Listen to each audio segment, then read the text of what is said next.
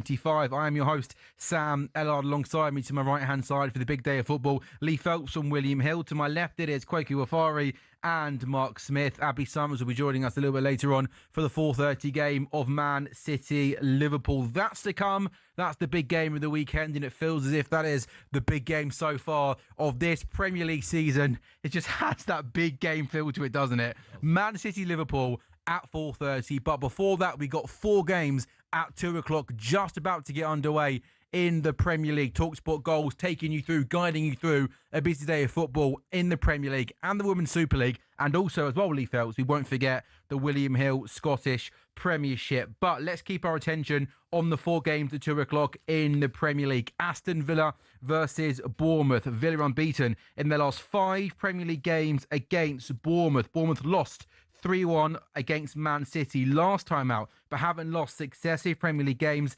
since May. Big team news for Bournemouth. Evan Nilsson leads the line instead of Krupi. Villa's team is almost as you would expect. Brentford versus Newcastle. Newcastle have 12 points after 10 Premier League games this season. It's their fewest at this stage of a season under Eddie Howe. They're a Brentford team this season, very impressive at home so far in the Premier League. It's a big game at Selhurst Park. Palace, Brighton, 2 sides that do not like each other. Brighton are winless in 6 Premier League games against Crystal Palace. And the final game at 2 o'clock in the Premier League is a big one down at the bottom of the table. It's 19th versus 16th. Nottingham Forest versus Leeds. Forest have gone 9 Premier League games without victory, last enduring a longer winless run between February and April in 2023. So 4 2 o'clock games in the Premier League. They've all just got underway. Lee Phelps, I'll come to you first. What prices are jumping out at you?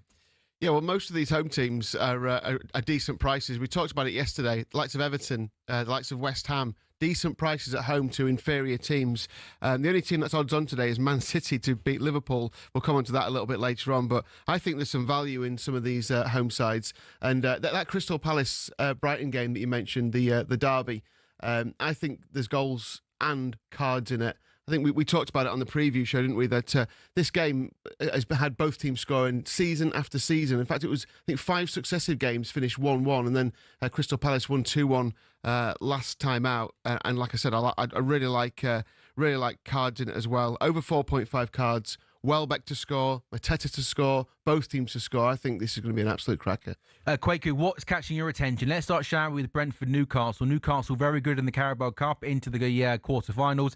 3 wins and 4 in the Champions League, a pretty solid start. But I mentioned there from their league fixtures, their lowest points tally, 12 in the time under Eddie Howe. Why do you think Newcastle are struggling domestically? It's interesting. We've seen a few sides this season where their form in Europe doesn't match their form in the league. You see Spurs and how good they look in Europe and look at their league form, which has been inconsistent. And it's the same with Newcastle. They look great in the Champions League, but when it comes to the Premier League, it's been very much Jekyll and Hyde. And last week was a bad result for them. The loss against West Ham was bad. And a bad performance as well. It was a really bad performance. And if you talk to Newcastle fans, there's a slight concern building, because I know people talk about how early it is in the season, but we are over a quarter of the way through the Premier League season, and so getting the win for them before the international break is important. But this is a Brentford side that have welcomed big sides to the GTech, and they've G-checked them. They've shown that they are a team that haven't fallen off significantly since they lost their manager, their 2 best players.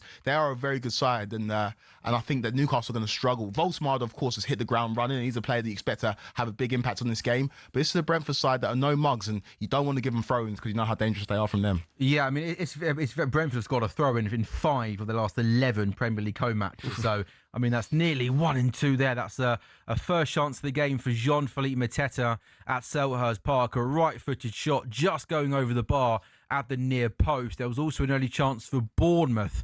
A shot was saved from close range by Emi Martinez. There's a head injury there in that game, so play being stopped there. But yeah, Jean-Philippe Mateta played in right-hand side, just inside the box. He took the shot on pretty early, hit hard. It beat Verbruggen, but just went over the bar. Early chance for Forest as well. Sorry to interrupt. Morgan Gibbs-White just testing the keeper through a crowd of players, but it was a decent angled shot, just curling into the far post, but keeper got down to it for Leeds. Yeah, Mark, it's very early on in the season, and every team is sort of 1 win away from jumping up 6 places and 1 defeat away from jumping down 6 places. Like, I looked at the league table this morning, thought, Chelsea a second? It felt as if it was only this time last week that you were talking about Maresca being under pressure and not such a good start to the season. Nothing makes But any sense anymore. The only sort of kind of Arsenal and Wolves, really, right? It's Arsenal being good and Wolves not being Arsenal so good. Wolves. The other 18 teams are sort of interchangeable. But yes, I think that the game yesterday, Spurs United, either one of those had won, they'd have been second as well. So I mean, it's all over the place as a season. It's all on its head, and I think it will be.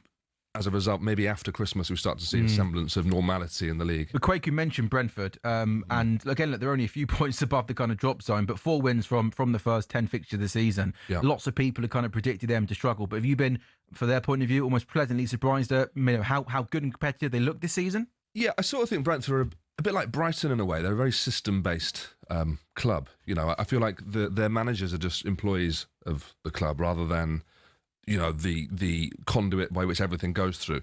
They're not, people that have every decision to make as managers. They plug in like their players plug into the system, and they can get results pretty quickly. So it's not like he's not reinventing the wheel there. He's just continuing what was already pretty solid. Yeah, and really, when you look from an attacking point of view, Igor Thiago's look really good. I think Damsgaard is almost trying to, fill the boots of Brian and Wemmer have been really good. Tara and Shard are out wide, are quite quick and direct players. John Henderson's come in, looks a really good option in that midfield. I think from an attacking point of view, they've got lots of good options, don't they? 100%, but options that maybe at the beginning of the season you wouldn't have fancied. Of course, last season the Igor Thiago suffered of injuries.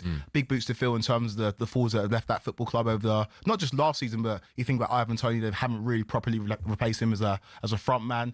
Eyebrows raised at the money they spent for Dango Ouattara from Bournemouth, a lot of money, and he's been very good for them. And Jordan Henderson, Brighton work it really, really well in midfield. They play some really, really nice football. It then gets played out to the right-hand side to Vifa, who whips in a ball across the face of goal, and from close range it goes over. But you see there in midfield, Baleba, Minter, Welbeck playing really, really nice football. He goes out to Minter, right-hand side. It then gets played across goal. And in fact, I think it's Lacroix who flicks his big left boot at the ball, whipped across goal from Vifa. Good defending. And that could have... Yeah. It is, but it was one of those where... If it doesn't go in... No, yeah, true. I guess if it doesn't go in, then it is good defending. But that's Brighton at their best, isn't it, Quake? Who playing really good, intricate football in the middle of the park. Yeah, that with Brighton, it's hard to get a read on them, right? And you made a good point in terms of it's almost plug and play with the manager situation, but they're always a team that've got such high potential but seem to drop points in silly games. Brighton are on the attack here, they're pushing. Yeah, from that corner, Palace don't clear, and it comes to Gomez, and outside the box, he drills a ball towards goal,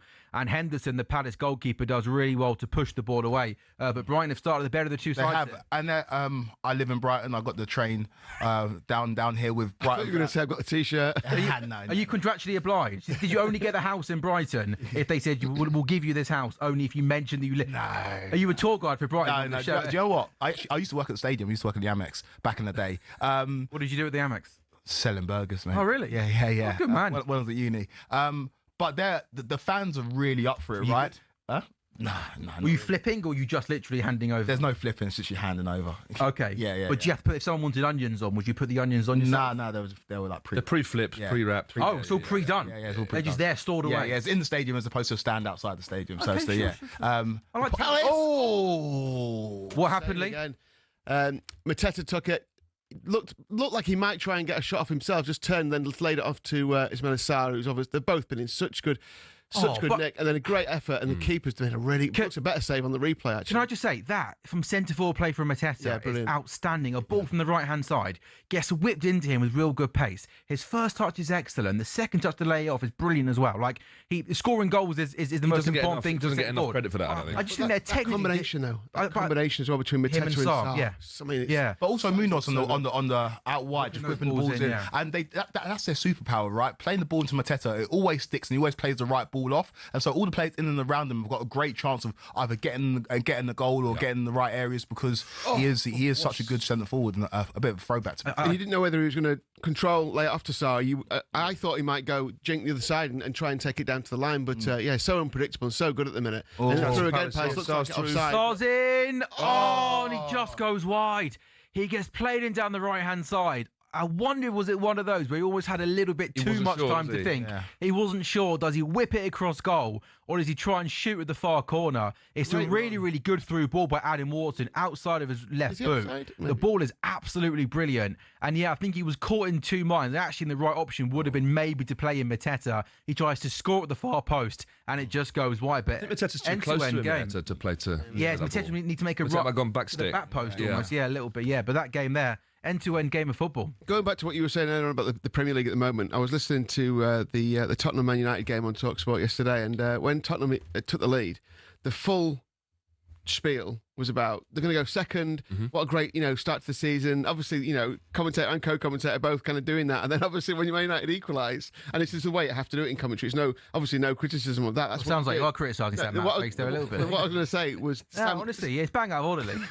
and then you're talking about Man United and how down Spurs are, and in the switch of just a few seconds, really, that you can be talking about. And I was thinking to myself, yeah, Spurs are second. We've not been slagging them off, but we've been pretty, negative about Spurs, and they're second. Yeah. It's crazy. But And it changes in such. But you can argue this. You can say the same thing towards your lot Chelsea. It's felt as if often at times this season there has been a lot of negativity towards Enzo Maresca. Yeah. And look, you might not end the day second, but there's a possibility. You could have gone into the third international break of the season, second in the Premier League. You're in the table. mix. Yeah, You're in the mix, well, it's because these teams that are in and around that area have had like marquee defeats that people remember. Like people saw Chelsea lose against Sunderland. People saw Chelsea lose in disastrous fashion against Manchester United when United were on their knees. And so that sticks in the mind. And you're like, those teams aren't very good. I just feel like the Premier League, the floor's been raised to such a level that there's no gimmies. And only Arsenal make those kind of games, barring yesterday, look like gimmies. Yeah. And so there's always going to be teams taking points off of each other. Absolutely. And it's going to be a very, very tight race for those European places. It's intense in a way that Europe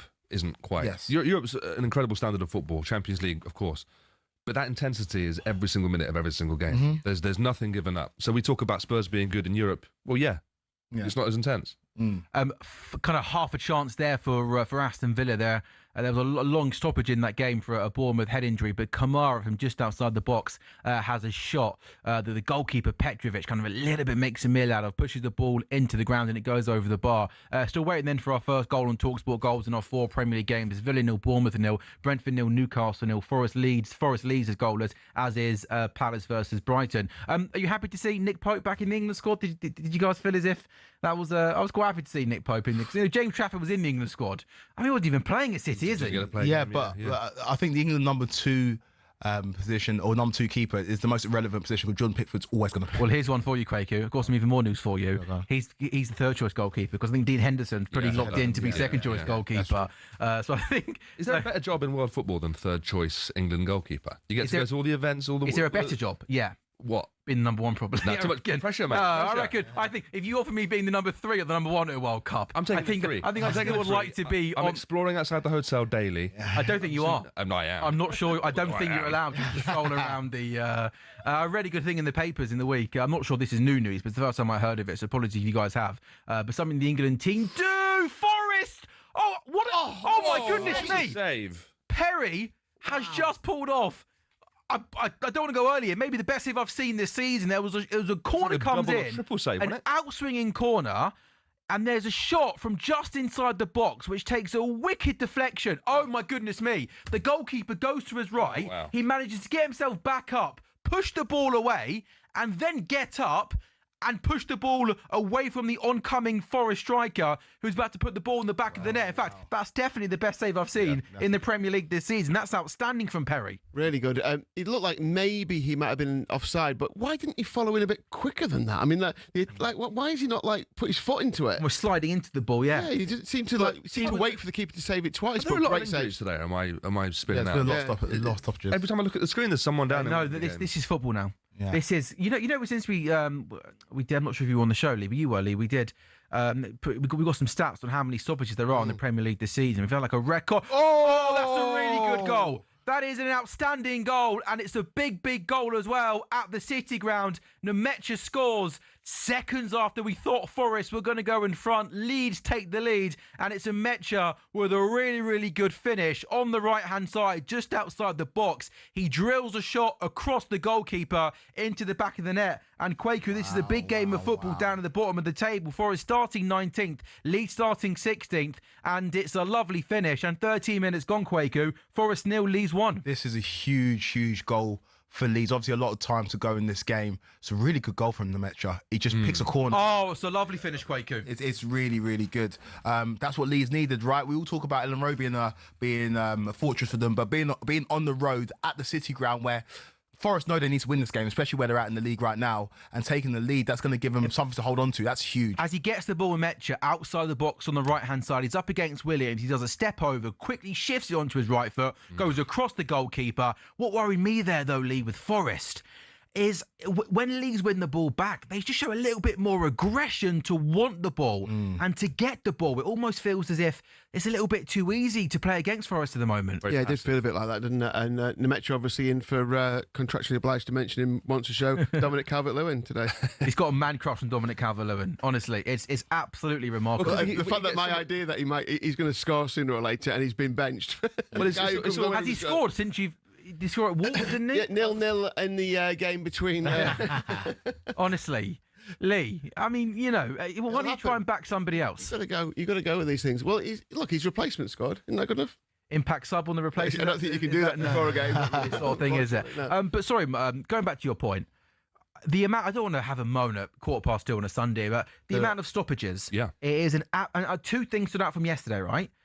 About 45 seconds into the Spurs-Man United game, Man United won a corner, okay? And the referee decides to do that thing where he stops the game, brings the players over and starts explaining the rules to them, takes a minute out of the game, okay? Yeah. And one thing that is free kicks. You watch when a free kick gets given outside the box, it takes the game almost stops with, chance for Forest! Yeah, Forest back on level terms. It's is that Sangare the goal? Yeah, it is. Sangare's equalised, and we praised the Leeds goalkeeper for a great save a few minutes ago. I just wonder here whether he probably could have and maybe should have done better. A cross comes in from the right-hand side. He comes out to try and collect it, doesn't deal with it, pushes it away, and Sangare is in the right place at the right time and slots home. Forest 1, Leeds 1. Yeah, Forest were just before they scored. This is not going to help anyone, but they were 3-1 to win this game. And I looked at it and just my gut instinct was like, keeper. My gut instinct was that seems a bit tasty because I think Forest have looked pretty good during the game, had chances, but yeah, keeps. Yeah, I mentioned earlier, I think he pulled off maybe the save of the season.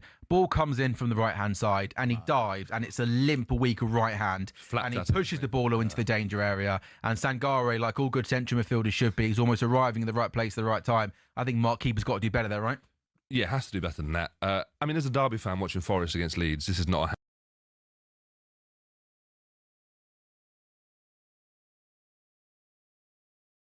versus ISIS. I don't care who wins. It doesn't matter. They're both bad, in my opinion, as a Derby fan.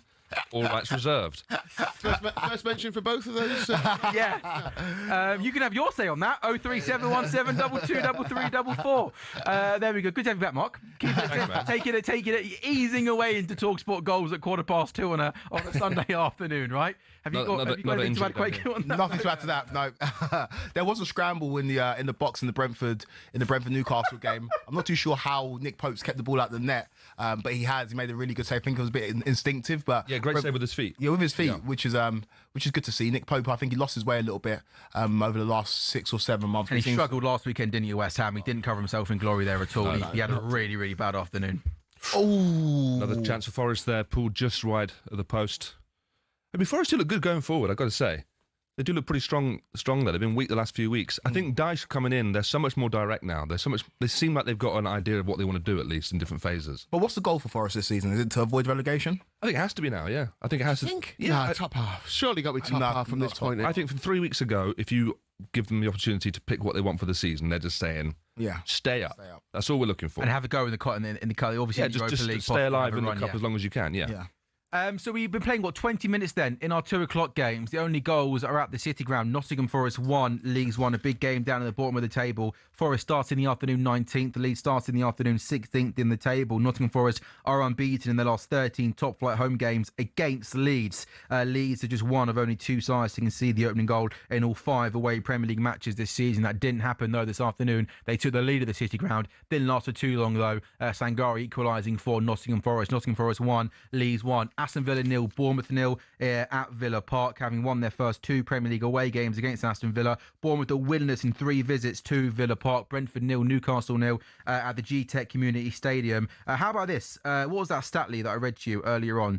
I like the stat. Brentford v Newcastle has the highest goals per game average of any Premier League fixtures to be played at least 8 times. There have been 33 goals in the 8 meetings between the pair. 4 of those seeing at least 6 goals scored. So, I mean, we ideally need a goal to be scored pretty quickly, don't we? Yeah, at the GTech Community Stadium. And right? we have some really interesting chats out in the office as well, don't we? It's like when you told me that, I was just like, wow, I'm in raptures here. But yeah, it'll come though. The stat will live it up. Yeah, to it. I think there should be goals. I mean, I think the same Palace, Palace Brighton. I mean, that should have goals in it as well. Already we've had 4 shots, 3 on target, 10 touches in the opposition box from both sides.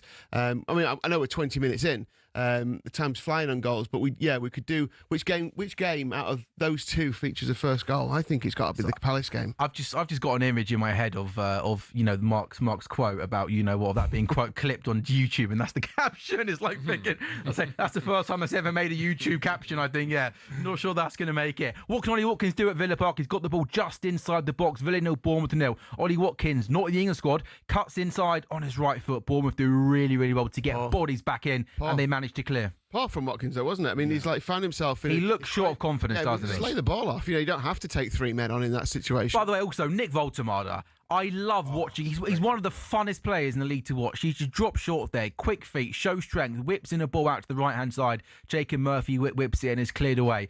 Lots of new centre forwards have come to the league, Kwaku, but Voltemada looks like the one that's just settled the best. Oh, 100%, man. I really, really like what he's brought. And again, he came with.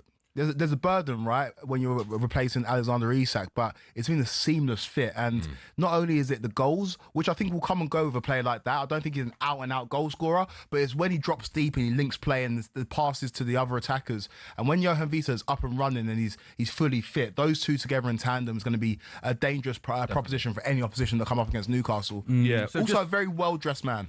Very well-dressed, yeah. I like him a lot. I think he looks excellent. A lot of pressure on him coming in for that sort of money at Newcastle. But I think it helps him that it's a summer of big number 9 signings. And Šeško struggling, Gyökeres not to a great start. Exactly Isak right. as well. He's under the radar a little bit, so the pressure's off a little bit, I think. Just while then, there's a slight bit of quiet proceedings in our 2 o'clock games. Quake, a good opportunity to get me to ask you about your beloved Chelsea. You picked up a victory against Wolves yesterday. And your Amanda is... Are you on the fence with Enzo Maresca possibly? But as we record this video right now at 2:20 on a Sunday afternoon, Chelsea are second in the Premier League this season. First for goals scored, first for big chances created, second for the most clean sheets, and second for the highest average possession. I'll be honest, I've been someone that's been very critical of Chelsea's business in the window, the lack of centre-halves coming in, so I was quite surprised second for the most clean sheets. Has your opinion in any way changed because you're smirking there, but I mean, second in the Premier League, has it been a solid start to the season for Chelsea? Solid. I wouldn't say solid. There's been some results that have been very, very poor and they've stuck in the craw of a lot of Chelsea fans. You think about the United game, which was really poor. It was a disastrous first 10 minutes for Chelsea. The Sunderland game at home, the Brighton game at home as well. There's been some really poor losses for Chelsea. But, like you say, we're second in the Premier League. We're going all right in the Champions League as well, through to the last stage of the Carabao Cup. So you can't complain, right? And I think that's just my general assessment of Maresca's time as Chelsea manager overall. You can't complain. First season, finished in the top 4, despite a very, very tough run-in. Won the Conference League, which you expected him to do. And I know people dismissed the Club World Cup, but he won that as well. And so he's done a good job. I think the reason why Chelsea fans struggle to warm to Enzo Maresca is just the personality, right? He's not somebody that gives too much away. He plays his cards pretty close to his chest. And the Chelsea managers that people... Is that a problem, though? No, that's fine if you're getting results. But you are For example, let me contrast that with Ruben Amorim, who's had disastrous results as Manchester United manager. But I get a feeling there's a sense that people kind of want it to work for him because he gives you so much, right? He's a character, he's a personality. Where Enzo Maresca is the opposite of that, but you can't argue with the results. But Chelsea fans have fallen in love with enigmatic managers like a Conte, a Mourinho, a Thomas Tuchel. These managers, they don't just give you the X's and O's, but they give you the personality as well. And that's not Maresca. That's no fault of his. That's his personality type. But with that, you have to give Chelsea results consistently because that's all Chelsea fans care about. Don't care about style of play. Don't necessarily care about much more than getting results and winning trophies. He is getting results, isn't he? Yeah, he won 2 trophies last season. But he's always in the Premier League. 1 month away from maybe losing his job. Yeah, 1 month away. Feels like it's 1 game away often from Chelsea fans almost, you know. What I will say, there's a free kick. Oh, I'll tell you what, he's skied it over. It's, Tavernier is just outside the box. It was possibly maybe one of those ones a little bit too close. And Tavernier did try and smash it goalkeeper side. And it was just rising and goes over the bar. That remains Villa 0, Bournemouth 0, Quaker. What I will say about Maresca, in terms of you guys saying, he's a few bad results away from the pressure building and maybe losing his job. Among Chelsea fans, that is not the feeling internally. Sure. He is the man who is the club have built a long-term vision around him being the Chelsea manager, and you can sense that in some of his decisions when it comes to personnel. There's an outcry from Chelsea fans to start Estevao every single game because every time he plays, he's electric, he's magic. But he's taken his time with him. He's blooding him in. Why do you think that is? Because he knows he's there for the long term, right? And a player like Estevao, who is incredible and is very talented, is still only 18 years old. He's still getting used to the rigours of the Premier League. And if you cast your sights to La Liga, where a player like Lamine Yamal has played intense football week in, week out in a less intense league than the Premier League, he's now struggling with injuries as a result of that. There is an element of blooding him in slowly and taking your time with him because you know he's going to be a very, very good player. If he was a manager dying for results because he knows his job is on the line, he'd start Estevao week in, week out. So I know there's a feeling that there's pressure building on him if he doesn't win games, but internally I think the hierarchy are very pleased with Enzo Maresca and he's going to be Chelsea's long-term manager. Talk about Estevao. What about Alejandro Garnacho? Because I think we've had this conversation a lot on this show. I was really surprised at the signing. I didn't think it was the type of player that you needed, but he got a goal, didn't he, in the week in the Champions League? Yep. Then he got 2 assists last night. I believe that's the first time in his Premier League career he's got 2 assists in the same game. Is he having a bigger, a more positive impact than maybe you initially thought? Well, yeah, and I just brought up Estevao there. Garnacho is the prime example of too much too young. Because Man United were on their knees, he was playing week in and week out where he needs to develop, maybe sit behind players who are more experienced and maybe showed him the ropes a little bit. He was given too much too young, and that affected not just his on-field performances, but his mentality as well. He felt like he deserved to start. He felt like it was a given that he'd start for the biggest club, or one of the biggest clubs in the world, Manchester United. No teenager who, no disrespect to Garnacho, he's not of the level of a Lamine Yamal or the best wingers in the world, should feel entitled to start for Manchester United week in, week out. You should learn under players who are maybe a little bit more experienced and then eventually find your way into the first team. And I feel like at Chelsea, he's come in with maybe a little bit of a different responsibility, right? Came in for fairly sizable money and Maresca's favoured him in terms of starting him in most Premier League games. And so he's been given a chance and so far he's taken the opportunities. Let's see how long that lasts. Let's see if he can be consistent week in, week out, because that's what marks a great player, being consistent, not just showing us flashes here and there, but every week knowing what you're going to get from a player. That's what Bukayo Saka does. That's what Mo Salah did. That's what I want to see for Alejandro Garnacho before I elevate him to being one of the best wingers in the world. So we've got the third international break to come. Harvey Barnes with a chance for Newcastle on his left foot. Can he score? Yes, he does score. Brentford 0, Newcastle 1. There's no Anthony Gordon today. He's got an injury. Harvey Barnes, though, takes this goal really, really well.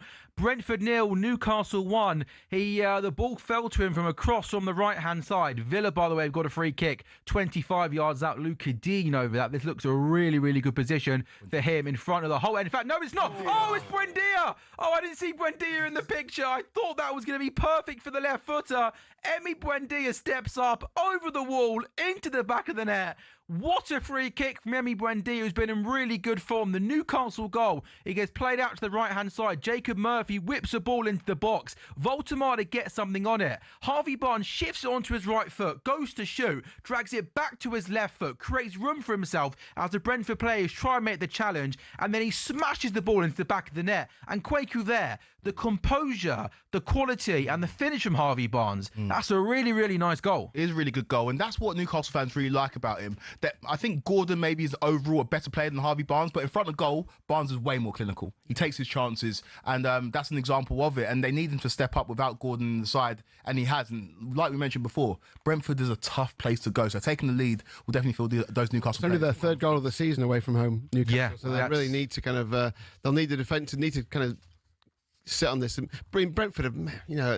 Maybe I looked at the prices and thought Brentford were a decent price, but you just wonder if they're one of those teams who are maybe just on the verge of a little bit of a levelling out. Newcastle winless in their last 8 Premier League matches, failing to score more than once in any of those games. I mean, that's a remarkably bad statistic for a Champions League team. And by the way, on the Emi Buendia, I thought it looked like Luka Dean was going to wrap it around the wall with his left foot. With the free kick, Mark, the technique was late, almost like, sort of like a Ronaldo-esque, wasn't it? How he used to hit the free kicks. But it's also, he's so close to goal. He's so close to what is he, 20 yards out? He's not far away. The gap between the wall and it's difficult. Yeah. It's a difficult thing to do. And he's hit that in a way you wouldn't expect with that knuckleball, the little, the one that hits the valve and goes over the top. And he sort of stroked it over. It's beautiful to watch. It's a great goal, and the upturn in form for Villa's coincided with Buendia come back into the side and performing at a high level. That goal against Spurs a couple of weeks ago was magic. The build-up play and then the finish from him, and that was a great free kick. And for Villa started the season, they were struggling, right? And I was a little bit worried for them. It felt like the vibes at the club weren't the best, but Unai Emery's a great manager, and he's managed to correct it. And I always thought, even after a tough start to the season, I thought there's way too much quality in that Villa team for I worried Villa to not. No, I just because of the tough start. No, I think there's and just transfers and Ollie Watkins and Phil. So I possibly thought that they weren't going to maybe push on and kick on to the next level, but after a sort of a tricky start, I never thought they were going to finish the season kind of mid-table. I always still think that they're going to be competing for European places as they come forward once again here, but they work it back. Just going back to Chelsea, Quakey, I believe my basic mathematics serves me right. Whatever the result in City Liverpool, one of them at least is going to go. One of them will go above you in the table. So you let's say you finish the international, going to the next international break third in the table. You know what? 11 games into the season, so a quarter of the way through a season. We mentioned earlier that Arsenal seems to be the only team in the Premier League this season that are very consistent in a good way. Yeah. All the other teams almost feels impossible to kind of know what's to come next. What do you therefore think can be a good season for Chelsea? What should your aims be this season? Securing a place in the Champions League and going deep. I say deep in the Champions League in terms of getting to the quarterfinals. Like I would like to see us going a little bit of a run and then trying to pick up one of those domestic trophies. Still in the Carabao Cup, aren't you, of course? Yes, still in the Carabao Cup, and I feel like Chelsea. The reason why we were so successful, or the reason why we were so feared in those years under Abramovich and those different managers that came in and out, is that not only would we win league titles and go deep in the Champions League, we'd pick up FA Cups, we'd pick up Carabao Cups, and we've got away from that. And I want to see us lift on those trophies. The amount of times I've been to Wembley recently and seen Chelsea lose one of those finals, mostly against Liverpool. Yeah, mostly on penalties. Mostly on penalties. And mostly 0-0. Yeah. I need to see us lift more silverware. And if we can start to build up that kind of mentality of this is a team that wins things consistently, then we can get back to where we were previously. Because this is, let's not forget, still the youngest team in the Premier League. Last year, it was the youngest squad in Premier League history. This is a team that are learning and building together. And also, what I do want to point out is that after the international break, we've got a couple of tough fixtures in Arsenal and Barcelona, but Cole Palmer should be back. And I think people forget that. Cole Palmer is not just one of the best players. Been out for ages, hasn't he? Since the United game? Since the United game. Haven't seen him since. And he's not just Chelsea's best player. He's not just one of the best players in the Premier League. He's one of the best players in the world. Yeah, absolutely. And the fact that we're second in the Premier League without him is huge. Well, just take you back to what you said a moment ago as well. I mean, we sort of laughed about Chelsea winning the World Club Cup, and rightly so. It's not a real tournament. But at the same time, it's instilling. You're talking to DAZN's Chelsea correspondent in the Club World Cup. I mean, come on, pick your battles, Mark. I've picked it. But at the same time, though, Quaker's right. It absolutely instills some sort of winning mentality. Winning confidence, winning mentality. If you're going to enter a tournament, you want to win it, no matter what it is. And I think that's something to be said for. And the way that Chelsea went out of those cups last season was, in my opinion, disgraceful. The loss against Brighton in the FA Cup, going out with a whimper against Newcastle early in the Carabao Cup, like that's not Chelsea, right? Chelsea take all of these competitions very, very seriously. Yeah. And so I expect us to go in deep runs in both of those competitions, because let's be honest, with the level that Arsenal are playing at right now, Chelsea aren't on that level. And we'll see, right? Chelsea play against Arsenal soon. And I think what I really want to give Maresca credit for is his game planning in the big games. Whenever we play against the top teams, I don't worry as much. You think about the game plan against Liverpool, think about the game plan against Spurs, think about the game plan when it comes to these big teams in Premier League. Even against PSG in the Club World Cup final, right? This is the team that everyone's calling the best in the world, and the game plan was perfect. It's against. Explain to us what he does well in those games and what he doesn't do well in the lesser games. It's the midfield. It's the midfield for me. He pays more attention to what the opposition can do and takes away their biggest threats. And so if the opposition are going with a more finesse midfield, he'll go with strength and pack it out. It's interesting what he does with the right backs, right? He keeps the opposition on their toes. You don't know if it's going to be Malagusto in midfield or Reece James in midfield, but they'll both play in the big games, and you don't know what you're going to have to game plan for. And it's really, really smart, and I think he's really good at that. But in the Premier League, the way you win the league is by beating the likes of Sunderland at home, by beating Brighton at home, not dropping points in silly games, by beating Manchester United when they're terrible at Old Trafford. It's those games that win you Premier Leagues, and until we get that consistency, we're not going to be on the level of Liverpool, Arsenal, Man City. You've seen who's that there at the Brentford game? Anyone know who that is, by the way, up in the stands? No idea. It's mate. a F1 driver. Is it really? Do we know which one driver it is? It's one of the fast ones. Okay, one of the fast ones. More great stuff there from Mark Smith. One of the fast F1 drivers. Kwaku, one more on Chelsea. You've been lucky enough to watch some absolute superstars, genuine world-class players at Chelsea. It's obviously very early days, and he's very, very young at 18 years of age. But how excited are you about Estevao? How good can he be, do you think? He's very, very, very special. We don't see it often, right? When these mercurial South Americans, you hear about them playing over there, and they're linked with big clubs. They always just end up going to Spain, right? Whether it's Vinicius or whether it's Neymar, they don't normally come to the Premier League. The fact that he took that leap speaks to his mentality and speaks to the fact that he wants to challenge himself. Because it would have been very easy for him to go to one of those Spanish sides. The football suits his style of play. It's less physical. He gets more chance to kind of showcase his ability and skill set. But I love the fact that we've got him, and we got a glimpse of it at the Club World Cup. He scored against us, and I don't want to draw these comparisons, and this is probably going to be used for the YouTube clip. Go on. But it reminds me of when Cristiano Ronaldo first joined Manchester United. I said it. In the way that he's being bled into his side slowly. Cristiano Ronaldo in his first season in Manchester United, in the 03-04 season, played 29 league games. He started 15 of those, and the other 14 came off the bench. We all remember him coming off the bench against Bolton in his debut, and he looked exciting. And that was when Man United were going through a lean period under Alex Ferguson, weren't really winning league titles year in and year out. It would have been very easy to start Cristiano Ronaldo for Manchester United going forward because he's an exciting player, but they took their time with him. And another parallel I'll draw is the fact that he played against Manchester United in the pre-season for Sporting Lisbon, and he ripped them apart. And Ferdinand told the manager, "You've got to sign him." Rio Ferdinand, yeah. We signed Estevao last year, but we played against him in a competition that you guys call a pre-season friendly, and he ripped us apart. And so we got a glimpse of him as well. When I say ability-wise, only Eden Hazard has come to Chelsea in recent years and showed me more ability than Estevao. Sounds like you're forgetting Mudryk. I want to. He was there yesterday, I think, wasn't he? But on a serious note, that is seriously high praise. Oh, he is unbelievable. And the thing I love about Estevao as well, for a winger, he doesn't have blistering pace. It's what he does with the ball at his feet. It's his decision making. It's the fact that, again, sometimes passes go awry. Sometimes he tries things when he shouldn't try things. But most of the time, he makes the right decision. And when I see a young winger that doesn't rely on blistering pace to be effective in a football match, that shows me that they've got translatable skills that will stand the test of time, and it's not a case of they're going to have to add too much to his game. It could be one injury and it's over otherwise. Right? Hamstring goes.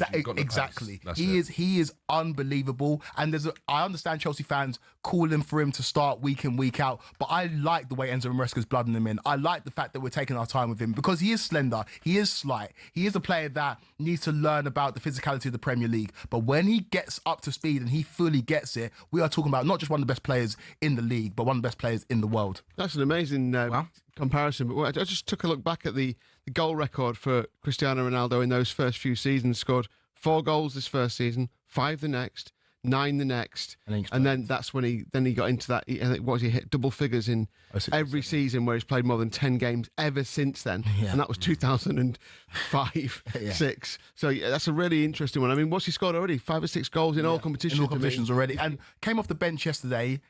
Again, when he gets on the ball, it's electric. You hear it in Stamford Bridge. Fans were excited. Came on. He didn't get credited for the assist, but the ball across the box that fell to João Pedro and he put it in. He changes the face of games, and he wants it as well, man. He wants it all, and you can tell. And the players around him, in terms of Reece James, in terms of Trevor Chalobah, in terms of João Pedro, they're all lifting him up because they all know how good he is. You think if you get Cole Palmer back and Cole Palmer back in form, oh my God. And you kind of got players like Palmer and Estevao and João Pedro playing with if Liam Delap can score some goals. Taking a bit of pressure off Estevao. If they're playing together as well, then all the focus is on Palmer suddenly, and then Estevao gets a bit of space. But they have got great depth at Chelsea. They've got a fantastic... Defensively they do. Defensively, I'm not so sure. I never know what I'm going to get with Chelsea. Yeah. Simple as that. Yeah. It's like you just don't know what team you're going to get. Goodness me. But I mean, going back to what is success, I mean, you look at the odds on the various competitions at the minute. They're 9-2 to win the League Cup. Obviously one of the favourites. One of the favourites to win the FA Cup, and 8-1 to win the FA Cup as well.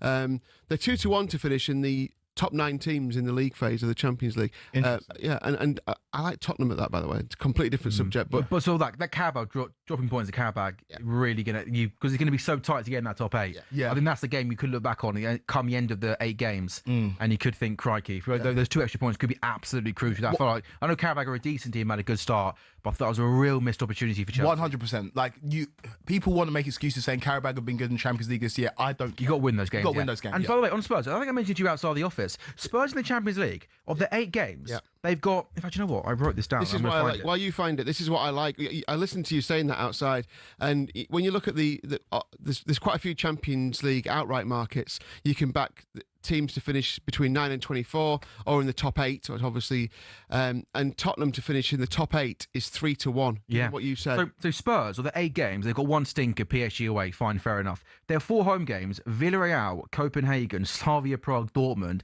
and the other 3 away games: Bodo Glimt, Monaco, and Frankfurt. I'm telling you, if you're picking a batch of 8 games, that's, I think, as easy as you're going to get on paper. Yeah, 100%. This is for Spurs. It's difficult to gauge them. I look at them, and again, I don't ever wish anything good on Spurs. But if I'm looking at it objectively, Spurs fans, chill out, calm down. Oh, it's brilliant. Oh, it's really, really good. Aston Villa have been all over Bournemouth since they took the lead. It's been all Villa. Ollie Watkins has missed a couple of opportunities, and Onana's just scored a really, really good goal. The ball's come to him outside the box, 25 yards effort, drills it, beats the goalkeeper at his near post, and this is Villa at their absolute best. They're aggressive, they're pressing high, playing good football. Morgan Rogers is finding space. Watkins is making good runs, even though he just looks like at the moment he's lacking that bit of cutting edge in the final third. But this time it's a strike from outside the box, and Andre Onana, who's such a key player in this Villa team, takes that goal really well. Milking the celebration as well. I love it. Richarlison yesterday. Yeah. I mean, if this carries on going the way it's going, then Villa could overtake Bournemouth in the league table. They'll need to score a few more goals yet, but what a strike that is. I mean, keeps down to his. I mean, should he do better? Has he seen it late? I think it's harsh. It's a great hit, isn't it? To be fair, so it just looks like he goes down in instalments. But Amadou Onana with the strike. Always when goalkeepers get beaten in the near post, we kind of always think they should do better. I think he's obscured by 2. Yeah, and he does hit it with pace, and it kind of moves away from the goalkeeper. I also don't think he's far enough to that side for that to be called his near post. Really, I mean, it is a near post, but it's quite central. It's still quite central. Yeah. Morgan Rogers got the assist now for that goal. I was talking to somebody about Morgan Rogers and what Thomas Tuchel's going to do with England, and I've been asked to rank the England number 10s, right? In terms of Morgan Rogers, Jude Bellingham, Cole Palmer, and Phil Foden. Before you answer this question, we're just assuming that in the midfield 3, Anderson's going to be the 6. Yes. And Declan Rice will be one of the 2 more advanced players. Yes. There's one more slot. Okay, either as number 10 or as another number 8. Sure. Yeah. So rank them. Morgan, in terms of what Thomas Tuchel's going to do. Starting lineup or squad? Starting the lineup. Yeah. So Morgan Rogers, Jude Bellingham, Phil Foden, Cole Palmer. I mean, Jude Bellingham. Because only one of them's playing. Jude Bellingham with Rodgers to come off the bench, I'll take. Do you think that Thomas Tuchel, who left out Jude Bellingham from not this England squad but the previous one, is going to do that? I just think he's left him out for a reason, and he'll have him in the team when it comes to it. Start him. You can't not, can you? He's playing for Real Madrid. I love Morgan Rogers. Rogers. I think he's an absolute baller, and while he is the man in possession right now, if I had to guess where we're going to be in 6 months' time, I do agree with Lee. I think it'd be more likely that Jude Bellingham is starting for England in a World Cup game, and then Morgan Rogers is a good option off the bench. But also, I mean, imagine if Cole Palmer finds form between if Palmer can replicate. What a group of players you've listed. No, there. I know. Now, who are you bringing off the bench? So you got Palmer bringing off the bench. Yeah. I mean, what a game he is a game changer. Yeah. You've also got Eze who can play in that position. You've got Gibbs White, you can play there. Maddison still exists. Gibbs White missed out of this squad, wasn't he? Yeah, but I think that's harsh as well. I think he's a top so player. Saka from the right, Kane as a striker. You say Rashford might be the man in possession right now. I think Rashford on the left. Which is remarkable, isn't it, given how last season he almost... Two great loan moves. Loan move to Aston Villa, great. Loan move to Barcelona, amazing. And he's doing well. Fair play to Rashford. We criticised Marco Rashford, and deservedly so, right? Off the field, he's not been great over the last 2 or 3 years. But those moves, whatever team he's got behind him who've orchestrated those moves to both Aston Villa and Barcelona, wow, because he started for one of the best teams in the world right now. Yeah, he is. And scoring goals.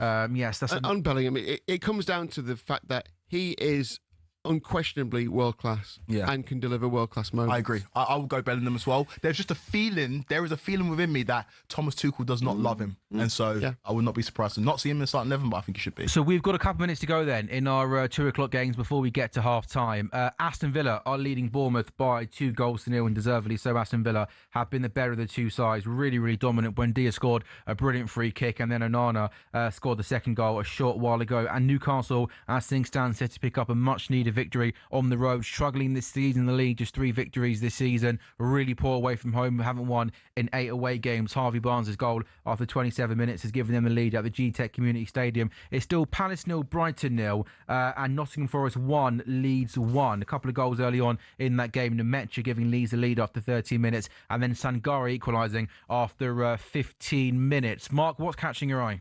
The Forest Leeds game, actually. It's a little bit frantic, a little bit scrappy, but it is end-to-end. It's exciting to watch.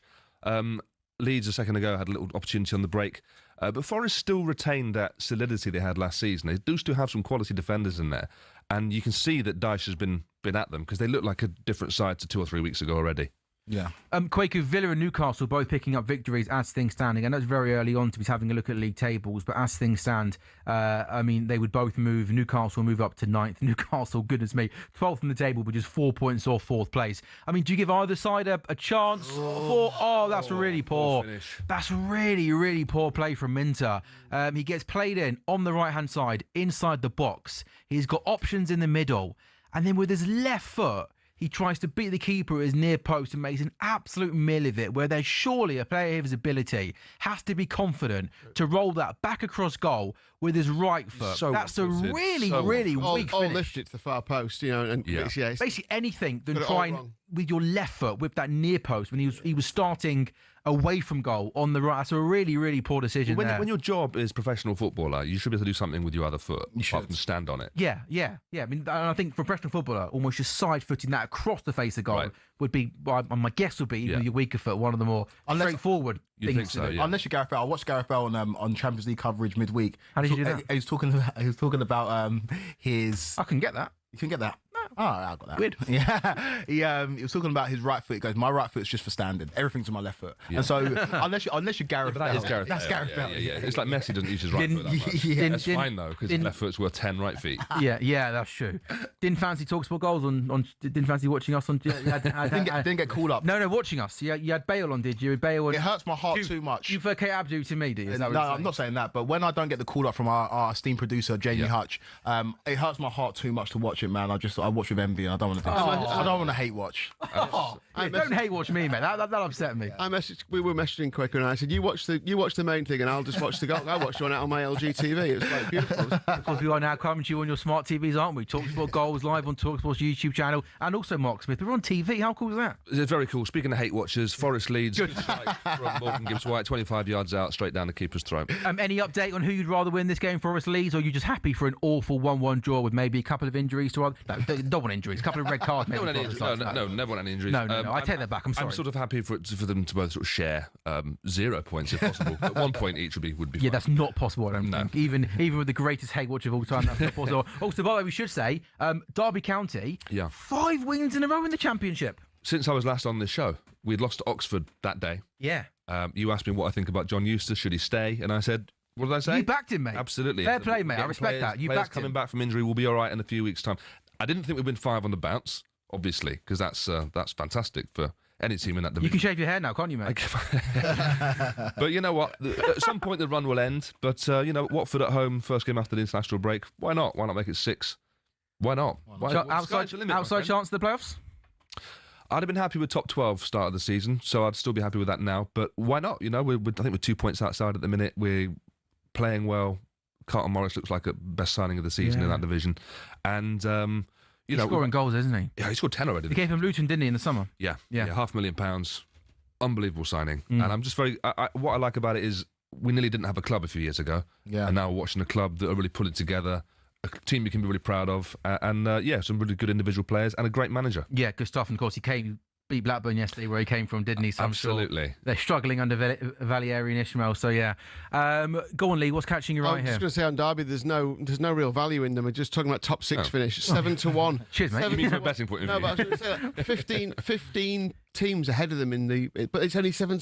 So I was thinking, maybe there'll be like a double figure price for a top 6. So basically, what Lee's saying is those 5 wins is an absolute waste of time. Waste of time. Honestly, what even was the point in winning those games if you got 15 teams ahead of you? Yeah, I'd rather, if it were a double figure price, you think, you can have a go at that. But 7. Can't you influence that at all? I can't do anything. As if he's got the power to do that. You've got to be joking me. I'd be in the big office, wouldn't I, smoking cigars? You would.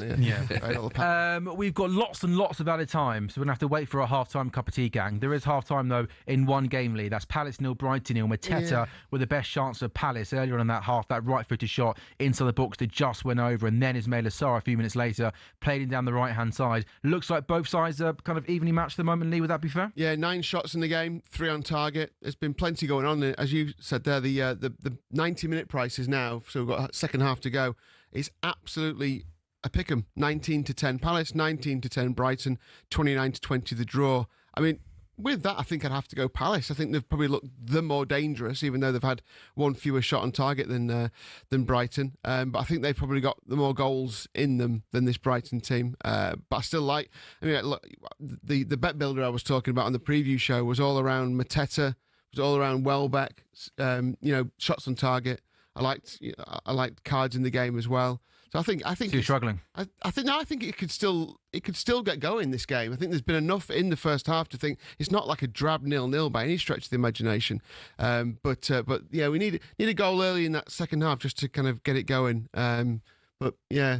It's weird that this was the game I thought there'd be most goals in at the minute. We're stuck at 0-0. Yeah, stuck in 0-0. Kwaku, I have interest. Where are you at in terms of the relegation this season? I mean, I've gone Wolves, Burnley, Leeds, and have done for the last kind of couple of weeks. I did go for the 3 teams that came up to go back down at the start of the season, but obviously I've gone Wolves instead of Sunderland for obvious reasons. Is that how you're seeing it at the moment?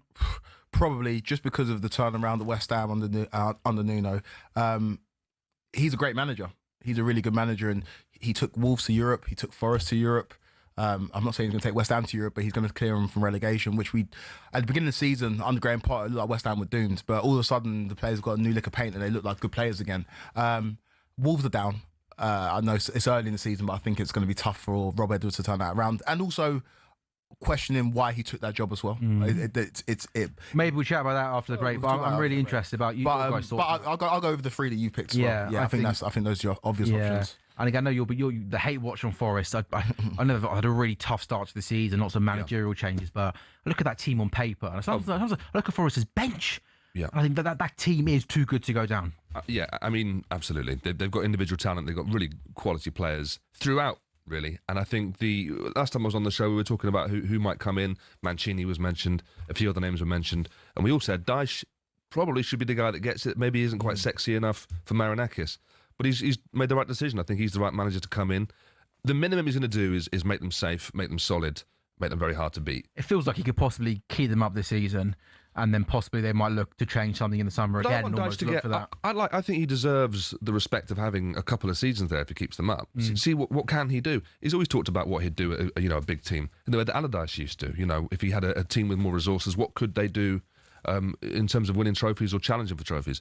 Now, I'm not saying Dyche is going to be able to do that, but I think he can definitely get them back to a level which is way above where they are now. And they're, as much as I dislike them, they're a big club. They can attract good players.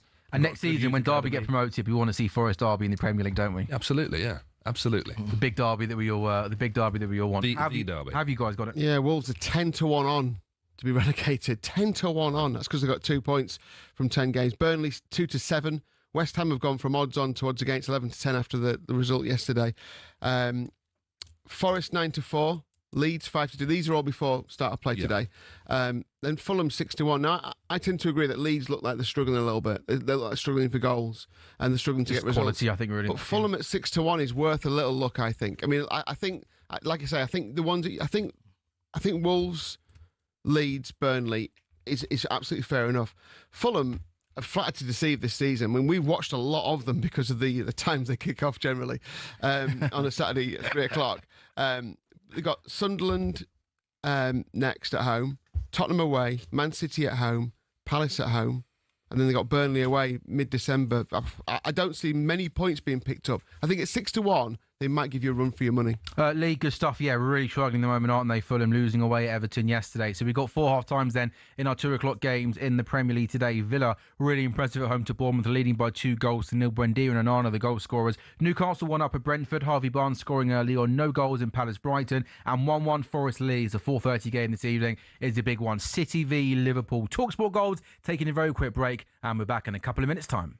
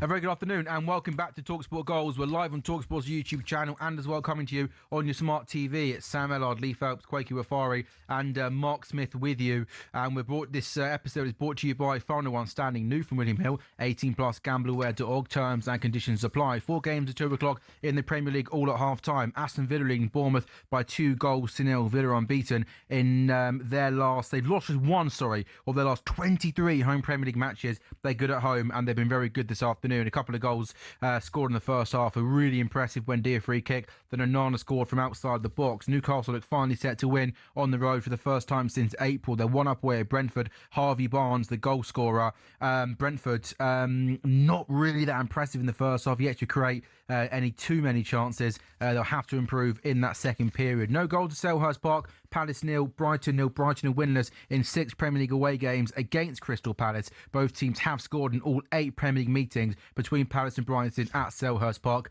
Hopefully some goals to come in the second period. And Forest started 19th, Leeds started 16th, 1-1 at half-time. And Mateta giving Leeds the lead after 13 minutes. Sangare equalising a couple of minutes later. Nottingham Forest have gone 9 Premier League matches without victory. Lee, we haven't mentioned yet, by the way, and we should do this because we absolutely love it, don't we? Final One Standing. Before you give us an update, where are you at with Final One? Oh, no, shaking your head. No, yeah. I took you out. I went out a few weeks ago and I've just kind of thrown a strop and I jumped in, got knocked out, jumped in, got knocked out. I'm not talking about my Final One Standing. Oh, really? No.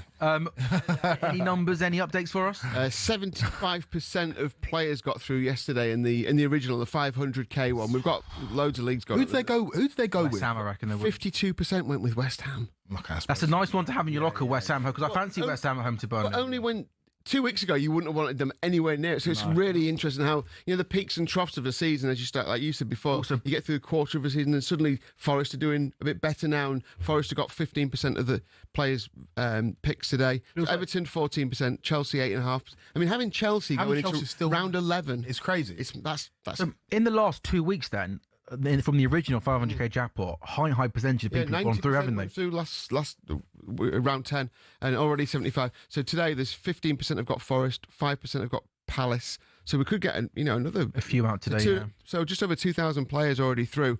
There's a new game starting, which it's available now. It starts on the 22nd, the week after the international break, and it's Beat Robbie Lyle. So 50k. As long as Robbie stays in, you don't get anything. As soon as Robbie goes out, whoever's left in splits the pot. Oh, interesting. But how many people are expecting to go into this? Yeah, I think we've got 40,000 at the minute. So by 22nd November, we could get 100,000, 150,000. So let's just say, for argument's sake, exactly 100,000 people are in it. And let's just say Robbie Lyle on the first weekend gets knocked out and I go through. We all get split that 50 grand. 6p. How much? That's 6p. How much is that? £50,000 up for grabs, 100,000 people are in it. How much would that be?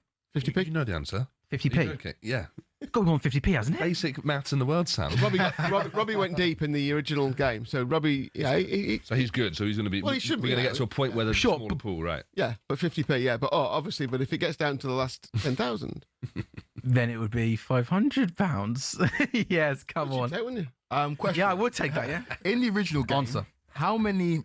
What week do you reckon it will get to? How far do you reckon? You predicted a few weeks ago around this weekend it'd be done. Yeah, I think we thought it would be around here, but then you always knew there was an international break. So I think we've been surprised at how, obviously, it's people having the likes of West Ham and Nottingham Forest left, and then suddenly them hitting form. They both get new managers. They both get a bit of a bounce, and suddenly you're like, wow, yeah, great. But this is going into round 12. That means you've got 8 teams left, and it's going to get tight soon, isn't it?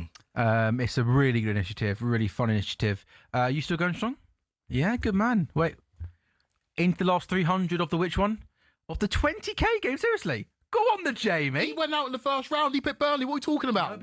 You can keep coming back. I know, in, but though. I just don't want to take anything that he of says. The 20. No.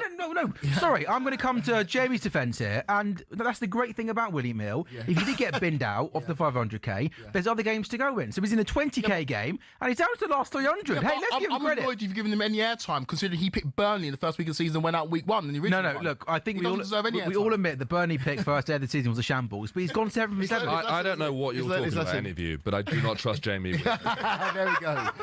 That's a good time to take a break on talkSPORT Goals.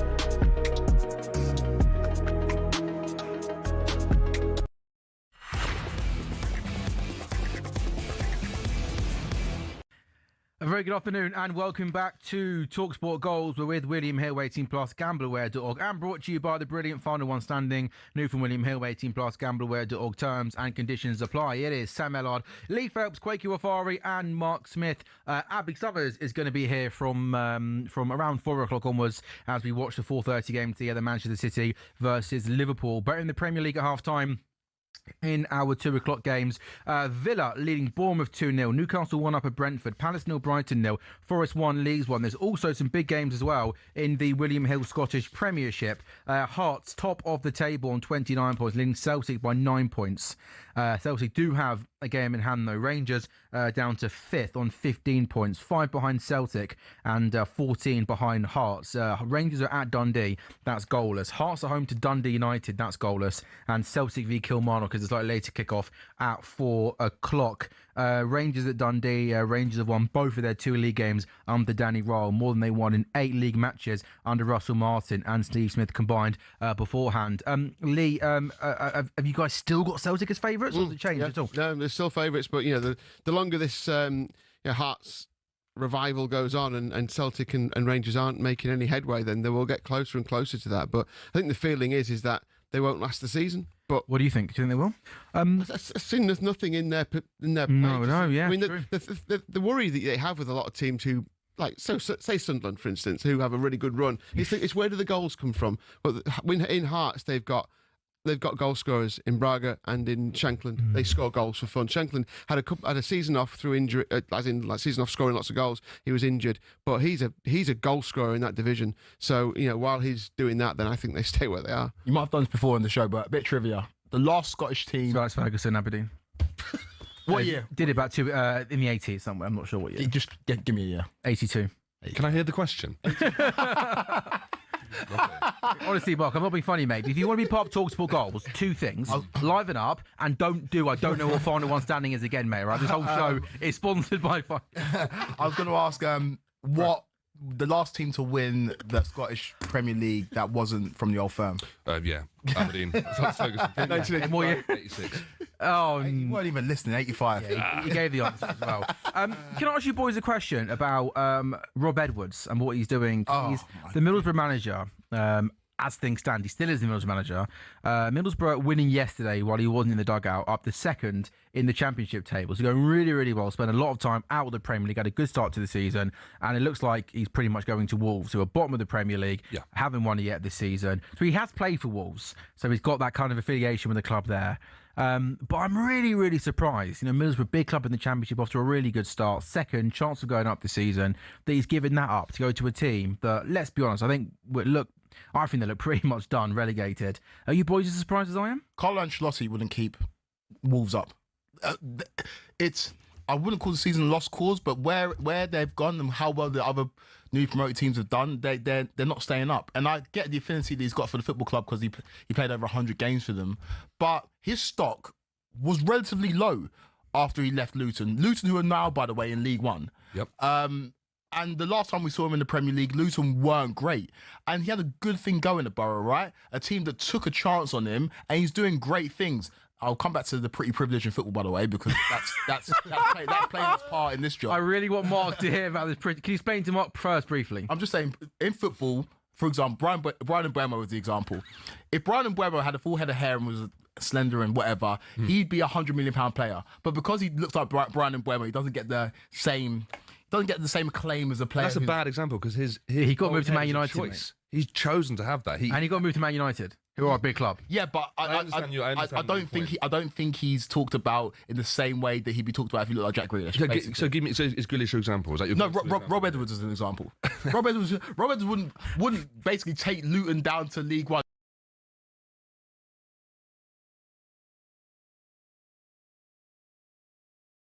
Fit. Got to get him in the building. I'm not saying the chairman are making that decision, but the discourse around him, the way people talk about him, the way that people talk about players that are good. For example, people are like, oh, I can't believe Jack Grealish staying in the England squad. Yeah, because he looks like Jack Grealish. Nobody's there. I don't give him more examples, but I just think pretty privilege is a thing in football. Anyway, That's mad. You think? Luke Chadwick had a good career. And what's the first thing everyone talks about when they talk about Luke Chadwick? His glittering trophy cabinet. Everyone talks about how he looks. Sure. But Mark's got a good point though. You can't then put forward the idea that the Middlesbrough hierarchy are sat in a boardroom going, oh yeah, but he's quite Football handsome. is a brutal my mum likes him. My mum thinks he's good looking. Let's give him the job. Oh, Football is a brutal meritocracy where it is results based, and that's basically it. I think where I'm coming from is a similar thing to stuff that Sean Dyche said. Right, it said if his name was whatever, he'd be Sean Dyche. Yeah, but he looks like Sean Dyche. He sounds like Sean Dyche. And his teams play football like a Sean Dyche football team. Okay, where I think you might be right is if a player is maybe up for grabs and someone goes to sign him because he's good looking, maybe he's more marketable, therefore the club can make more money from him. Exactly However, that's not what you said though. Okay. I also don't. You basically said he's really fit. So No, but it's the discourse that surrounds Rob Edwards, right? It's I don't think a manager would be given another chance based on the job that he did at Luton and given one of the top jobs in the Championship, and now has been given the Premier League job. Like, I just don't think he probably got the Premier League job based on the really good work he's done in Middlesbrough over the last couple of months. really good. It's a small sample size. No, but in his defence, at Middlesbrough, you're having to go at Middlesbrough for giving him the job. They are second in the Championship and are doing a really good job. So it was a good decision for them to make that, and that wasn't based on his looks, presumably. So are you basing the Wolves board? There's someone in the Wolves board who's maybe his sister fancies him. The Wolves one's different. The Borough's definitely there's an element of let's give him a Steve chance. Gibson, by the way, can I say one? Yeah. Steve Gibson's got a reputation in football boardrooms of being one of the best and most astute chairmen of all time. And Quaker Wafari on national YouTubes, TVs, is implying that Steve Gibson is basically giving someone the job. Hang on, we've got some breaking news. Man City, Sydney Sweeney starting. Quaker's right. Very good. I've got too many punchlines to that. I can't say on here. Back to Rob Edwards. I don't understand why he'd make that jump, because it's all well and good talking about the contract length and the fact there's probably clauses in that contract if Wolves do go down. But Vitor Pereira signed a new contract with Wolves about a month ago and he has lost his job. I just don't understand the jump or the risk of taking that jump from a manager like Rob Edwards, whose stock is relatively high, has a great chance of taking Middlesbrough, who are a huge club, up to the Premier League. I don't understand why you take the jump to a club like Wolves that you have got an affinity for because you played for them, but they're going... Is it more just heart over head, you think, with this one? He might have family in the area, he might have that sort of thing. We had the same thing with John Eustace leaving Blackburn to go to Derby. Blackburn at the time in the playoffs, Derby, you're rooted at the bottom of the table. And was that family There orientated? are personal things around it. Sure. Yeah, I think there was family nearby. I'm with you there, Kwaku. However, he maybe hasn't had the assurances he wants at Middlesbrough that he might get at Wolves. They'll say, you're going to go down this season, but we're going to give you 2 years to come back up again. We don't know the ins and outs of it, but he's not a stupid guy, despite being as pretty as you keep talking about. But I think that there's obviously something in it. He maybe doesn't trust this Borough side to go up now. Surely Borough have got more of a chance of playing in the Premier League next season than Wolves. Maybe he doesn't think that. Maybe there's something else going on. Say what? If he keeps Wolves up, he'd have done some job there. You listen to the away fans at Stamford Bridge last night. The fans are chanting against the owners of Wolves. No, of course. It's not steady. No, it wasn't. It's not a steady foundation. It's not a solid foundation to go into. Look at what they've operated, or look at what they've done in the last 3 or 4 transfer windows. They've consistently sold their best players. Yeah. They've not brought in adequate replacements. And granted, they managed to keep Strand Larson, who's now not playing his best football, but they've not operated like a Premier League football club for the last 3 or 4 seasons. Yeah. And I'm just not sure this is the right move for Rob Edwards, who has a great chance, or had a great chance, to take a Middlesbrough team who are starving for Premier League football back to the Premier League. And it must be a hard thing to walk away from. Big club Borough, he's done a really good job of getting everyone on the same page there. Real feel-good factor. I'm not sure, Lee, if you've got it yet, but what I'm interested in, because 9 times out of 10, when a new club's looking for a new manager, it's because they're really struggling, looking over their shoulder. But I mean, Borough are in a completely unique position. We're looking for a new manager, and they're second in the table. So I'd love to know kind of what direction Borough are going to go down, because they're not fighting relegation. We're second. Can I throw you a name who I think could be a good option? Oh no, did he get a job abroad? Did Steve Cooper get a job abroad recently? I've made that up. I think he did. I was thinking Steve Cooper could have been a good option, but now I'm thinking that out loud. He might have got a job abroad. But this is how crazy I think this decision is. Brøndby, Denmark, Say, for example, it's not going to happen. Say, for example, Maresca lost his job. He lost his job. I wouldn't expect Frank Lampard to leave Coventry to join Chelsea right now, let alone Rob Edwards joining. I think he would, though. I don't know if he would. He shouldn't, but I don't know if I feel like Frank Lampard might do that. I don't know if he would, not at this point in time. And Rob Edwards is joining the team that's rooted at the bottom of the Premier League, who still haven't won the game, and we're in November. Yeah, I think Mark makes a really good point. I think this is going to come down to more hot overhead. He's obviously got an affiliation with the football club. You make a good point. There could be factors outside of football, like location, family. You might be in the area. Because I would say, from a pure footballing point of view, right now, if I'm managing a team second in the Championship, and Borough are a big club, let's have it right. Big fan base. They're good home attendances. Travel well away from home, and you got a team in Wolves who would look absolutely doomed. From a footballing point of view, I don't think it makes any sense. It's a good going fit, towards. right? That he fits that club really well, and it's rare that you get that. And to give it up so easily would be, from a footballing point of view, I think a pretty wonky decision. I know this is defeatist, but I mean, what are they talking about in those chats? Like, they must be planning to go down. So is he thinking? Yeah. Look, they've got an implied probability of 40% chance of going up. Middlesbrough 13-8. Is that right already?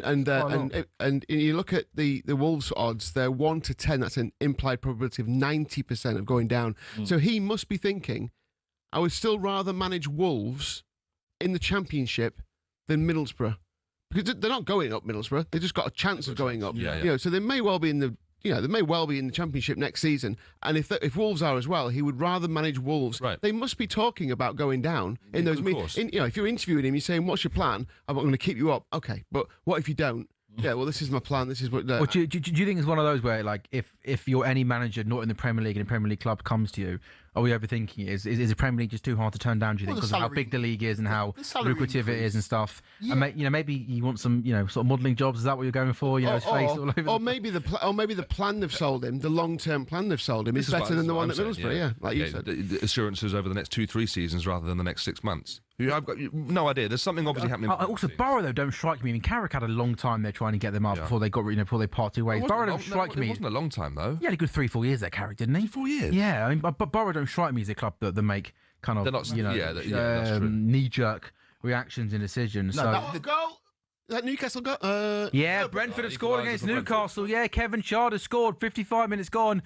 Brentford 1, Newcastle 1. Keith Andrews punches the air, and that is the perfect start to the second half for a Brentford team that will pour in that first period for large sections of that half. Harvey Barnes gave Newcastle the lead, and Kevin Sharder has equalised for Brentford. Let's have a look at a replay and see. The reason I was a bit unsure because it looked a bit of a mess. When it comes from a long throw in, Coyote from that right-hand side, launching the ball in the box, and oh goodness me, Nick Pope and Newcastle. That ball, that long throw, by the way, is surreal. The pace and accuracy, and Nick Pope tries to punch it, but he doesn't get onto it, and Botman gets his head on it first and basically heads it back into the box, and it's a header from close range from Kevin Sharder. But Kwaku, that long throw, the pace, the trajectory, the accuracy, that's phenomenal. There's a lot of players that are doing it in the Premier League this season. I think. Bournemouth. Emi Martinez, what a save. That is an unbelievable save. Semenyo drives the ball. He's got options to his left and right. He doesn't find the right option. It gets cleared. And I think as Alex Scott runs onto it first time, his shot takes a wicked deflection. It loops in the air. And Emi Martinez has to backtrack quickly, doesn't he? Yeah. And he pulls off, that's a world-class save. Fair play. We've seen a couple of really good saves today, and that's another one where you've just really got to adjust. Yeah, it's flicked up off the heel and just looping over, if you can imagine that. He's got to backtrack. Back and just, that's top. He's almost got his hand as high as the bar and just tipped it over the bar as it's going to drop. It's definitely dropping in as well. Great save. Yeah, and I think as a child like that, that's a bit of fun there. I think Clive just shoves him and winks at him. Yeah, that's a silly save. So Villa 2, Bournemouth 0, Brentford 1, Newcastle 1, Forest 1, Brighton 1, Palace 0, Brighton 0. Lee, have you seen much of the Palace-Brighton game? Who started the second half better of the two sides? Is the only game in the Premier League at 2 o'clock with no goals in. Yeah, fairly even still, to be honest with you. I mean, I've been keeping my eye on it when you guys were chatting about pretty footballers, and it's just exactly. I think it was mainly Quaker, that wasn't it? To be fair, I think it was just it's just the same as the first half, very equal. It feels like there's goals in it, but then are they just going to cancel each other out? The goals will probably come from the places where we said Mateta, Welbeck, obviously in great nick at the minute, but yeah, nothing in it at all. Just past the hour mark. Great nick. We're not doing pretty footballers anymore. Great nick. Forget about it. Let's leave it. Let's move on. Okay. 11-5 Palace, so just over 2-1. 5-2 Brighton. So Palace the favourites in that head-to-head, and the draw now is just a touch of odds odds against. So that'll be even money soon, the draw in this game. Nicholas Raskin gave Rangers the lead away at Dundee, and Mikey Morris doubled their lead. So it's Rangers 2 up away at Dundee in the William Hill Scottish Premiership. I am going to bring you new team news in the half-hour game very, very shortly. But first, before that, Quakey, this feels like a big half an hour for Newcastle. Penalty at Palace for Brighton. And there is a penalty at Selhurst Park. Mark, talk us through it. What happened? Just caught the last part of it there. It looks like I'm trying to work out what he's given here. Actually, I think he's given a penalty. Yeah, it looks like it's a challenge from Canvo. Not sure. Ruta has the ball outside the box. He comes into the box. That's a dive. Yeah, referee's given a penalty there. And I think all three of us thought dive. I think he gets the ball outside the box on the right-hand side. He comes running into the box. He does well initially to almost get past Mitchell. He's then got Wharton and Canvo either side of him. And I think as he goes past both of them, I think there isn't really any contact there. There's no challenge. I think No, that's just a dive, isn't it? Really, I think we're all in pretty a unanimous decision there. There's no contact, and he just dives, really, doesn't he? Well, God bless VAR then. Yeah. While we're waiting for what happened in there, Bournemouth are really coming on strong in this game at Villa Park. I mean, Villa comfy at 2-0 at half time, but yeah, it's pretty much been all Bournemouth in the early stages of the second half. We've got a few price boosts here. Semenyo to score or assist a goal is 4-1 from enhanced from threes. Evan Nielsen to score at any time is 6-1 from fives. Morgan Rogers and Justin Cliver each to have a shot on target or more is 15-2, which I don't mind that either. But yeah, Bournemouth, you feel like they need to score in the next 10 minutes if they're going to get a handle in this game. They've got a corner here. Ball whipped in. Emi Martinez deals it really well. By the way, on that penalty that was given at Brighton, the referee has gone over to have a look at it. And whilst we do often, and most times rightly so, like to moan and complain at VAR, this one is going, and there could be a penalty at Brentford. Has the referee given it, or is he going to book him for diving at Zutara? There we go. It's now it's very almost similar incidents happening at the GTech where Utara goes on the outside of the Newcastle defender. He goes to ground wanting the penalty, and this time the referee says no penalty and has booked Dango Utara for diving. The Brentford players are all going over to him complaining, and confirmation is surely at Selhurst Park, Mark. They were looking at it. Yeah, for 45 seconds there, over and over again. Right. So, and interesting here. I think he did stand on his foot there. God, your mince pies must be at the Mindley. I didn't see his wrong foot. Have a look. I think he just touched him. Yeah, I'm not saying he's given no penalty. He kicks him like he's gone over like that. But then let's look at the Brentford one here.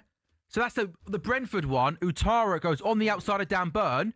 And I think there's contact there. So I think the referee has given a dive at Brentford. I think he's going to give a penalty. I think Dan Burns' left foot makes clear contact there with Utara as he goes past him. And confirmation at Selhurst Park, it's no penalty. Ruta yellow card. And I think that the right decision was made there. No penalty, yellow card for Ruta. Kwaku, Burn on Utara. I think his left foot makes contact with Utara's right foot. Yeah. I think the way that Utara doesn't warrant the way he goes down. Yeah, the way he goes. No, but you have to go down to get the penalty though. If you stay on your feet, you don't get the foul, do you? Once you eliminate that rule, by the way, a lot of the diving disappears. Yeah, I completely agree with that. And very, very interesting. The referee is sticking with the decision, or the VAR has told him not to go over and have a look. I don't know. I think so. The refs got the decisions wrong on both of those. At least say again. The refs got decisions wrong on both. Yeah, but VAR has rightly. VAR did something in the Palace. I have to say, that's a foul. That's a foul. That's a clear foul. That's a foul. That's a foul. That is a foul. It's a definite penalty. It just shouldn't have gone down. And also, if you stumbled, if you look at Dan Burns' reaction, Dan Burns puts his head in the to the sky immediately as he makes that challenge, like he knows. And Utara got a yellow card, so I think they've dealt with it right at Selhurst Park with the VAR. But I think the VAR should have told the referee at Brentford to go over. I think there's clear contact. At least look at it. That's terrible. What have you not given? I don't know what you've not seen. Yeah, I agree. I think quite clearly he beats him on the outside, and then Dan Burns' left foot makes contact with Utara's boot. Therefore, I think that's a foul.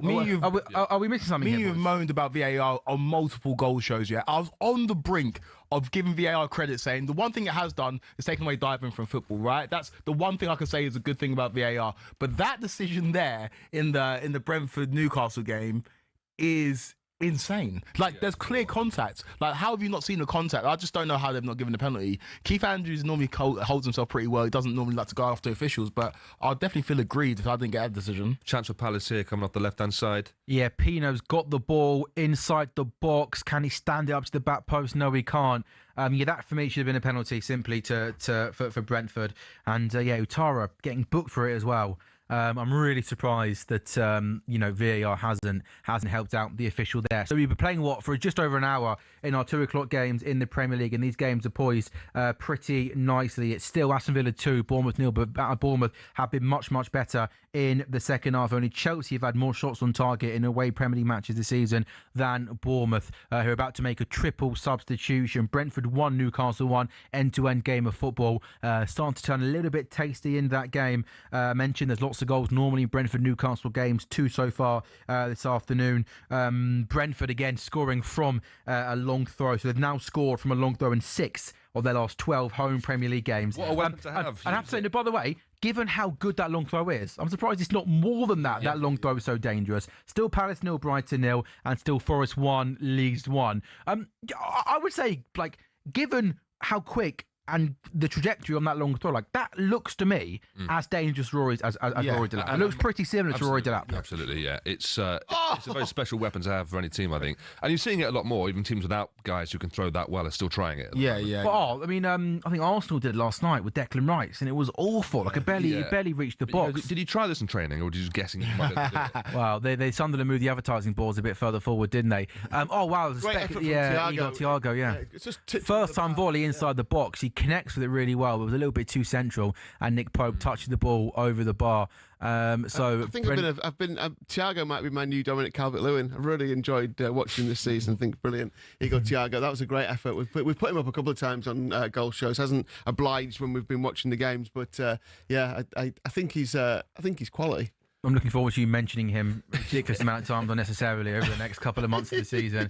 Aston Villa have got a corner in the game against Bournemouth, who have been much improved in this second period. In swinging corner, it comes to John McGinn, who tries a first-time side-footed shot with his left foot, easily saved by the goalkeeper. The Palace-Brighton game looks a real open game of football. What do you make of the tucked-in Jean-Philippe Mateta shirt, Quake? I think it looks a little bit old school there, doesn't it? I like it. Yeah, I like it. He cut his hair, he tucked the shirt in, and he became world class. He cut his hair? Yeah, he used to have braids. Do you not remember? Yeah, when Mateta first came to Palace, he had long hair. He had braids. I can't remember him. He looked like a different player. If you Google it, he looked like a completely different player. And he tucked the shirt in, he cut his hair, and now he's a top player. I really like him. Some exciting team news to bring you. Well, not exciting, but it is team news. And I can confirm, Mark, unfortunately, your sources were incorrect.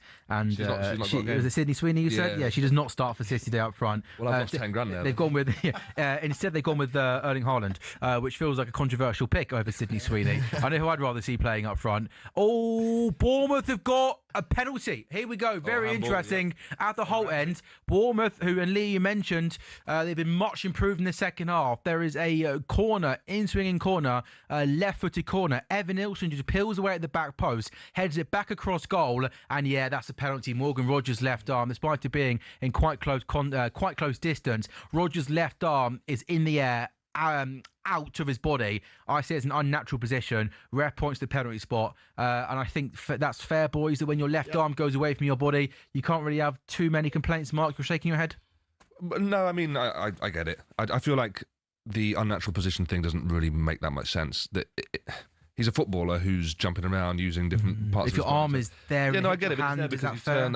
I get why you'd give it. It's very close, but I think I'd be disappointed to have that against. If that went against Derby, you'd be fuming. Yeah, I'd be fuming about any penalty. You'd be tweeting all sorts of hate, wouldn't you, on social media? Right, well, I'll wait for that penalty there.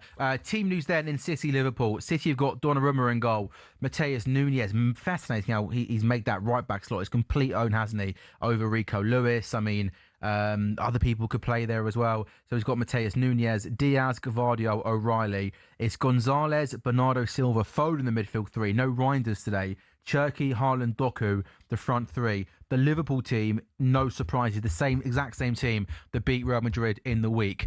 So it's Mamardashvili, Bradley, Kanate, Van Dijk, Robertson, Gravenberch, McAllister, Szoboszlai. Then the front three, Salah, Ekitike, Wirtz. It's Semenyo up against Martinez. Oh, goalkeeper saves it. Martinez goes down to his right-hand side and he guesses right. And the penalty is saved by the goalkeeper. And Semenyo has had such a good season. He doesn't put it in the corner. And therefore, if the goalkeeper goes the right way, he's going to save it. And it's a good keeper goes the right way, gets the right hand on it. But terrible penalty, is it? Well, it's not in the corner though. No, it's not. It's not one of those really weak ones where you think. And a big goal at the City ground. And guess who? Morgan Gibbs-White for Nottingham Forest. And this feels a big goal in the relegation battle. Forest starts in the afternoon, 19th in the table, Leeds 16th. And Morgan Gibbs-White has the goal for Nottingham Forest. A long ball was played into the right-hand side. That's Dan and Doy, is it, on the right-hand side, who cuts in field. Oh, he puts in... Amari Hutchinson. It's Amari Hutchinson, who's come on as a substitute. Yeah, 5 minutes ago. And you know what? He hasn't played much football, has he, this season, Amari Hutchinson? But he gets that on the right-hand side, and he cuts in on his left foot. And you know what? He puts in a delicious ball to Morgan Gibbs-White, who's unmarked, and he just heads it home. It's a very similar cross to Garnacho, to Gusto yesterday. Garnacho put it in a great area of pace, and Gusto couldn't miss. And this time, Gibbs-White couldn't miss. And good to see Amari Hutchinson making an impact off the bench. Yeah, there's been some criticism. There was a big fee for him, and there was question marks asked about the move, especially because Nuno didn't get some of his primary targets. But that was a great ball, and it makes the finish a lot easier for the attacker when they can just run onto it. Didn't have to do much with it. And, it just had to guide that goalwards. Yeah, it was a good goal, and like you say, huge goal. Yeah, not in the Forest after going a goal down there, find themselves back in the lead. It's a really good cross. Nick Pope, by the way, is down. And Aaron Ramsdale, it looks like he's about to go and warm up. How big is that goal, Mark, for not just Nottingham Forest, but also Leeds? Because it does maybe feel as if Leeds have lost a little bit of momentum over the last couple of weeks. Yeah, I also think Forest probably don't see themselves as being relegation candidates at all. So I think they want to get out of this. They don't want to be compared to Leeds United. So winning this would be a big deal for them. Gibbs-White, I mean, yes, he's there under duress. Yes, he's a hostage. But he's a fantastic footballer. Don't start with the other previous comparison hostages now. But he's a fantastic footballer, and you know he looks like an illusionist, sort of magician with his facial hair, and he also has got the goods to match. Can I throw a pet peeve at you? Yes. I hate footballers who celebrate like that. Oh, no one cares. Like, who are you like? Oh, Pedro Neto did it you. yesterday, and it really annoyed me. Oh, like I'm sorry, I don't think like. Who are you talking to, Morgan Gibbs-White? Well, they've been reading Twitter, and someone's had a go at them on Twitter, and they're saying, "Oh, this is all the noise blocking it all out." Not listening. Just like grow up. Yeah, just celebrate by. You know, I agree with you. No, I agree. And also one more pet peeve as well: players that celebrate and. Oh, that was a cross shot, was it, from the right-hand side in the Forest game. It's players that will score an absolute screamer. Like I love Eberechi Eze as a player. I think he's an absolute baller. I'll use this one goal as an example. Remember the amazing volley he scored in the FA Cup semi-final against Villa? Like at Wembley, FA Cup semi-final. Yep. Puts one in top bins. Like if that was me, if I scored a Sunday League goal, I'd be running around top off giving it the big one. Sure. Goes like that. Yeah. Like surely the adrenaline, the rush of scoring a goal. How on earth do you control yourself? Yes, your initial reaction is, on the flip I'm just going to point at myself like that. On it's the crazy. flip side, you got Richarlison yesterday who celebrates for 3.5 minutes with that's his top funny. off. But I would argue with that. I prefer that though than to players just standing still. It's kind of ingrained performance. Like it's performative to celebrate a goal. Like it is performative, and but because it's been such a part of football for such a long time, we expect it. But maybe that's just your natural reaction. You score a goal like that, and that's how you feel. And Opta Joe Branding as well, isn't it? Yeah, it's branding. And Opta just have Rob Edwards got the job. And Opta Joe's tweet for you this morning: 2. Having done so in April 2023 via Liverpool and yesterday via Man United, Richarlison is the first player on record to be booked for excessively celebrating a 90th minute goal, only to see his side concede it after more than once in the Premier League. Premature. Yeah. Maybe next time he scores late, whatever you do, just keep your top on Richarlison. Yeah, you'll never sing that. Yeah. You'll never sing that. The Forest Leeds game, Forest taking the lead, of course, with 20 minutes left on the clock. Leeds are getting more and more ragged, and Longstaff's just picked up a yellow card. It's it's pretty feisty. There's a rivalry between these two teams that we know about, and I wouldn't be surprised if I could see a couple more cards for Leeds here, to be honest with you, in this game. I was just kind of wondering if we'd see a red, because some of the tackles are pretty lively. 70s. Yeah, 70s football. proper Leeds 70s kind of. And by the way, style. a big moment actually in this Villa-Bournemouth game, because Yuri Tielemans has just come on for Villa, and I believe it's the first bit of football he's played this season, and he is such an important player, isn't he, in that Villa team, and that sort of build-up from the back and that ability to come short and play those passes through the lines. So that is massive for him. There is, oh goodness me, there's a big moment at the GTech Community Stadium. Again. Oh, Once again, it's Burn on Utara. It's a penalty for Brentford. And Dan Burn's been sent off. Oh, goodness me. What a moment in this game. Utara gets played into the box down the right-hand side. He goes through on goal. Dan Burn makes the challenge, doesn't get anywhere near the ball, takes down Dango Utara. Pen gets given, and a red card's been given there to Dan Burn. Stuart Broading it. Well, I think he might be waiting just to see if they're going to have a look at this. I just caught, the Newcastle players are surrounding the referee here. But yeah, it is as things stand. It's a Brentford penalty, and Newcastle are gone down to 10 men, boys. What does double jeopardy mean? Because I don't understand what this means anymore. It's been punished twice for the same thing. Okay? Is that? So the idea is, I think that if you try to play the ball and you get the man instead, and it's a clear goal scoring opportunity, you just get the penalty. Okay. However, if you haven't tried to play the ball, then you can get correct. That's absolutely right to say that. Now I want to have another look at this, but my gut opinion there was the Dan Burn tries to play the ball, doesn't he? He tries to get. It was a second yellow though. Oh, was it? I think it's second yellow. Oh, okay. Well, it's different then. Yeah. Oh, if it's second yellow. Okay. Yeah. Do you know what? Sorry, Craig. You're absolutely spot on. It was second yellow. Good shout. Yeah. No. So in that case. In that case, yeah. Well, fair enough. I guess the guy's about to get a shot away, and he takes him down. So yeah, that would be a card. So I'm not really sure then. By the way, okay, what the wait for is? Wow, how about this? What the delay for? I don't think is Dan Burn. Is the Newcastle making a substitution, and that substitution is a goalkeeping change. Aaron Ramsdale looks set to come on. Nick Pope looks like he's just chilling on the pitch. Aaron Ramsdale is going to come on for his Newcastle Premier League debut. And the first thing he's going to have to do, it'd be very Aaron Ramsdale, wouldn't it, by the way? The first thing he does, the Newcastle goalkeeper, is to save a penalty. But Nick Pope looks like he's not going anywhere. And this is all just, this is not a good look, is it, for the Premier League? Because Nick Pope at the moment, he looks like he's in a bit of a daze, isn't he, Nick Pope? I'm not sure. I didn't see the challenge on Nick Pope, whether it was a head injury. I was doing a concussion protocol type thing on the pitch. So now the referee is telling Nick Pope to go off the pitch. Aaron Ramsdale is going to come on then for Nick Pope's Newcastle. So a lot's happened. Brentford got a penalty. Dan Burn got a second yellow card and has been sent off. And now Aaron Ramsdale is coming on for Nick Pope, who's going off. That was the big news. The big news here, though, is Elvis is in the building. That means Dominic Calvert-Lewin is on the pitch, Lee. Happy about that? Why do you think he's gone so quiet in the last couple of minutes? He's trying to contain his nerves and excitement. What's happening, mate? Talk to me. That was just mind games, though. Nick Pope knew he was coming off, giving Aaron Ramsdale a little bit of time to just get his stuff together, and also delaying the penalty being taken. They're just kind of trying to ice the penalty take up because. And obviously, the big news I'm not happy about is that Nick Pope might not be in. Let's hope this doesn't affect Nick Pope's participation as third choice goalkeeper. Fingers crossed for you, Nick. Not covered himself in glory over the last couple of weeks. He was at fault for the. Was he at fault for the Brentford goal?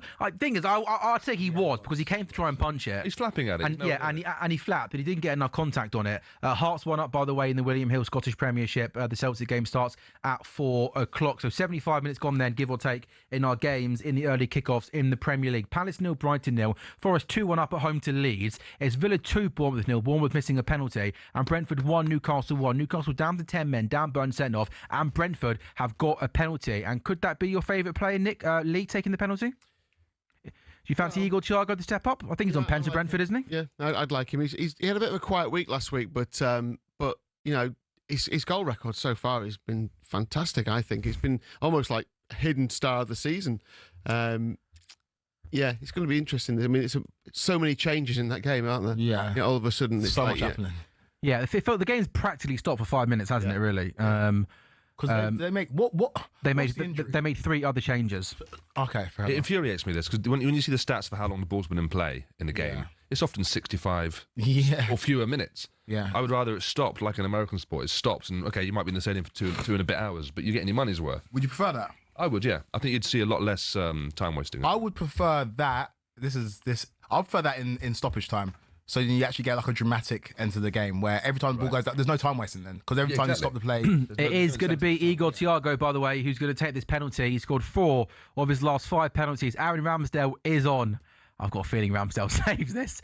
No. He steps up and he doesn't. He sends the goalkeeper the wrong way. And Villa have got a 3rd goal as well at home to Bournemouth. And it's Ross Barkley. Good to see Ross Barkley fit. Good to see Ross Barkley coming off the bench. Is that his first touch? I think it might be. Literally, yeah. It's a corner whipped in. Barkley makes a run towards the near post. He just flicks it onto the near post and it goes into the far corner. So Villa 3 up at home to Bournemouth, bouncing back to last weekend's defeat against Liverpool. And it is Igor Thiago. Aaron Ramsdale darts to his right-hand side. Igor Thiago sends the goalkeeper the wrong way. So Brentford lead Newcastle by 2-1, which is bad news for Newcastle. But even more worse news for Newcastle, boys, is they're down to 10 men. And that's going to be a pretty tough ask to get themselves back into that game. Yeah, that's retribution though. Dan Burn should have given away a penalty earlier on, and Dango Taro didn't get given, and I think that's fair. But now Newcastle, they've got such a task to get back into this game. Both the Newcastle game and the Villa game both turned on penalties. If Semenyo scores that penalty, it's a completely different game. And I think Bournemouth are pushing for an equaliser.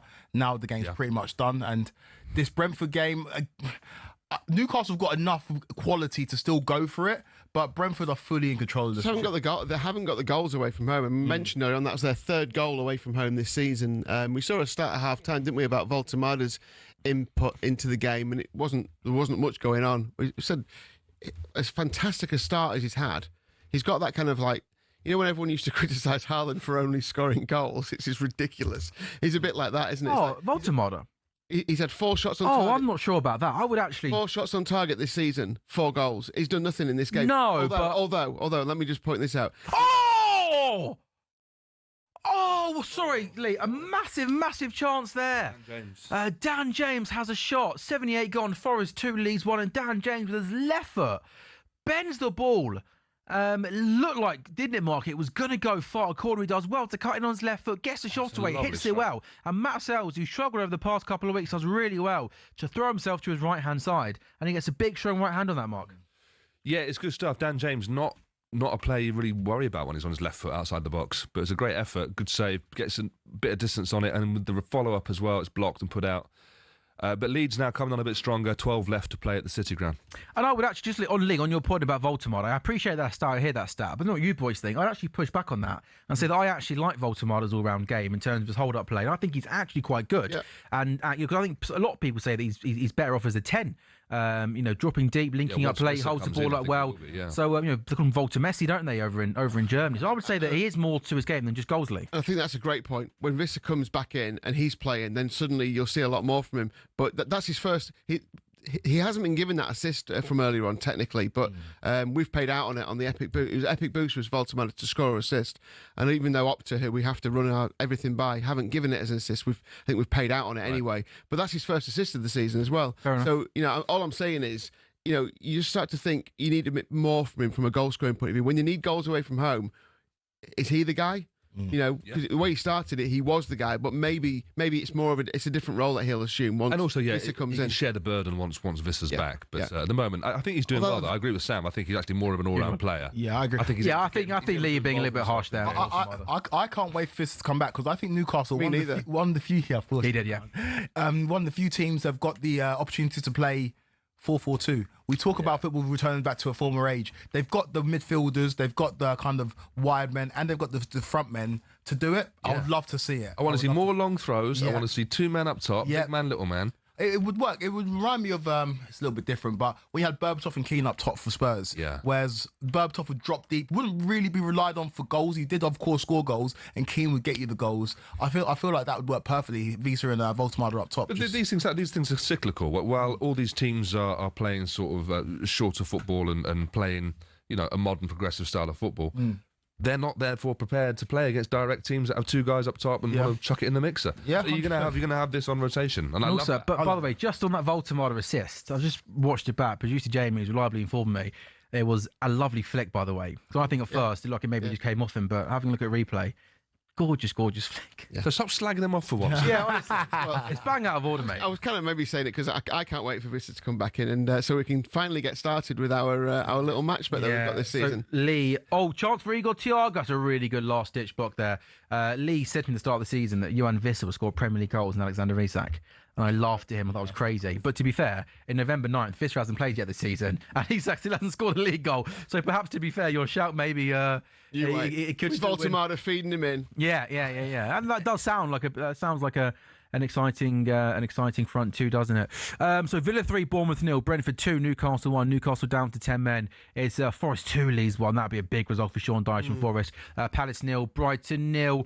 In the William Hill Scottish Premier League, by the way, Rangers are now 3 up away at Dundee. Hearts 1, Dundee United 0, Aberdeen 0, Motherwell 0. The Celtic game kicks off at 4 o'clock. So Hearts look to extend their lead at the moment anyway, at the top of that Scottish Premiership. I mean, do we think, Mark, the Forest Leeds game here? It's a big 10 minutes for Leeds, isn't it? Sorry, guys. I'm just going to say, I don't know if we've mentioned this when we were talking about Baltimore, but the substitutions are Pirro, Calvert-Lewin, and Dan James as well. So they've really, they've gone for Leeds. Yeah. Well, they've got to the chase in the game, haven't they? Really gone for it. And Jack Harrison just come on as well. Yeah, Jack Harrison. Was I think the Newcastle sub. Strikes obviously got goals in him as well. So, yeah, they're really having a go. Sorry, I put it in. Leeds are now going to have to give it a go. There's nothing to lose now, is there? Oh, they've got a 4th goal, Aston Villa. Wow. What an afternoon for Villa. Villa 4, Bournemouth 0. It's Daniel Marlon who scored. They work a corner short. And it comes out to Marlon, and he gets the shot away. It's like a deflection. It wrong foots the goalkeeper and goes into the back of the net. But goodness me, I mean, Bournemouth as well, boys, having an incredible start to the season. What a not just a bad result for Bournemouth, but what a real statement performance and victory this would be for Aston Villa. The cameras pan towards the Aston Villa set piece coach, who I've met, by the way. He's a wonderful bloke. And yeah, they work a corner short. It's Yuri Tillemans' shot from outside the box, and then it just does that bounce off Daniel Marlon, or are we going to give him credit for working that towards a goal? It comes off. Lee probably says it bounces off. The way him. he celebrated, that was a disgrace. I'd give it an after assist to Baltimore. An assist for Dominic Calvert-Lewin, yeah. But again, to go back to it though, I mean the penalty save and also the save from Martinez where he runs back and gets. Is that a penalty for 2-1? Of course, absolutely. Yeah. Bournemouth had a 20-minute period in that second half where they really put the pressure on, and it could have easily been 2-all. If you backed Ollie Watkins to score in this game, then Bo Harder came on as a sub for him, so that's an impact sub for. If you did back Watkins to score, then he came on as sub and then he scored 2 minutes later. So a nice little touch if you did back Watkins. I mean, if you're Watkins though and you're 3-0 up, then you're thinking what? I think that's wrong, by the way. Oh, is it? Yeah, wrong. Daniel Marlon scored that goal, not Bogard. Yeah, that was Daniel Marlon. Wasn't it? It was my Yeah. No, I'm just saying. So I don't want people to get happy if they've got an Ollie Watkins goal and they've. Also, if you're Watkins though and your team's won 4-0, you'd be disappointed. You're not. What do you think? Why do you think Ollie Watkins is shook? I mean, left out the England squad, wasn't he? He just not enough love on that, I think. Do you think that's what it is? Goodness me. He's not been showing enough love. So what does that mean? Who are you blaming? Yeah, who? So I'm just. There's no John Duran there now. There's no Marcus Rashford there now. Yeah, but we can't erase the sins of yesterday though. In big Champions League games last season. Oh, Quaker, I'm not sure that's a reason Ollie why Watkins he's struggling this season. Okay, but I think those things matter. I think Ollie Watkins was not a happy player last season, towards the back end of it, and those things can carry on to this season as well. I've never put him up on a level of a world class striker, or even anywhere near it. I agree. But I do think there's just a little bit of ill feeling there that's maybe carried over. Do you think it would help if he was slightly prettier? He's quite a good looking lad, to be fair. You're only giving him quite though. I'm also sorry. I'm not having that as a reason, as an excuse as to why he's not in form this season. He was left out of a Champions League quarter-final last year, and that's why he's not performing well 5 months down the line. I think his issue is I'm not having that. He's not clinical enough. He's not a clinical enough player, which means his confidence it fluctuates so much. Because he's not got a goal to rely on every other week. Yeah. So it's difficult for him, I think. And he's a channel runner. I think there's a couple of line leader. There was one moment in the first half that stands out to me when he got played in the box down the left-hand side. I think Ollie Watkins the last season would have been quicker at shifting it onto one foot and getting a shot away. Yeah. Just looked a little bit too slow, couldn't sort his feet out, and then when he did, it was too late, and the defender gets back in. So it almost looks like I can't say he's not fully fit, just lacking a little bit of confidence. Possibly, maybe that's absolutely spot on. Maybe that's a good way of putting it. Here comes Morgan Rogers is coming off for Aston Villa. Newcastle have got a corner headed away at the near post, comes back into the box, and once again, it's going to be headed away. So we've got Villa 4 up. We've got Brentford 2, Newcastle 1. We've got Forest 2, Leeds 1. And there's still no goals at Selhurst Park, Lee. 7 minutes of time added on. So surprised at this. Yeah, I mean, the draw, you probably could have said, yeah, it looks like a potential draw before the match. Bit of argy-bargy in the box now with 7 minutes added, I think. 7, 7. Yeah, so there's just a bit of pushing and shoving going on at the moment ahead of this Brighton corner. Handbags here. The referee's going to sort the game for 2 minutes. He's going to want to go over to the players and explain the rules of Premier League football, which is absolutely laughable. Long throw for Newcastle. In fact, I thought it was going to be long. They decided to work it short to Kieran Trippier. It comes back to Lewis Hall. Newcastle, that's a really good play there. That's Jensen off the bench. Great pressing, wins the ball back, and possibly should have done better there to play the pass forward. He doesn't. He gives it away. Trippier to Elanga down the right-hand side. Newcastle got bullies in the middle. Can he find room for a cross? It's Elanga. Back to Trippier. Cross into the box. Brentford really good. Nathan Collins. Big, strong, powerful header. Possession though back with Newcastle. Going to remind the Newcastle have got 10 men in this game. Dan Burn setting off. Elanga playing down the right hand side. Charlotte does really, really well to read the pass. Tracks his man. Gets the ball. Brighton corner. That's good goalkeeping from Dean Henderson. Punches, clears. Richards heads away. Mitchell tries to get it away and Munoz heads it clear. And now can Crystal Palace come on the counter-attack? They've got Lerma down the left-hand side. It's a really poor pass. And yeah, Munoz is going to run the ball out and that's going to go out for a Brighton throw. If you think there's a winner in that game, by the way, Palace 14-1, Brighton 6-1 to win it. The draw 1-6 as it stands at the moment. Oh, and I think Forest are going to get a penalty. Yeah, they are. They're going to win a penalty. And it's Amari Hutchinson once again. Really good assist for the Forest second goal. And this time he beats his man. He gets the wrong side of Jack Harrison. And Jack Harrison brings him down. And that is going to be a penalty kick for Nottingham Forest. He does really, really well. Gets past Harrison. He shows good pace. And one of those where it almost, they run past each other, don't they? Yeah. And I think... Yeah, he just stops, doesn't he? He slows down a bit. He slows down, waits for any sort of contact, goes down. It's really good, clever wing play. Harrison almost defends that like an attacking player where he just gets himself in an awkward position and Forest are going to have an opportunity to find that third goal that you would imagine, you guess, would seal all 3 points to Nottingham Forest. And that would be a big 3 points for Sean Dyche. Can Villa get a fourth, a fifth? Marlon! He gets played in one-on-one with the goalkeeper down the left-hand side. He tries to open up his body and guide the ball into the far corner. And it just goes wide of the post. There's a corner, Lee Phelps, for Brighton. Oh, that's into the back post. And not that's great a delivery, really, really poor... oh, here we go, actually. I thought it looked a pretty obvious penalty. Outside the box. It's definitely inside the box. Brighton's still attacking here. It looks like they're 1-0 down, going for it at the minute. The way they're pushing on Palace. By the way, my mistake earlier on that Sam pointed out, it wasn't Bogard who scored that goal coming on for Watkins, but it was Marlon who came on for Boubacar Kamara. So if you did back him to score, Boubacar Kamara? Yeah, then you get. You're a brave man, aren't you? Going Boubacar Kamara, goal scorer for Aston. You never know. You might. If you have, by the way, let me know who you are. I want to follow you for some tips. I think there is confirmation now at Forest that it is going to be a penalty kick. Right on the line, I think, wasn't it? I think that's what they're looking at. It looked, I thought it looked pretty obvious to me that was in the box and there was enough contact. So yeah. 11 minutes added on, by the way, in the Brentford-Newcastle game. Bit of a shame Newcastle gone down to 10 men for the neutral. Kind of makes those, a little bit less exciting. So it's Elliot Anderson, England's Elliot Anderson. Forest 2, Leeds 1. So you'd imagine all but secure a massive 3 points for Nottingham Forest against a relegation rival, Leeds United. Anderson got the ball on the spot. Perry, the Leeds goalkeeper, awaits the referee to blow his whistle. Lots of penalties today, boys, by the way, haven't we? Yeah. Nobody cares. No, I'm just waiting for Anderson to step up. He steps up. Really good penalty. That's the sort of penalty I like. Hit it with power into the corner. It doesn't matter if the goalkeeper goes the right way or the wrong way. It's going to be a goal. The goalkeeper did go the wrong way, but Anderson wrapped it to his left-hand side with power into the corner. And Sean Dyche, rocking a tracksuit, looks a very, very relieved man. It feels like a very throwback show today. We've got long throws. We've got lots of injuries, tackles, red cards. Elliot Anderson, no nonsense penalty. I love it. Yeah, Premier League's back. 90s football, baby. Premier League's back. I way prefer it. People are moaning about there not being enough football being played, but this is English football, mate. High intensity, full. Would be not enough football being played? People think that with the long balls, with set pieces, less pet ball kind of thing. Yeah, there's less actual tappy. But like, there's different ways to skin a cat, and I've come fully around to this. I was a big Russell Martin fan last season, if you remember, Sam. But I'm. How's he doing now? I can't believe. Is he favourite to get the Southampton job? I think he is. Is he really? Back so. to Southampton. Wow, goodness me. Wow. Let me double check. And Middlesbrough. I want Middlesbrough, Osley. We need next Middlesbrough. He's not. Sorry, are you doing anything today, Lee? Are you just sitting here for the jolly? 4-1 Russell Martin is now. He was favourite before the weekend. Tonda Eckhart is 4-7 favourite now, and Gary O'Neill 13-8. What are your thoughts on the pretty privilege of Russell Martin then? Yeah. Really confused you. He's pretty. He's pretty enough. Not my type. Not my type. Amari Hutchinson, by the way. Amari Hutchinson has been really, really impressive for Forest. I love just a bit more of an old school thing, just direct wingers. Wingers, they get the ball to feet. I want to just go drive, not come back in. Yeah. And every time I've looked up at the Forest game, every time Amari Hutchinson has had the ball at feet, he's wanted to go on the outside. Chance for Palace.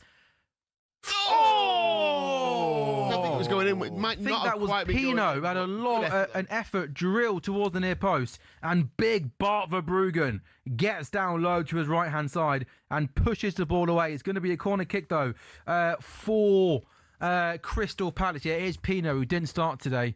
Now this could possibly be the last action in the game at Selhurst Park. And Palace get their head on it. Who was that? Was that Lacroix? It's a really good corner into a dangerous area, and Lacroix does get his head on it first. And from pretty close range, he heads that ball over the bar. And I tell you what, Mark, he probably should have scored there. Yeah, I think he should have done. We've seen a replay there of the good save by the goalkeeper. But yeah, it was a great delivery on that corner. And Lacroix, I mean, these centre-backs, we see how important they can be, popping up with 6 to 8 goals a season. And Lacroix's got a chance there to do something. And disappointed with that. So we've got 10 seconds to go then in the Palace-Brighton game, which I said 4 draws today, didn't I, Lee? I've only got one draw right out of my... I've got the Palace-Brighton draw right. All the other games, as things stand, not set to go for draws. Forest 3, Leeds 1, Palace 0, Brighton 0, Brentford 2, Newcastle 1. We've still got 7 minutes to go in that game. Lots of time added on. And what an afternoon for Aston Villa. 4-0 up at home to Bournemouth. There's not been a single away win in the Premier League this weekend so far. Maybe that might change at 4:30. You hope. You hope. I hope so. But it's been it's tough to go away in the Premier League and get a result. It really feels huge when you do go and get something. And all these teams in the league have had their ups and downs. Teams that are winning today, but your home form is everything in this league. Got a bit of a dress down Abby Summers today, by the way. Almost rocking a sort of a cardigan-esque vibe. Yeah, nice and chill today, right? Yeah, no worries. You've all got kind of jackets on, looking smart. Just a little. I wonder what she got to say. 4:10. She will be here live on talkSPORT Goals. About her team not winning again on the weekend. I wonder if she's still behind. Oh, there we go. Brentford 3, Newcastle 1, and Lee Phelps. Do you want to take it away? Your new favourite player in the Premier League secures all 3 points for Brentford. Yeah, Igor Thiago, the man again to do it. 6 goals before this game, 8 goals in the Premier League this season. That takes him clear in second place behind Erling Haaland in the top scorer league, which is that's remarkable, isn't it? Yeah, he's had a great start to his this season. Obviously been there for a bit, but it's kind of been in behind the scenes. He had injuries, didn't he, when he came? Fantastic. I just think he's a really good goal scorer. And you know what? He takes this goal really, really well. Obviously, Newcastle are pushing bodies forward. They're unfortunate. A Newcastle player makes a challenge, and in the process of doing so, knocks the ball right across the face of goal. But Igor Thiago, he runs onto it, and the first time finish, Quake, there with the goalkeeper coming forward. It's just cool and composed, isn't it? It is. This is not good for Newcastle, by the way. No, not this is absolutely concerning. Yeah. Back-to-back losses. What do you say, Sam, when they win their last Premier League? April, I think it was. They haven't won away from home. Newcastle, where's that stat for me? Newcastle are winners in their last 8 Premier League away matches, failing to score more than 1 in any of those games. So it'll now be 9 away games without winning. Not good at all. And we all know how much quality they have in this squad and how good Eddie Howe is as a manager, but we are heading into this international break and Newcastle are languishing. They're not too many points off the drop at the moment. Yeah, scored 3, conceded 8 now away from home. It's poor, isn't it? It's really poor away form. You can't. There's no way of hiding it. It's not able to get results away from home, but. Yeah, I mean, look at where, if you think where they are in the table, like we say with a lot of teams, a couple of wins and you suddenly go up. But currently, as it stands at the minute, if you look at the live table as we're playing right now, it's not getting much better for them. 14th. Yeah, let's focus then, shall we, a little bit on Newcastle, because Newcastle going into this game winless in their last 8 Premier League away matches. Now going to be 9 Premier League matches without a victory. And as you said, Lee, the table is not looking great for them. 14th in the Premier League table, 3 wins from 11 games in the league this season. Doesn't make for particularly pretty reading. We should say as well, they're doing well away from the Premier League, aren't they? Into the Carabao Cup quarter-finals. It's 3 wins from 4, isn't it? In the Champions League. And Quaker, you said this is not good for them. 2 points off the relegation zone. Again, we should say it's very tight in the Premier League, isn't it? They're not only 7 points off the top 4. Why do you maybe think this has been a struggle for Newcastle so far in the league this season? There's nothing you can really put a finger on. There's been injuries. They have had injuries. The huge distraction of Alexander Isak at the beginning of the season. But their new strikers scoring goals, they just about to concede another goal as well. Wow. It could have been 4. If they need to end this game, because 4-1 and all of a sudden it looks a lot different. But Eddie Howe needs to go to the drawing board. I'm sure he'll figure out a way of getting this Newcastle team to win games again. But it does feel a bit up and down for them, right?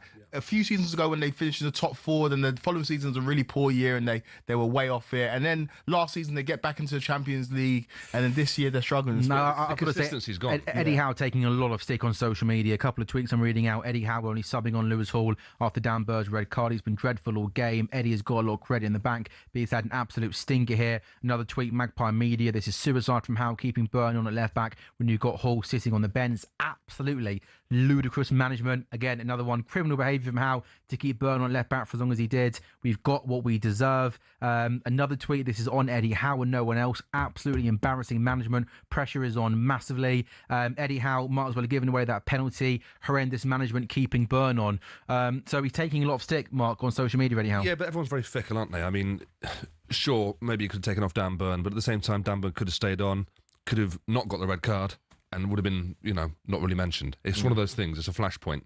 I don't think you should be holding a manager to account purely on that. I think the biggest issue is the lack of consistency there, and the fact that they're struggling. That they are playing a lot of football. They're playing a lot of football, and it's difficult. Yeah, and also I think they obviously I don't think had the summer they wanted Newcastle, did they? We know it was a strange summer for them with the whole Isak saga, but the whole thing of trying to find a replacement wasn't ideal. I maybe would have said that at some point in this Newcastle kind of era under Eddie Howe, he's done a really, really good job there. I don't know what you boys think. I maybe thought at some point there would have been maybe like a statement summer where they really sort of went out and bought in ready-made, proven kind of top level players to almost take them to the next level. And while they've got a really good talented squad, I don't think they've ever had a window like that yet where they've almost been like, right, wow, they've got him ready to come in. Who had a window like that this time round, do you think? Liverpool. Okay, but I mean, Arsenal. Something that Newcastle could potentially match, I'm saying. Because Liverpool and Arsenal aren't... I mean, Chelsea had a pretty busy window, didn't they? Yeah, bringing in lots of new players. I appreciate it's not as easy as that, but you get the point I'm making. Given the fact they've got Champions League football, I know that it's not. I appreciate PSR is a problem as well for teams. But also, Isak thing just dragged on so long that I think. Do you think maybe they could go back and do the whole thing again? They would have just sold Isak a little bit earlier, 100%, even for a touch less money, and it gives them a bit more time to bring 10 million less. It's going to give you an entire summer, a couple more months to bring in, and almost let the new players kind of. And again, I think that doesn't help either. Is the fact that Johan Visser, who was one of Alexander Isak's replacement, hasn't kicked the ball yet this season for them, and they haven't got enough goals in the team at the moment. Whatever we think about Voltemada's overall game at the moment, and I admit, we all like it. He offers more. He offers more than goals. Great, perfect. But how long can you say that he's had a great start to the season? He scored 4 goals. Yeah, really good in 7. But Newcastle have scored 11 goals this season. 11 goals this season in the Premier League. They've conceded 14. The only teams with worse goal difference than them at the moment are Fulham, Burnley, Leeds, West Ham, Nottingham Forest and Wolves. Yeah. They're all the worst teams in the division defensively. So they have to start scoring goals. They're missing Isak's goals, aren't they? And Voltemada just isn't the man at the moment to replace Isak. So I'm just going through social media. And doesn't have enough chances. That's not his fault. That's the whole forward play. He's only had 4 shots on target. You're absolutely right. It's interesting going through social media where I think the majority of Newcastle fans are not questioning Eddie Howe overall. They're more questioning his in-game management. But there is the odd tweet, Eddie Howe under pressure, only 2 points off the relegation zone. I think to put it out there pretty much very early on, while it's been a tricky start to the season for Newcastle, any idea of Eddie Howe being under pressure, in my opinion, has got to be an absolute nonsense. When you look at what this guy's achieved since arriving at the football club in terms of their nearly fighting relegation, got them into the Champions League, they've had 2 seasons playing Champions League football, they won a cup last season. I mean, any talk of this man being under pressure is an absolute nonsense, isn't it? That's what football is now. Football is high pressure at all times. You're under scrutiny from every corner of the earth. anyone who's got a Twitter account can suddenly get in touch. And these guys read it all. They might tell you they don't. They are reading all of this. Yeah, 100%. And it will bury you if you let it. Yeah, 100%. Eddie Howe shouldn't be questioned in terms of long-term management at Newcastle. But fans are frustrated because, again, we live in the world of PSR and maybe we have to look at it, but we are ostensibly talking about the richest club in football. And if you're a Newcastle fan, that you were promised the likes of Neymar and Mbappe, and that hasn't quite happened yet. I can understand why there is some frustration, but patience is key. You won a trophy last season and qualified for the Champions League. It's not ever been this good for Newcastle fans. You just need to. Eddie Howe needs to figure it out because this is not good enough. This isn't good enough. The loss against West Ham was really poor, and this loss today was really But poor. you trust him. You trust Eddie Howe to continue and do this. There's no doubt that. What's the long-term ambitions for Newcastle? Win the Premier League? That's not happening with Long term, you said. Long term. Is that happening with Eddie Howe? That's the only thing. That's if that's what's long term as well in terms of years. But do you think I'm wrong though in thinking that the money that's come into that football club, the long term ambition has to be relevant. I don't. It was a PSR. Yeah, Good point. I don't know if it. Yeah, the ambition is, but I don't know if I've seen anything to suggest that this is a team that are trying to win the Premier League. Not right now, but you said long term, Quaku. Yeah, Well, clearly right now this team isn't set up to win the Premier League. Right now, a good season for Newcastle will be to cement themselves again in the Champions League, Yeah. and they'd obviously love another really good run in the Cup, wouldn't they? I just think they're like a. That's the point I was making though about not having. So I appreciate money. And The then statement summer. also, I should say as well, Newcastle have spent money in the summer just gone, but they haven't had that sort of summer yet. Where I've really looked at that squad on paper, and to the point you've made, thought they've had the summer where they can go to that next level. I would agree because you look at there's clear issues with their team. Couldn't get Trafford in. They've still got Nick Pope in goal. That's an issue for them. I don't think any team that's got ambitions of taking the next step would still have Dan Burn playing this amount of games. No disrespect to Dan Burn. He's a quality player. Just to interrupt you, one thing that I'm reading Newcastle fans on social media, their criticism of Eddie Howe is that he's too loyal to kind of some of his favourites. They're using 100%. Dan Burn as an example of that. 100%. And again, no disrespect. These are people who got you to the dance.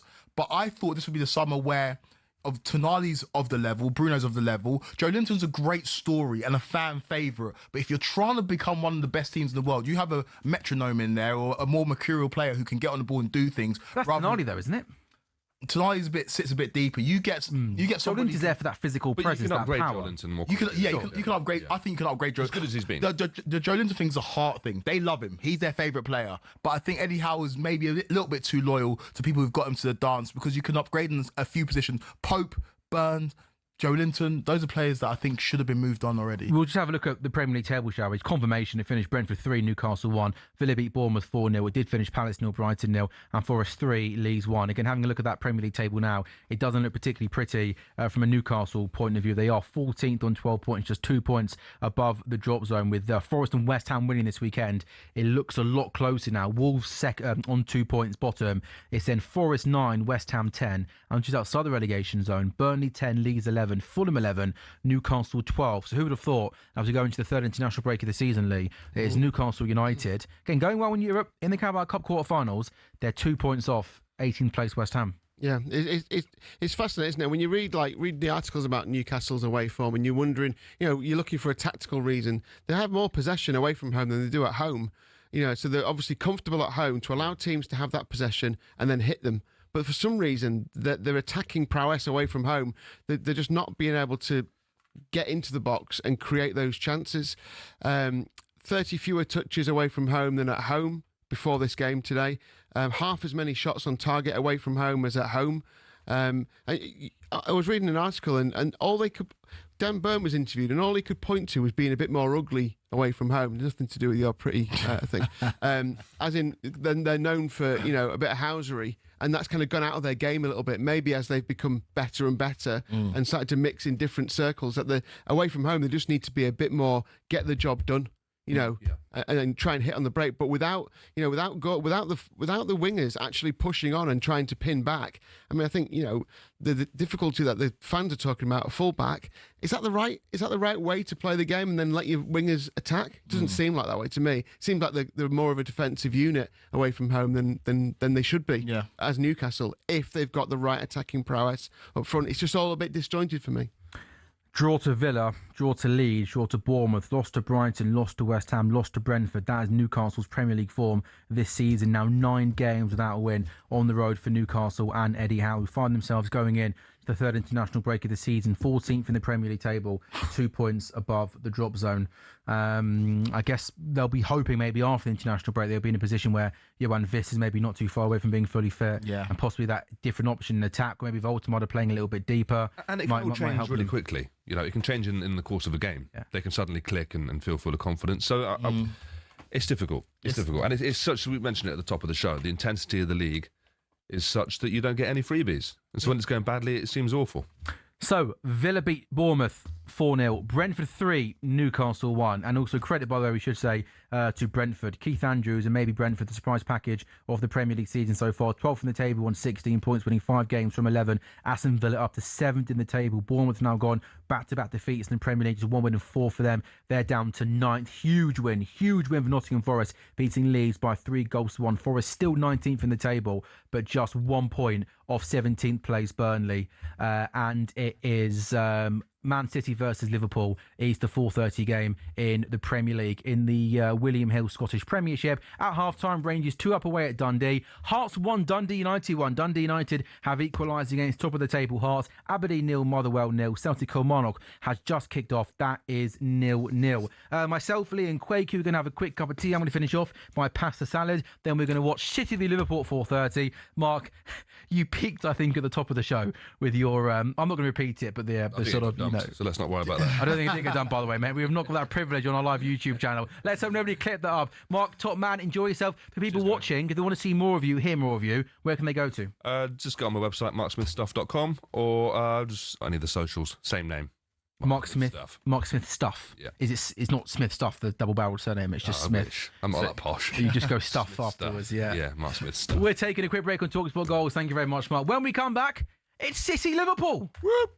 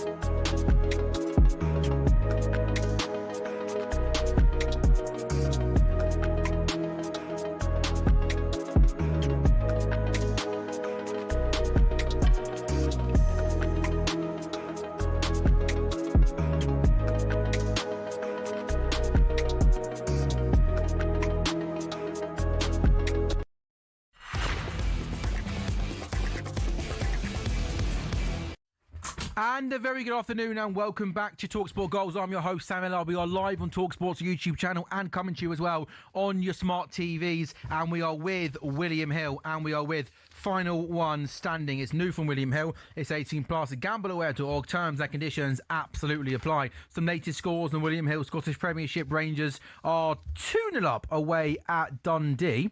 Celtic are taking the lead at home to Kilmarnock by a goal to 0, and possibly a big day because Hearts, top of the table Hearts, are drawing with Dundee United. Other game, Aberdeen versus Motherwell. 4 results in the Premier League: Villa 4, Bournemouth 0, Brentford 3, Newcastle 1, Palace 0, Brighton 0, Forest 3, Leeds 1, City Liverpool is still to come. It's Sam Ellard, Lee Phelps, Quakey Wafari, and Mark Smith subbed out. Abby Summers subbed in. Hello. How are you, Abby? Good. You? Yeah, good. How's your afternoon been? What have you been doing before you've come and joined us? I was doing Pilates. How was it? It was very Good nice. session? It was a very good session. What did you do?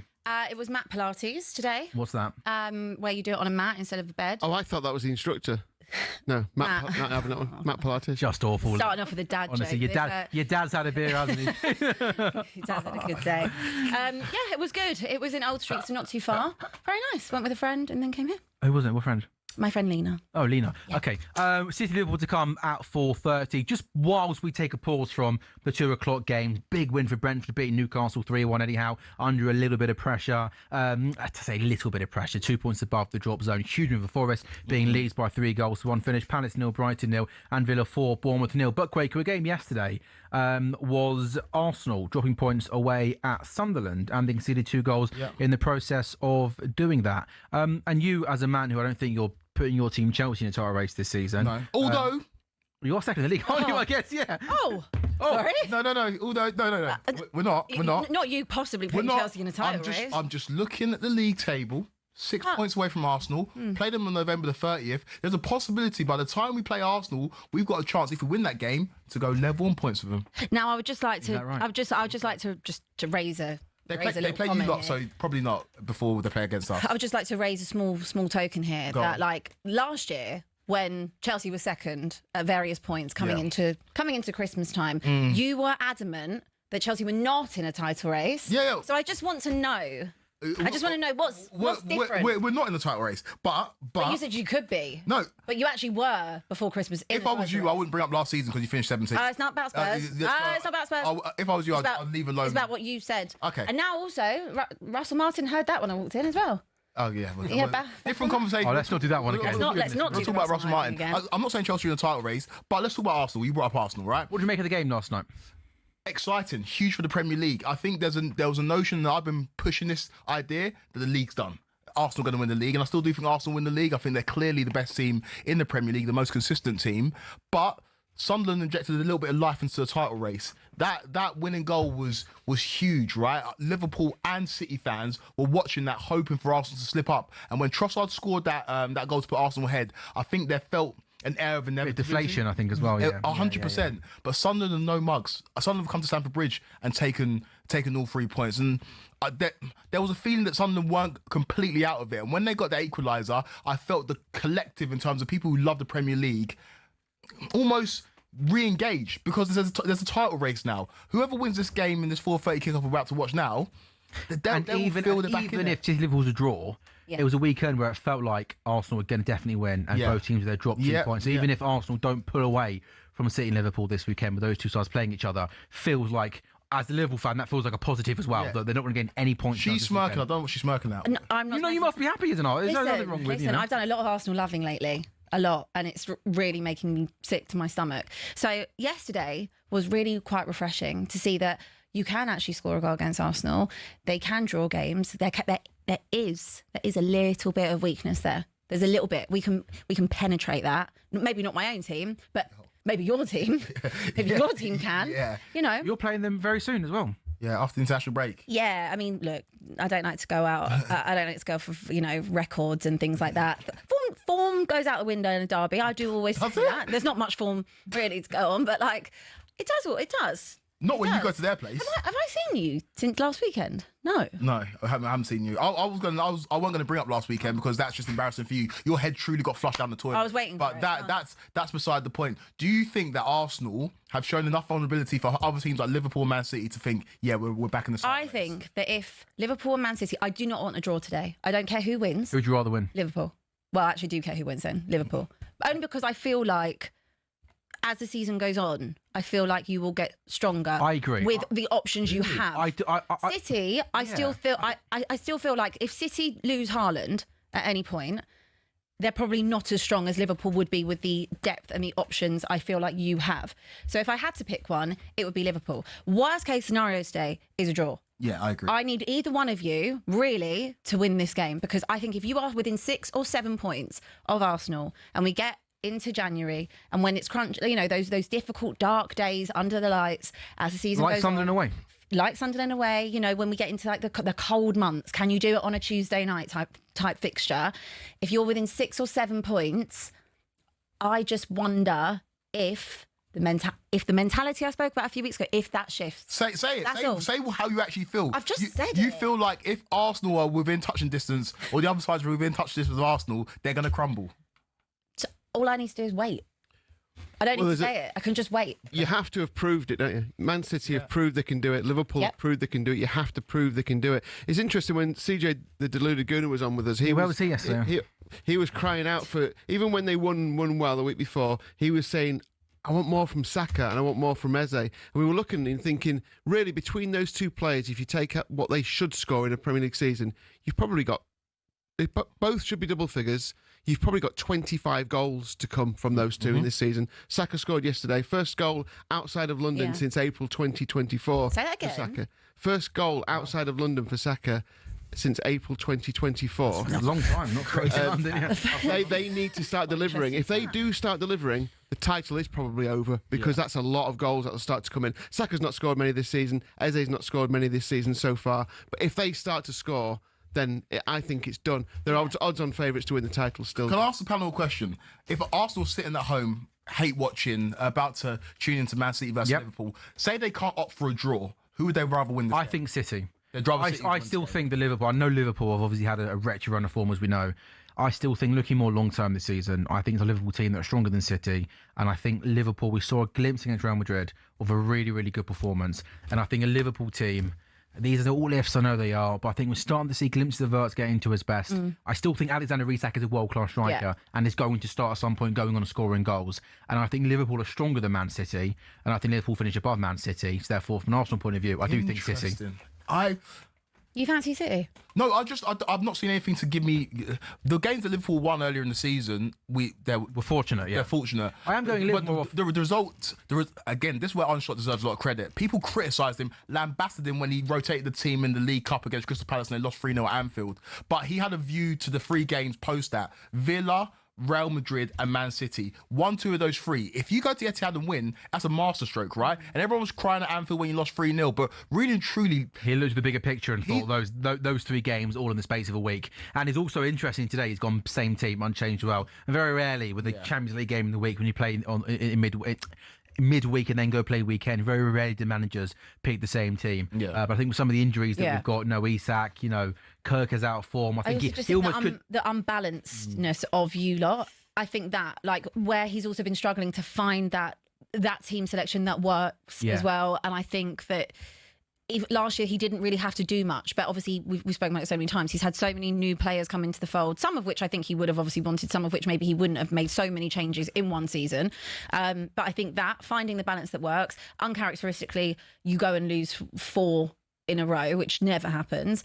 And I think that every team has a blip. If that's your blip, great, that's over and done with. City... That's our blip, and we win today, and we go 5 behind Arsenal. You're taking that on, you're going to the international break. 100%. Abby alluded to the mentality, and it's not just an Abby thing that's mentioned this. It's something that's been come up a lot throughout the course of the season about Arsenal's mentality, come close in the entire race over the last couple of years. Where do you stand on that aspect of things? Let's say Arsenal are leading with 4 or 5 points going into the final stretch of the season, and Liverpool and City are really putting the pressure on. Do you think mentality could be an issue for Arsenal? Because I actually think that whilst, yes, they haven't done it yet, this group of players, I just think they don't strike me as a team that are going to crumble and will under pressure. Yeah, I agree. I think there's been a shift. There has been a shift. Abby's not happy with that answer, is she? Abby's not having it, but and I would love to sit here and say that they're mentally weak and they're fragile. But the game against Newcastle showed me something. The fact that they even got back into that game against Sunderland, I know they didn't win, but it's a different mentality of this Arsenal team. They've been a team in waiting for the longest. I agree with you on that. They do look different. There has definitely been a shift. I think that they've got leaders all over the pitch. They are the team to beat. I fully understand that. They have got goals to come back into that side as well. You know, their attacking areas that is the area that has been the weakest, if we're talking about a weakness for them in terms of the injuries. But Arsenal haven't been in that situation for a few years. Last year they weren't in a title race. Let's call it what it was. The year, you know, the previous years before that they bottled one, and then the year before that they bottled it as well. So for me, I would, if they are in potentially a 1 or a 2 horse race with City or Liverpool, and they're leading and we're getting to crunch time, I don't know how anyone can say for certain that Arsenal wouldn't bottle it, because all I have to Can't go say for certain. No, but all I have to go on is track record, and until they get over the line, whether or not they win a Carabao Cup on the way or something like that, that I think stands them in very good stead, obviously going on and then winning the league. If they still haven't and they do what they did last year, putting all the eggs into the baskets of Premier League or Champions League, you are running a risk that you don't come out with either of them. I think they've showed me enough. I think they've showed me enough to, like, I get it. We haven't seen them win the league yet, but we've seen them. Haven't seen them win anything but an FA Cup 5 years ago. Okay. It's a valid point. It's actually fact. Okay, that's fair enough. But eventually you do break through. Eventually. Liverpool eventually have to break through.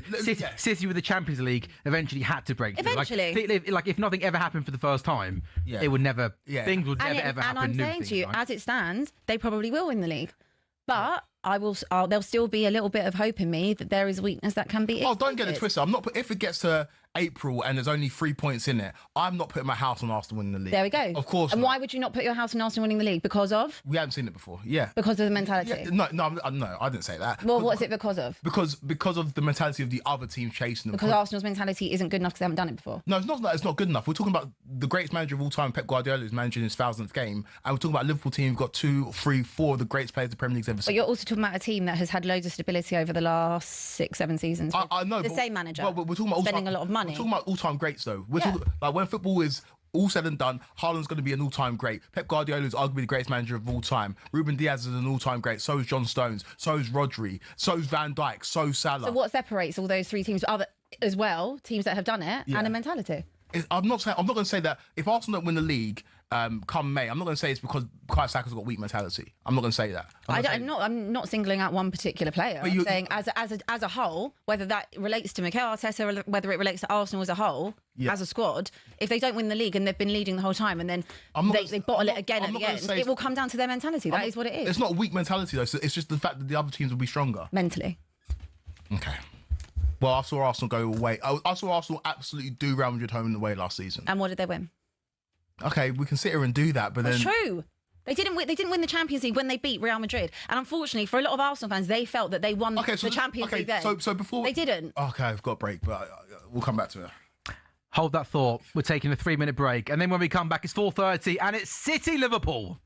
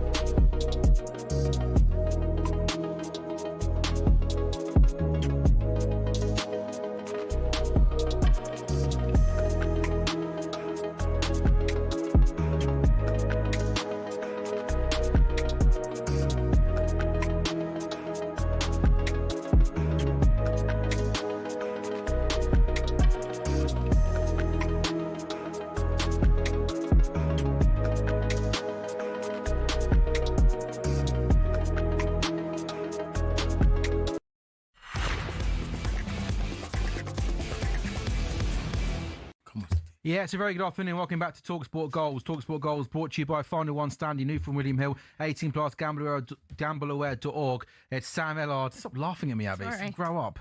Sam Ellard, Lee. Sorry, you dressed like a Pilates session. Is that, it's Sam Ellard, Lee Phelps, Quakey Afari, Abby Summers. The 4:30 game, Lee Phelps, about to get underway. What odds are jumping out at you? Yeah, well, Man City, the favourites, and attracting over half the money on the 90-minute market. You won't be surprised to know that Haaland and Salah occupy most of the money for goal scorers. Nearly 10% of the stakes on the first goal scorer market are with Virgil van Dijk, which is an interesting one. Look, epic boost is Haaland to score. You know, he scored 13 goals in 10 games. We've taken a load of money on that, loads of bets. So we'll see. If Liverpool can stop Haaland scoring, I know it's an obvious statement, I think they're one of the best prices of the season. Big if, but he's only scored 1 goal in 4 Premier League games against them. It's the worst return against any Premier League side in his career in this country. When he usually goes up against Van Dijk and the defence around him, he doesn't score. He's only got 1 goal against Liverpool. Yeah, if that happens, then he scored in the League Cup against them, but Van Dijk wasn't playing in that game. I think Liverpool are a big price at 12-5. We've seen loads of teams this weekend not win away from home and been decent prices. Liverpool are, relatively speaking, better than all of them. Yeah, So I go Liverpool. Confirmation then of the two teams. Donnarumma in goal for City. Mateus Nunez, Diaz, Gvardiol, O'Reilly. It's Gonzalez, Bernardo, Foden, no Reinders for City. Cherki, Haaland, Doku is the front three. For Liverpool, unchanged from Madrid, Mamardashvili, Bradley, Kanate, Van Dijk, Robertson, Gravenberch, McAllister, Szoboszlai, Salah, Wirtz, Ekitike. Kwaku, Florian Wirtz, I thought he had a good game against Madrid in the week. Coming in from that left-hand side today, respecting. Yeah, I think this game will suit him.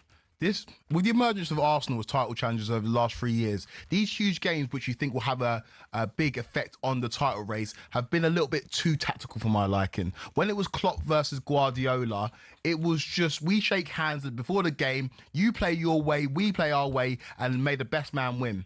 I think now, because Arsenal are so tactical, this is not even to denigrate Arsenal, this is just the way that it's gone. It's been a bit tactical in these games, and I read a piece by Jamie Carragher earlier this week talking about how he thinks this game could be a return to that free-flowing football that we saw at the peak of both Pep and Klopp when they were at their respective clubs. And I think that will suit Florian Wirtz. I think he's a man that maybe with the physicality of the Premier League and the way the league's gone, it will take him a little bit of time to assimilate. But I look at a man like Szoboszlai. The player that Szoboszlai looks like right now is completely different to the player that we saw in his first season at Liverpool. He's been Liverpool's best player this season, by the way. He's been unbelievable. And so I think we live in a world where we don't give players time to develop and forget that he's still in his early 20s. I think he'll be fine because what I saw at Leverkusen and what I saw at the Euros last year for Germany is one of the best young players I have seen in a long time. He will get there. We just need to give him time, and the price tag doesn't help, and the fact that Liverpool made so many chances and maybe gone or made so many signings and gone in a different direction where the league's got physical, they've got finesse. I do think it'll take him longer than expected, but he will definitely deliver eventually. It's interesting, Craig, that you said you expect this game to be a little bit more kind of like the old days, Guardiola and Klopp. It's very early on, but I mean 2.5 minutes into the game, I mean City have basically spent 2.5 minutes just passing the ball around their back four, and it does look like, based on the first 3 minutes, on Liverpool aren't going to be super aggressive and try and press too high up off the pitch. It almost looked like they were happy for City to kind of knock the ball between the back four. Yeah, I just want to see it, man. I like, as much as I didn't like how nice it was between Pep and Klopp, they had a bit too much respect for each other. The games always delivered. The games were fireworks, and I just think sometimes 4:30 under lights on Sundays, we expect big things to happen, and these are two of the best teams. These are the only two teams that won the league since 2017. I mean, this one, yeah, which is a crazy stat, which is isn't insane. It? Although I'm expecting Spurs now to rack up. By the way, for anyone that wants, like, this is just so taken out of context. Honestly, it was so taken out of context. Explain it. Yeah, to people. You asked me a question. Yeah. You asked me a question a few weeks ago, and I said my focus is. I literally just hate you both. I said that my focus is not on finishing in the top four. I don't really care about that. I care about winning trophies. And I said I would love it if Spurs could start racking up some trophies. Because they won a trophy in May racking up trophies as Spurs. I said I would We'll take the Carabao Cup in March. We'll take the FA I Cup in would May. like them to start racking up some trophies, add some more to the. We'd all love And that. I would love to go on a date with Sydney Sweeney, but it feels like... Oh, it's you've like- changed it. It's not Dua Lipa No, anymore. she's now engaged to somebody else. Oh, how Yeah, dare she? No, How I know. dare she? She was waiting on you, Sam. Honestly, why would you get engaged? Like, what's the point? Why It's would you? pathetic, isn't it? Anyway, I didn't say that Spurs are going to do that. I said I would like that. Okay, fair enough. And then All you right, two know what? just were really mean and really nasty. Yeah, Quake, yeah. Well, I mean, Anyway. yeah, all right. Look, fair enough. I don't think we are going to be racking up anything No, I don't either. other than just probably losses. Yeah. So, all right. yeah. It's Soul destroying draws. Yeah, it's very sad. It's just a bit of fun, Abby. Really. No, it's not. So we have been playing. Oh, goodness me, Doku there just got the ball before Old school winger. Gravenberch Make it. in the midfield, and the way the ball just hanged. You almost think whoever gets there first is going to win a foul, and Doku got there first. But to be fair to Gravenberch, he did well to almost pull away and make sure he didn't give away a foul. Yeah, Doku is a real old school winger there. Quick feet trying to get into the box, but in the end there was too many players, and they crowned him out now as Dominic Szoboszlai comes forward for Liverpool. Mo Salah on the right hand side gives it back in field to Gravenberch in Liverpool. Really now for the first time this afternoon, just going to try and settle things down and enjoy a little bit of possession. Anyone here seen too much of Ryan Cherky? What sort of player is he? What can we expect from him? Yeah, incredibly talented. Saw him last year in the Europa League for Lyon, and he's a player that has been on the radar for a long. He was going to join Fulham a couple of seasons ago. Was he really? Yeah, and he had a really low release clause. Unbelievable on the ball. I worried about him physically in the Premier League and the off-the-ball stuff that you're asked to do in a league that's as physical as this. Taking a little bit of time to settle, but we've seen in recent weeks that he starts to get on the score sheet and he starts to influence games a lot more. If it works and it clicks for him, he will be one of the most exciting players in the league. I just never thought him and Pep Guardiola was a perfect fit. Where's Marco gone for these tees, by the way? Goodness me, has he gone up to Manchester to get these tees? Chance over City.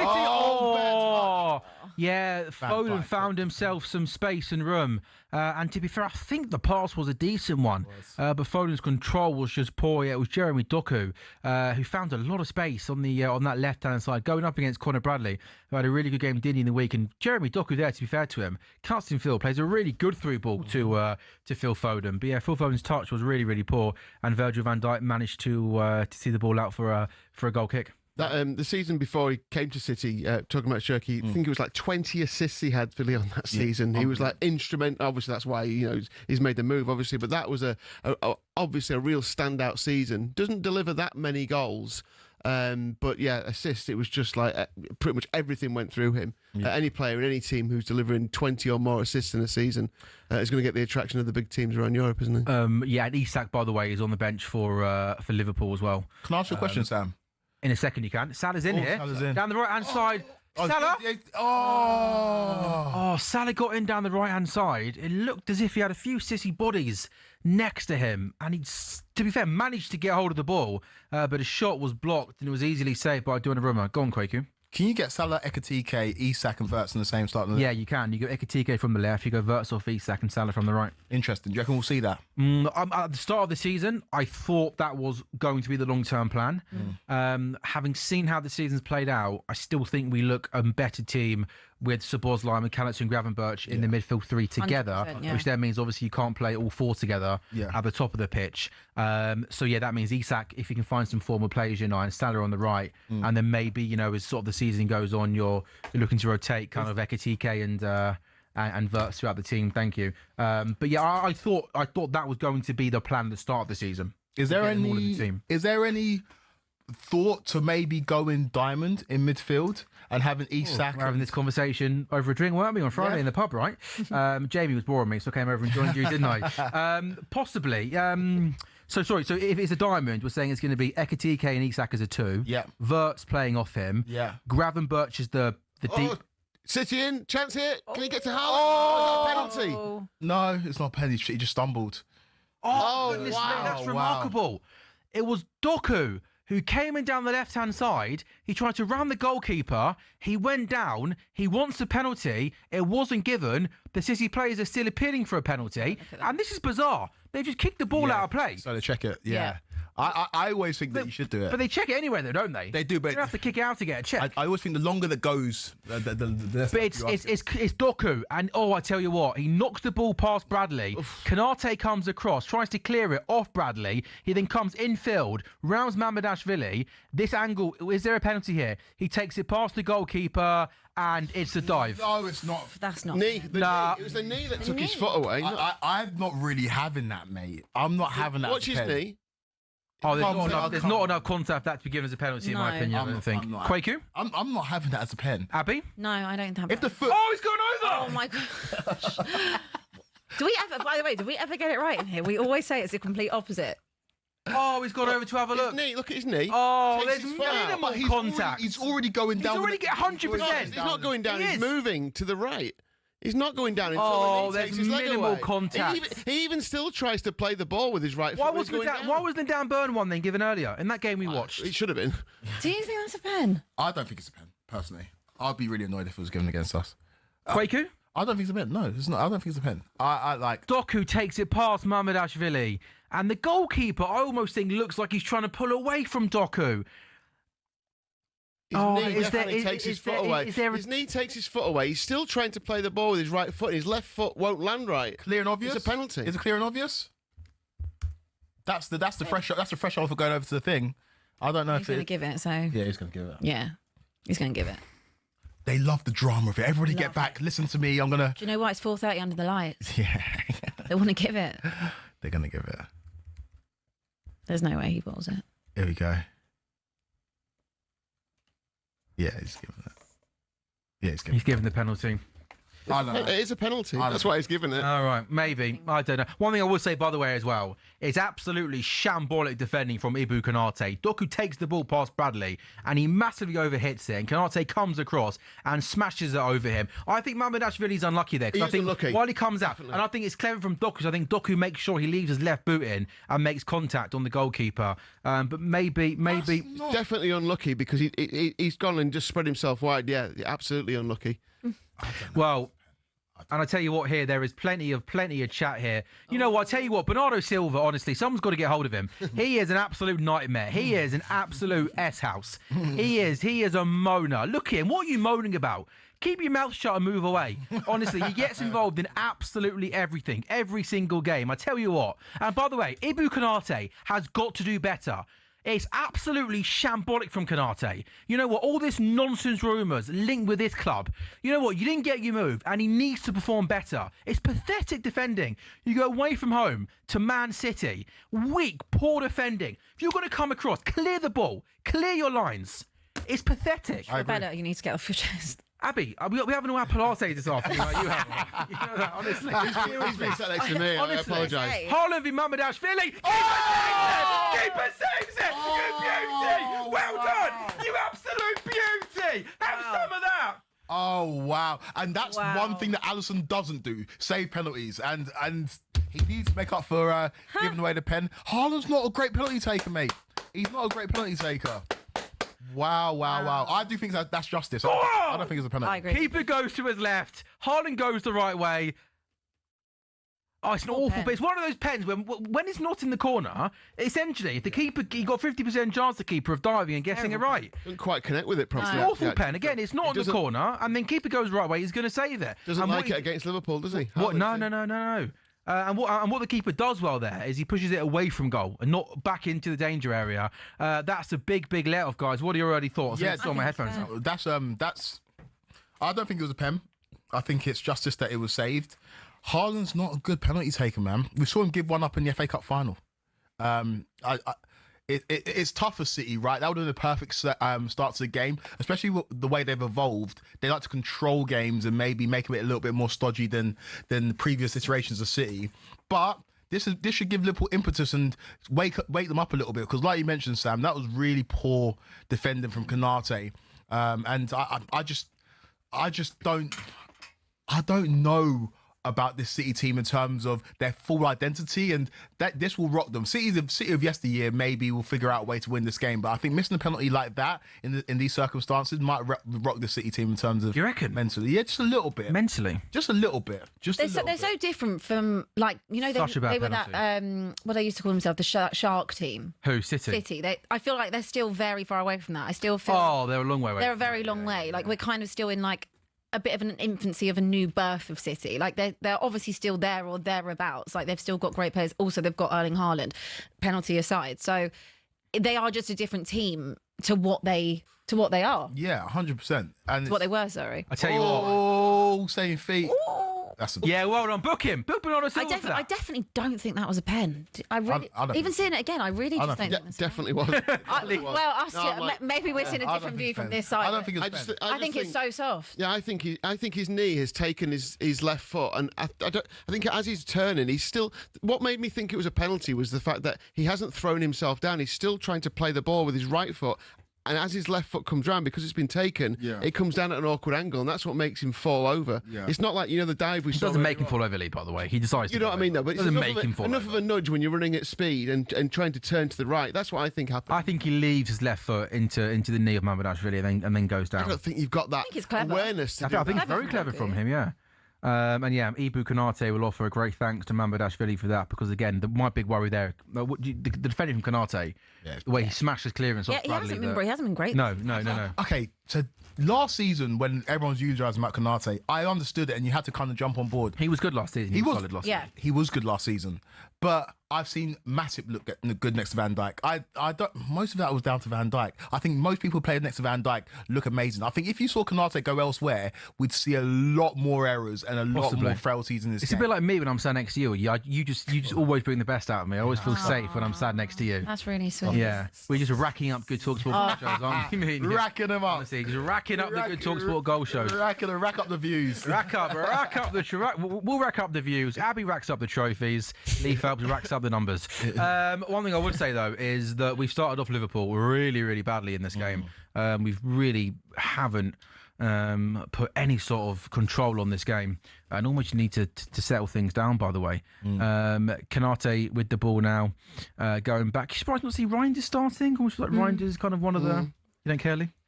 I don't know. I do think it's interesting. You can never question Pep, though, can you? So it's like one of those things where. Let's go home then, shall we? He hasn't. I expected more from him probably during the. Yeah. When we saw who he was and what his numbers looked like, I expected more from him. Don't know. This is crazy. Could he fill that gap? That's been left by De Bruyne, and that's what the kind of chat was around. And he started off well, but I don't think he's quite delivered on that level. Yeah, that's fair. It's quite a big level to reach. Absolutely, you're talking. You need to be 9 out of 10 each week, and but I just don't think he's done that. But that's who would? That was a genuine chat after the Wolves game, the first game of the season. Everyone was saying that though. Yeah. That it was a genuine chat. It was one of the best debuts in the Premier League. Liverpool are playing so poorly. Oh, that's another chance for so City. badly. I absolutely completely agree with you. Foden plays it out to the left-hand side to Doku, by the way, who's got so much base and no protection. And Doku, once again, he keeps his composure, plays a really good ball in field to Cherky, and is shot with his left foot. Takes a deflection and goes over. Also, Doku, I used to always think Doku was quite an erratic winger, where he maybe beat his man and then lacked the final product. But a couple of times now, he's got the ball on the left-hand side of space and has kept his composure and played the ball into a City player. Dangerous corner there. Ibu Konate, to be fair, does well. Great noise. I look when my favourite thing about talkSPORT goals is when I'm sat next to you and Liverpool are playing, because I want to do. Ryan's the best. I want a show reel of the noises that you make during it. Just the noises. So many noises. It'd be so funny. They're great noises. I love it. I will laugh more during this match at your noises than I will laugh at anything else this week. Get lively. I mean, seriously, come on. Home life must be quite boring then, Lee, mustn't it? I don't hear those noises. Jack, Not your age, I like it. Oh, crikey. Right. Jack Cunningham, when he's watching Newcastle, is ridiculous. It's absolutely. Also, CJ as well does these really weird things. We'll just be like, "Oh, Ref, that's a conspiracy, man." It's just like, what are you talking about? Like, at least Jack makes noises related to the games. Yeah. Whereas he'd be like, "I'm not a foul given there. That's a conspiracy." I'm like, When CJ was talking about Saka and Eze, he was like he was actually talking to both of them in private. He's going, nah, come on, Saka, and I need more from you guys. He's like really, but it was really heartfelt. Yeah, he doesn't like when Quake. Here we go. Verts, he's got some space here. He's got. Oh, that's a really bad ball. No, that's really poor. Man. That is Come on. really poor. Although Ekitike might win it back now. Down the left-hand side, Verts had so much space and time there, and people infield to pick a pass, and he picked the complete wrong pass, and City managed to clear. But Liverpool have regained possession back with Alexis McAllister going to work it infield to Ibu Konate. And now it's time for Liverpool's opportunity to have the ball in the opposition's half. Mo Salah quiet so far on the right-hand side into Gravenberch, who's got some time and space now, but City with pretty much everybody behind the ball. Here's one for you guys. I'll come to you first, Craig, because I know you're a Premier League purist and you love the kind of, narratives and all that kind of stuff. I'm going to throw you a question. The kind of peak Klopp Guardiola, Liverpool City rivalry, going toe-to-toe each season, ridiculous games against each other. Yeah. That kind of 3-4 year period where both teams are unstoppable, was that the best Premier League rivalry you've seen? Just in terms of pure football. I'm happy for you to interpret it in whatever way you want. In terms of pure football, probably the.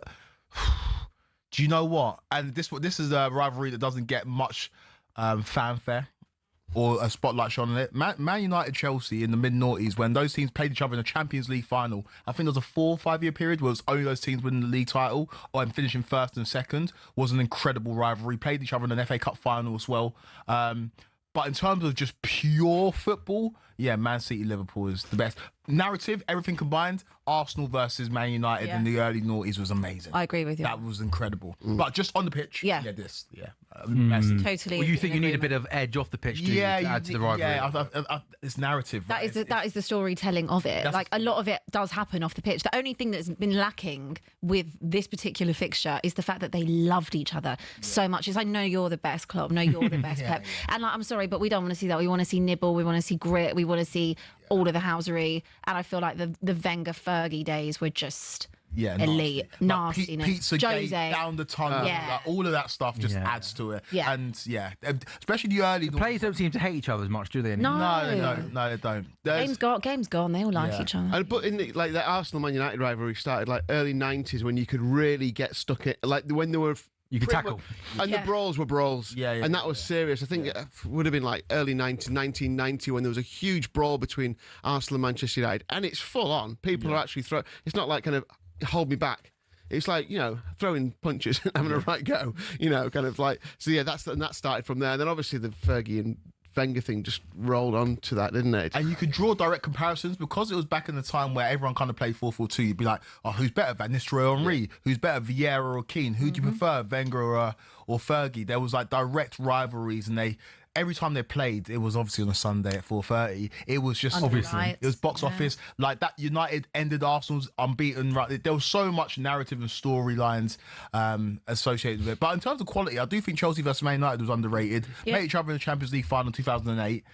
Go on. I think the most enjoyable fixture that I think consistently delivers season in, season out is the North London derby. Oh yeah. I think that is you've never gone through periods where that game doesn't I feel like Liverpool United games maybe in recent years with Liverpool being good, it maybe doesn't have that edge. Do you not think it's the best derby in the Premier League? Yeah, I think so. It is. Yeah. Obviously Spurs Chelsea is a good rivalry as well because of the hate, but this Spurs Arsenal Spurs is just so. It's just fueled. And there's always good games. Like they're always, especially the Emirates. There's goals, there's limbs. There is, Well, in the derby, Spurs limbs are good. there's not many limbs. Oh, I've seen some good Spurs limbs. There's not been that many. All end in defeat, but But in a rivalry, you need. Both sides need to hate each other the most. As much as Chelsea and Spurs is a rivalry, Spurs hate Arsenal more than they hate Chelsea. Yeah. With the North London derby, they both hate each other, and it just makes for incredible games of football. Yeah, that's the next fixture. No, that is the next fixture. At the Emirates, though, you're not winning that, unfortunately. Better away from home. Yeah, but you're not beating Arsenal at the Emirates. Go start racking up wins at the Emirates. Rack up wins and we start racking up trophies. I was just reminding myself of that brawl in I think it was 1990, and it said all 20 players took part in the brawl, apart from David Seaman. Oh yeah, he just stayed in the safe goal, hands in fan. No, nicest guy. Yeah, watching back from it like he was pretending to go. He just sat back, Yeah. Cup of tea in hand. 20 players in a brawl. Yeah, that's the proper brawl, isn't it? That is like proper. They got deducted points. They got deducted points, both of them, because of it. And it said Then a month later, they played in the League Cup 4th round. Lee Sharp scored a hat-trick as United won the tie 6-2. I'd forgotten that bit, but yeah. A month later, when you're going at it again and you win 6-2, that's fairly... That's a good way to bounce back, Very isn't it? good. To shove two I'd say fingers up. the 18-19 season when these two teams were going for the title was the best, like, just pure quality title race ever. And then Liverpool also won the Champions League that year. Those are the two best teams in the world. And correct me if I'm wrong, but I think we knocked City out on the way Yeah, didn't you we, did. to win the Champions. And that was an incredible two games. Yeah. But you kind of battered them. You kind of like... At Anfield we did. I Yeah, think we yeah. we might have won that game 3-0. Yeah, I remember Firmino scoring a really good goal. Oxlade-Chamberlain scored a goal from distance as well. Yeah. That was such a good team. Yeah, that was a fun Mane, team. Salah. I still can't believe that team only won one Premier League. It feels Crazy. like that team. But that's how good City. I know. And it was obviously in the COVID year as well. When I wish that Klopp obviously got to experience that. But hey, that didn't happen. But Guardiola, I think Guardiola misses Klopp. I think Guardiola misses that rivalry and that Mikel intensity. Arteta wants it so bad, doesn't he? He wants to have that rivalry. Yeah, He really wants it. It's like maybe student and we're like getting teacher. there after last season, the humble thing. Yeah, possibly, but maybe this I'm just season. trying to beg it. No. I know you hate Arsenal, but you got to give them some credit, man. I do. I've given them so much credit. You can go and watch all the clips that I've said in the last few weeks. Every single one has me been giving Arsenal credit. So on a weekend where I can just dig a little bit, I will continue to do it. Yeah. We need a Spurs chat with Abby, don't we? Really? Not really. So, I'd rather avoid, but it's no. We'll maybe try and find a quiet. Maybe just before half time, we'll find a quiet period because I honestly, I really am fascinated by what is going on at Spurs right now. Yeah. 'Cause it really, does feel like.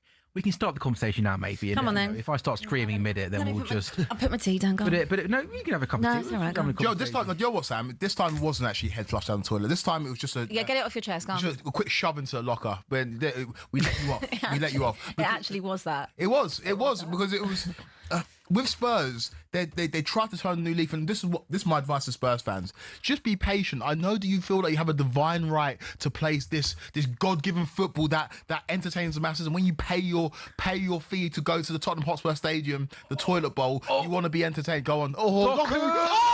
Do you know what? Doku against Bradley is something to look out for here. The City's game plan looks pretty simple. Give the ball to Doku on that left-hand side as and when he can. Once again, it seems like he's got so much space to get at Conor Bradley. He takes him into the box. He gets a little bit lucky with a ricochet, which comes off Bradley, then Doku, but then he shoves him to the ground, and with his left foot, he gets the shot away, which Mamadashvili pushes away out for a City corner. Quakey, back to your point. This is these are Spurs fans that want to be entertained. They don't just want to win football and rack up trophies. They want to be entertained on their way to doing it. But Thomas Frank is a different type of manager. Allow him to be a manager. He's not just a coach. He'll change the whole culture of the football club. Agreed. He'll bring you stability. Agreed. He might even return you to the levels you were at under Pochettino. Agreed. But there is a strong contingent of Spurs fans that will just never get on board with the style of football, and I feel like that's foolish. We've already learned in the Premier League this season that there are different ways to skin a cat. People are going long throws, people are going long balls, people are changing the way they play football. Pep Guardiola's grasp or his grip on English football has loosened. It's not the same anymore, and so I feel like Spurs fans who have got a problem with the form, just look at where you are in the league right now. Look at where you finished last season. Look how you're performing in the Champions League. It's going in the right direction. I know it's not perfect, but if it was perfect, you'd be top of the league right now, which is what nobody expected. So those Spurs fans that are moaning and are complaining about Thomas Frank's style of football, just remember how bad it was last season. You were 17th. I'm on your side. Okay. I completely agree with you. Not good for clips. It's not good for clips, but to be fair, I did a very impassioned rant about this the other day, how I think that Spurs fans have gone crazy, that I saw people calling for Ange Postecoglou back. This would never happen. This Chelsea result would never happen under Ange Postecoglou. No, we would have lost 4-0. So I went on a very nice, backing of Thomas Frank. I do not agree with this ridiculous,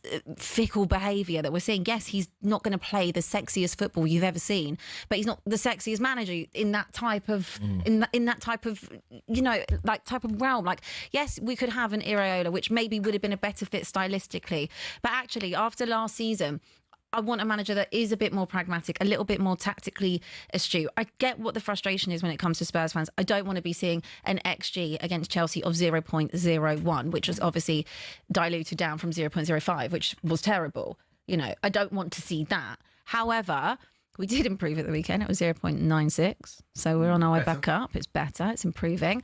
And I also just feel like he's got the tools that he's got at his disposal. We've got a lot of injuries in terms of creative and attacking players. When you've got players that, I'm not being horrible, but like Richarlison, who really shouldn't even be at the football club anymore. And... That's a striker. What? That's a strike. That's a striker. What a goal. That is a a lovely. Yeah.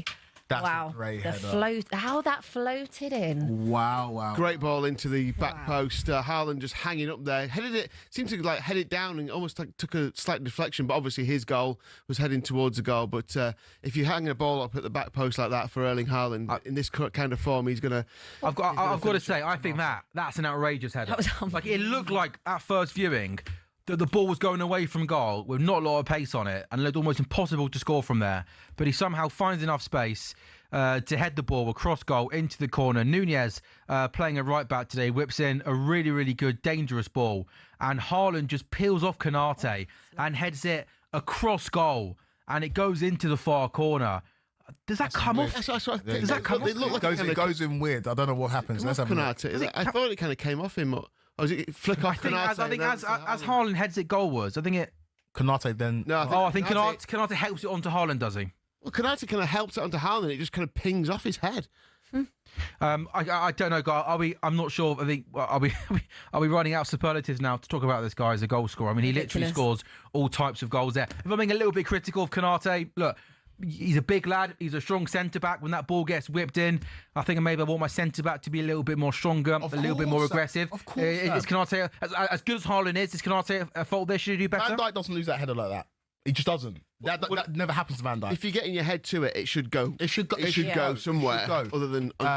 Obviously, it's Erling Haaland, and it's difficult. But I'm so sorry, but I've just been so unimpressed with Konate this season in every game that I've watched. And people want to slate Van Dijk because he's easy to slate because he's been so perfect for so long. But Konate has been useless. And I think if Liverpool could have that summer transfer window again, Isak will score loads of goals. Haaland again. Haaland's got a great chance here. Say that. Play the ball. I agree with what you're going to say. If they had the summer transfer, they wouldn't have pursued Isak for as long as they did, and they would have definitely secured that centre back. I still think it is absolutely ludicrous that you didn't go for a centre back. They did. Mark Gahey, but they must have had. They messed it up. No, I know, but there must have been another. Hit it. No. Yeah, you got way too overexcited there. I opened up for him. I want to draw, mate. No, we don't want to draw. This is great for Chelsea. We don't want to draw. We're in there. Sorry, that is just not helpful. Chelsea are in there. This is great for this game. I beg you, please. Bad for any Liverpool fans with us, but this is great for this game because Liverpool are going to have to come out and play now, aren't they? Yeah. Which is. I'm really well. I think this has honestly been one of the worst 30 minutes of football I've seen in a long, long time. Especially after the Real Madrid performance. No, I know. It's so flat. We've barely had a kick. We've barely had any sort of control. I mean, look at that touch in the opposition box. 10 for City, 2 for Liverpool. So what is the problem then with Liverpool? What is your opinion as the problem?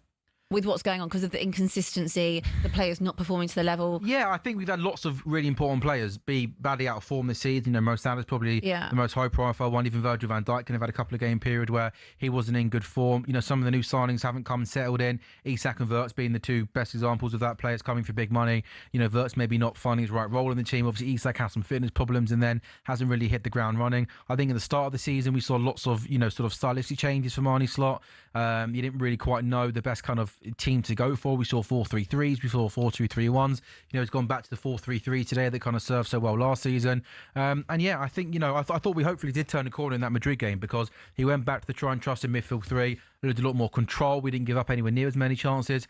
But in this game so far, it almost looks like the kind of early parts of the season where how often is it easy for City just to pin the ball down to Zoku? And then Zoku's got almost, it feels like the whole left-hand side of the pitch to himself to run into. Conor Bradley looks completely exposed, doing okay so far. And really, if this City could easily be 2-3 up, couldn't they, at this point? But it just looks like it looks like honestly men against boys at this point. Like City are playing a team in the bottom half of the table. They're almost just toying with them, really. Isak is on the bench, by the way, as well. But do you think then he should have made changes? Do you think there is a little bit of tiredness and fatigue left over from that game? I thought we were so good on Wednesday. I think, and obviously the previous midweek, he rested players, didn't he, in that Palace game? And I think he had one eye on these sort of 3 games coming up. I think we were so good against Real Madrid. I understood going for the same team. And also that game was on Tuesday night, and this is a Sunday kickoff, so it was not too far off kind of a week to kind of prepare. So no, I didn't think, I thought he was going to pick the same team. And also, I think if you look at the bench right now, obviously Isak's on the bench, so not fit to start. I mean, the only kind of other one could have been maybe Gakpo could have played, But then if you look at the other options on the bench for Liverpool, It's Chiesa you know, on the bench. Chiesa, Endo. Endo, Gomez, Jones, Kirkers and 2 kids. So there's not loads of options, is there, in terms of obvious players to come in and make an impact. And we were really good on Tuesday night. I thought we played really, really well. Can I?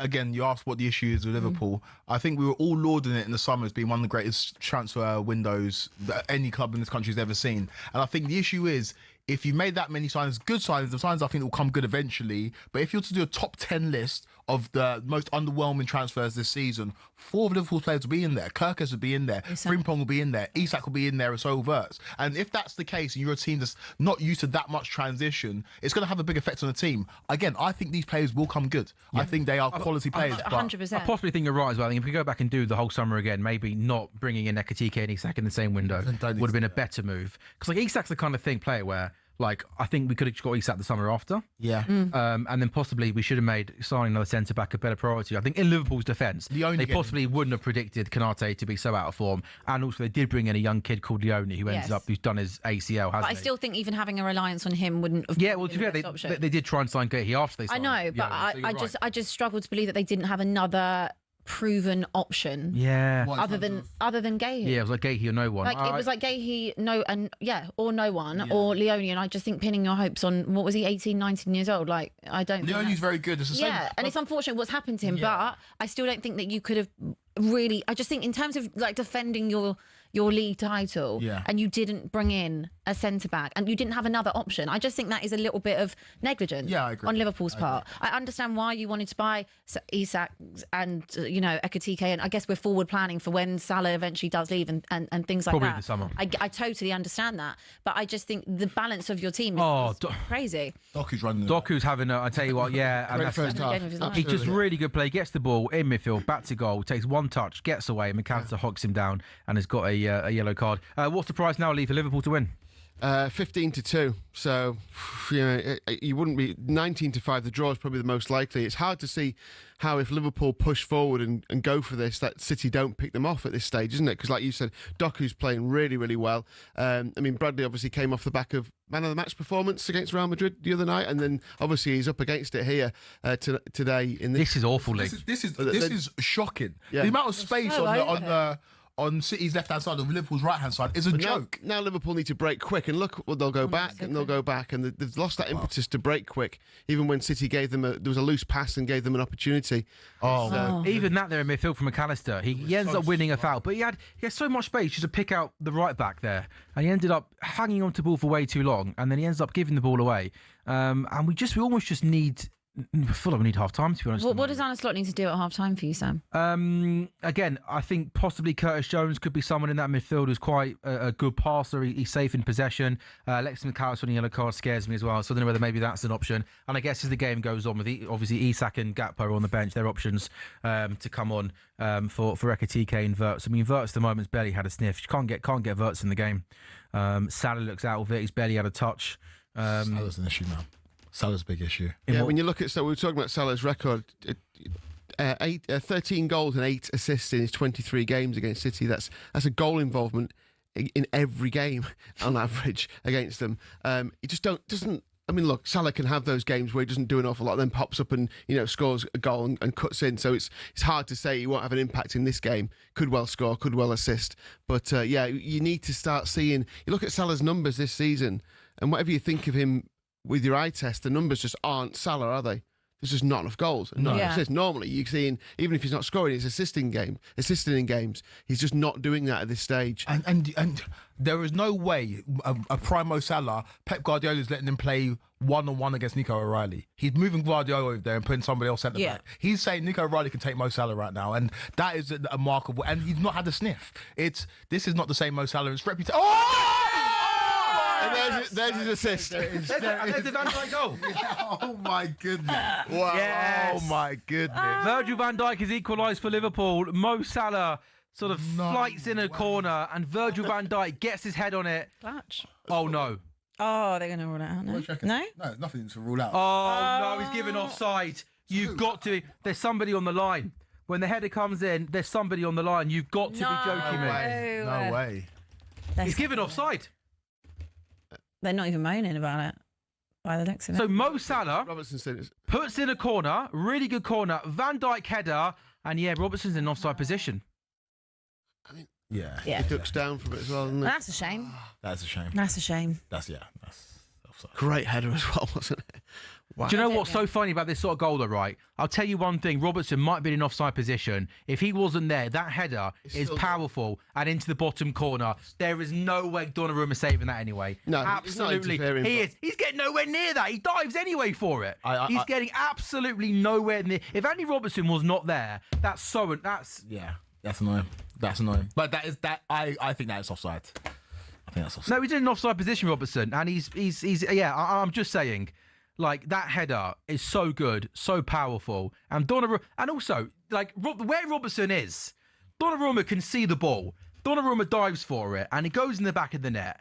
And I don't think Robertson is directly in his eye line, and there's no way saving it anyway. I think that's a real shame that's been disallowed, because I still think that plays out exactly the same.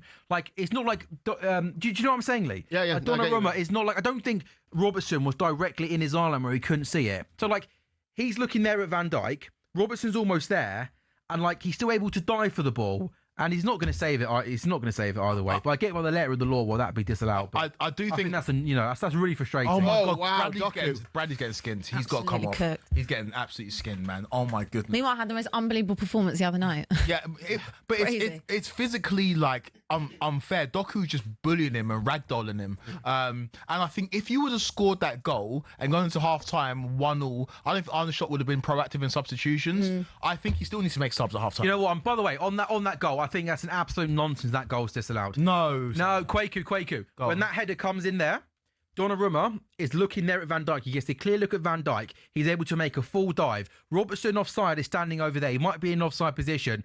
Andy Robertson, answer me this question, okay? So, like, by the letter of the law, that would go down as interfering with play, right? In an offside position. Yeah. Explain to me how Robertson, standing in offside position, is interfering with play. I suppose you can't really. I can't see. Answer the question. I can't. Why is it offside then? Because Donnarumma could argue that he's in his eye line. But he wasn't though, Kwaku. We can see the replay. He's not in his eye line. We can see by the replay he's not going to save it, but that doesn't mean that Robertson was not in his eye line. But he wasn't in his eye line. So Donnarumma's eye line's not been affected at all by Robertson. No, I'm telling you he wasn't. We've seen the replays of it. I think that you could argue that he was. I think that he was. He could see him whether it's in peripheries or whether it's in his way. He's in his eye line in an offside position. Yeah, I think Donnarumma could say, couldn't he? Yeah, what you're saying, he could say, "Well, I could see the player there. He's right in front of me, and that had put me off diving or whatever." And I don't agree. I think Van Dijk still scores. Liverpool Salah's through, right? Do something. Cut in. Do something. Give it to Wirtz. Hit it. The sounds. Yeah, McAllister chipping it in there, but not a good enough ball. Hasn't had a great start. Where is you missed Alisson? It changes the way you play football. Definitely. Yeah, absolutely. Did you see? What was that? I think he was trying to hit it with the outside of his left foot, but I don't know what it was. Basically saying that, sorry, Lee. the keeper's come out there and he's taken the ball, but then he's just played it out of play. It's a poor. I totally agree, though. I think we said this a couple of weeks ago, didn't we? And it's obviously it's not a huge take, is it, that Alisson isn't there? And it's somehow, I think Manchester United have improved since they changed their goalkeeper, because there's a bit more solidity there and there's a bit more trust. And I think with Alisson not being in there is a definite difference. There's only one thing I want to speak about right now. I promise you one thing. Donnarumma has a clear line of sight and is not impeded at all. Donnarumma has a clear line of sight of the ball and is not impeded in any way, shape or form by Andy Robertson. That's why I think this offside is really, really harsh and unfair. I think it's an offside, man. I do. I think he does not obstruct Donnarumma's view at all. He does not impede his ability to get to that ball. Therefore, he cannot be interfering with play. In my opinion, he cannot be interfering with play. Yeah, I think he is. I think just you by haven't being explained there, to me how he is. Because Donnarumma could argue that he's in his eye line. Okay, but I could argue. You're just making stuff up, Quaker. No, I'm not. You asked me to answer the question. You haven't answered the question yet. You've asked the question. Okay, but I could argue the harness should be set. Re-ask him the question. I'll ask you the question. I'll re-ask you the question. I'll answer the question. I'll ask you one more time. How is Andy Robertson, when that ball gets headed in there by Virgil van Dijk into the bottom corner, and he dives, and Robertson stood there. Explain to me how Andy Robertson is impacting that whole motion of play. Because where the ball goes is where the keeper dives. Yeah. And he's still able to have a full dive to try and save it. I'm gonna also help you on it. I think we actually saw Andy Robertson like duck down. So it does impact it. But how? Why? How? Donnarumma has a clear sight of the ball and is able to dive full stretch. Okay, cool. But if Andy Robertson doesn't dive, doesn't duck down, and the ball hits him, that's an offside. Yeah. So he's interfering in the play. So but he didn't hit him, and he wasn't. But he ducked down to get out. He ducked down to get out of the way. So he's in an offside position. The ball's about to hit him whilst he's in an offside position. He has to duck down to get out of the way of it. I don't actually think you're on. I don't think you're onto anything here. No, I am. I'm absolutely spot on, Abby. You're the one talking absolute nonsense. And you. No, I am. Don't just. No. What about Leeds? Leeds, do you want to? I'm just watching the game. No, I agree. I disagree with you, Sam. I think he was close enough to the goalkeeper in a fast-moving football match where you're thinking that's going to disrupt what I'm going to do next. Yeah. I get why it's unfair. It also looks unfair. I get why you're upset about it, but I do think it's a fair decision. Oh, you're talking nonsense as well, Lee. No, you are. I'm sorry. Okay, well then, do you know what? My argument would be there. We need to see a rule change then. We have to. No, don't laugh. Go on then. What rule change? I think if the goalkeeper has seen the ball the whole way and not being able to save it either way, I think we have to view that rule in a completely different way, in my opinion. And What about if the goalkeeper thinks he's offside and it stops him in some sort of way of... But that's the thing. Robertson does not impact the goalkeeper in any way, shape or form. He's ducked down, so it has. But no, it hasn't, Abby. Donnarumma still sees the ball clearly and still dives full stretch to his left-hand side. Well, he's involved in the play because if he doesn't duck down, then, yeah, he might think Robertson's going to take. He might think Robertson's going to control this, and so I've got to stay here. Because what if he dives full stretch to try and save the header, Lee? I agree. No, he doesn't. He dives, mate, full stretch after he ducks down. Oh no, he doesn't, Lee. You're making stuff up now. Can we have a love series? No, honestly, you guys are talking absolute crap. Do you have a replay available? I was with you with the penalty. But I don't really care, mate, with me or not. Come on, Sam. I guarantee if they ask Arnie Schlott, he's not going to be like, I think I should have stood. I think it's... But you win some, you lose some. It's okay. You can lose some. I'm allowed to have an opinion, Abby. We want you to have an opinion. You did just say that we were all talking nonsense, though. Yeah, my opinion is talking nonsense. I just... Come on, Sam. Come on. You're so... Hilarious. So the PL Match Centre tweeted Robertson in an offside position and deemed to be making an obvious action directly in front of the goalkeeper. He was not making an action in front of the goalkeeper. Okay, so Sam, if he doesn't make the action, doesn't duck, it's not a goal and it's an offside. If it hits him, it's an offside, right? Kwaku, all I can say is... No, answer that. No, you're making up fake questions now. All I can say is... And I'm being serious now. I'm trying to have a mature conversation about a big decision in a game of football. Okay. In my opinion, I'll say it one more time and then we'll go to half-time and we'll 7 minutes added on. And I'm being serious now. On a serious note, can you guys try and understand where I'm coming from? Right, start again, go on. Correct. Hang on a minute, it's a corner for City. In my interpretation, when he heads the ball Virgil van Dijk, yes or no? Can you answer me this question? Yeah, yes or no?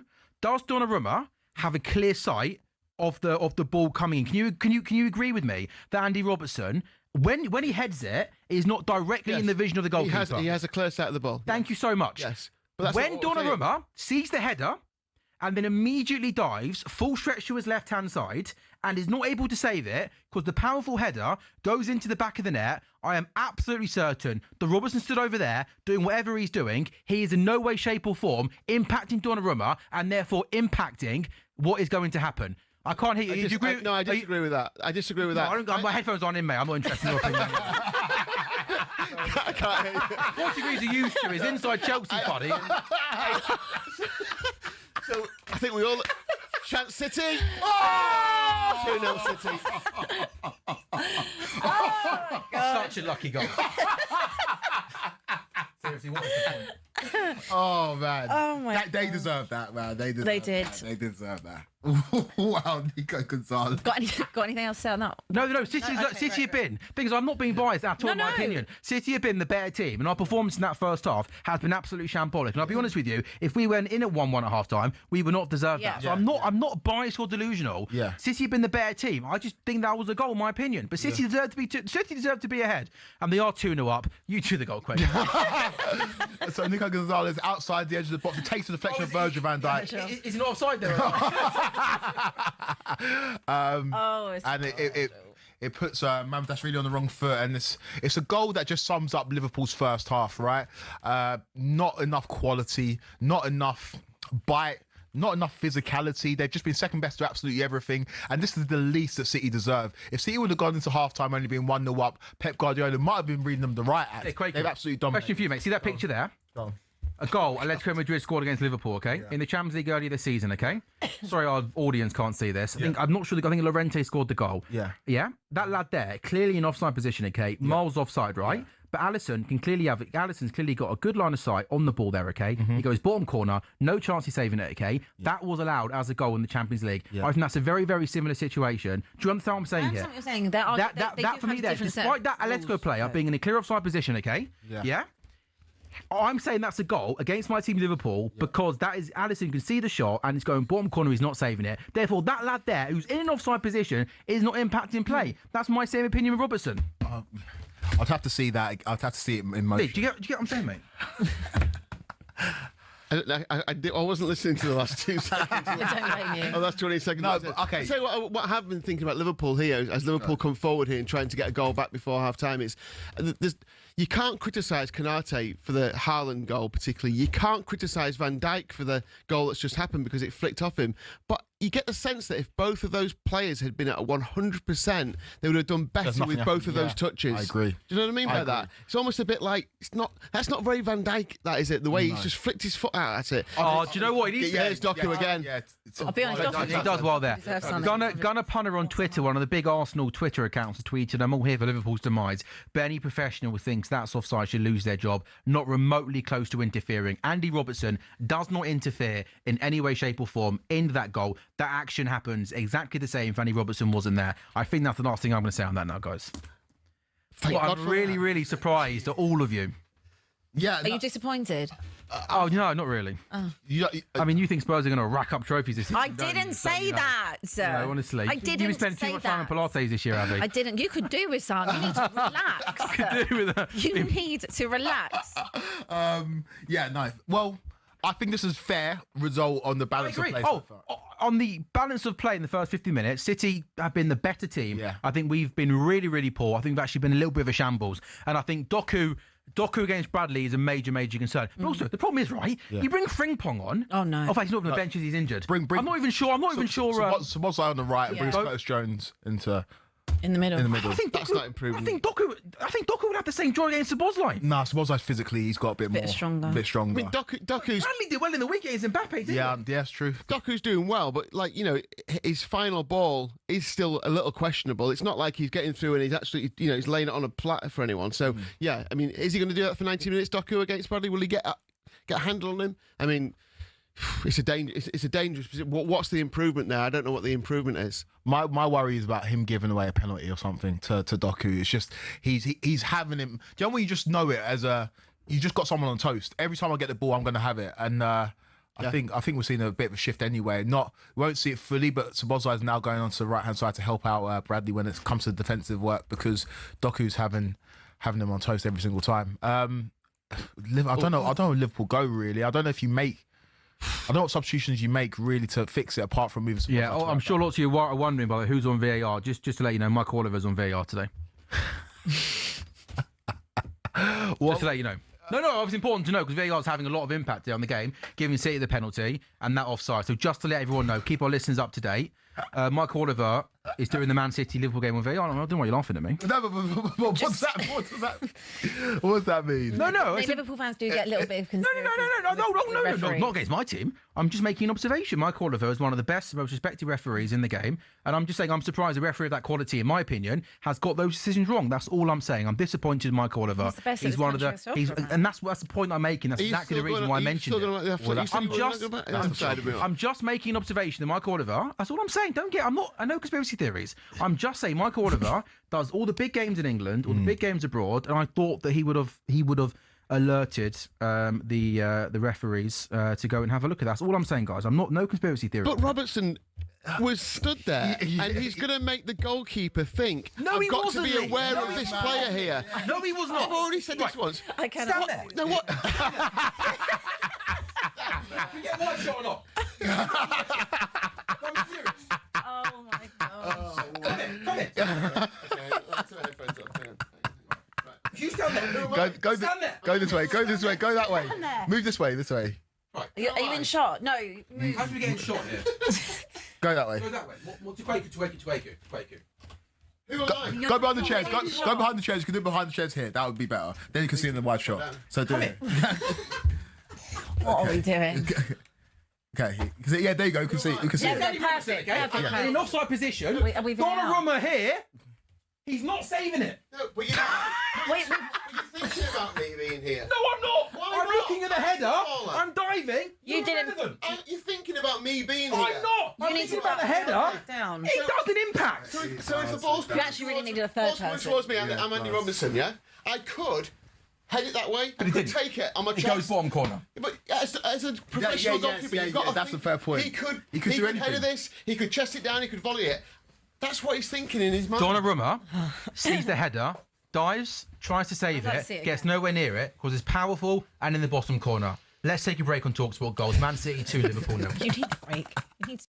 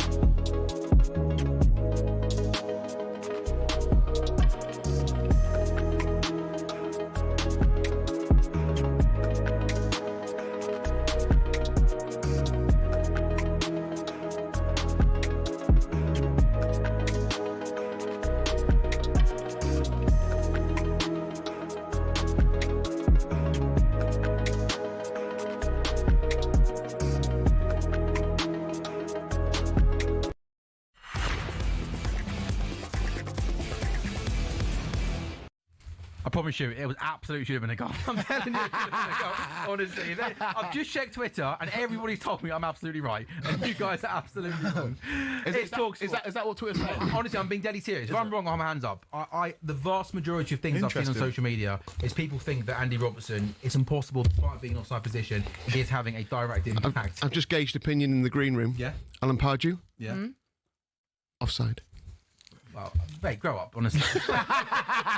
You're about to slag him off there. You're like, no. I like pause. Sam, overall assessment first half. Awful. We were terrible. We played really, really badly in that first half, and we deserved to be 2-0 down. City were better than us.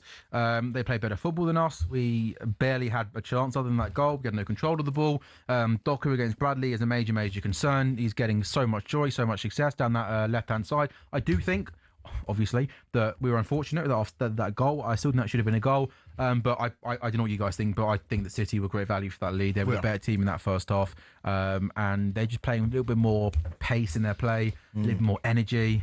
And it just feels it's too easy. I just don't know how often City can just be having the ball in defence and they're one pass away from Doku just being one-on-one with Bradley. It was so easy to play through the season. That's a concern. And it's interesting, right, the flip from last season, because you went to the Etihad and dismantled them pretty easily, 2-0. And if you told me... Mate, we're different teams. Everything's different a year down the line, you know? I know, and if you told me that City without Rodri would be absolutely dominating Liverpool, I'd be like, there's no way this happens. And I just can't really... What I'm struggling to work out is, what does Arne Slot do to fix this in the second half? What would you do?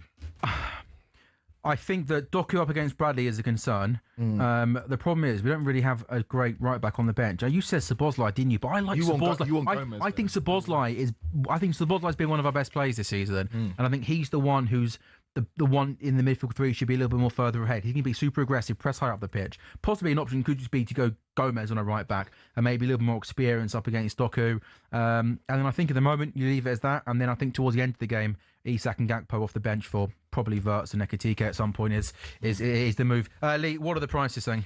Yeah, well, City 14-1 on to win it from here, obviously. 10-1 the draw. Liverpool 28-1. Loads of price boosts. Ekitike at least one shot on target, 7-4. That says a lot that he hasn't even been in the game. We've barely even had his name mentioned in the commentary. Erling Haaland to score 2 or more, 7-4. Don't mind that one at all. Haaland or Ekitike to score the third goal is 3-1. Wirtz to score or assist is 5-1.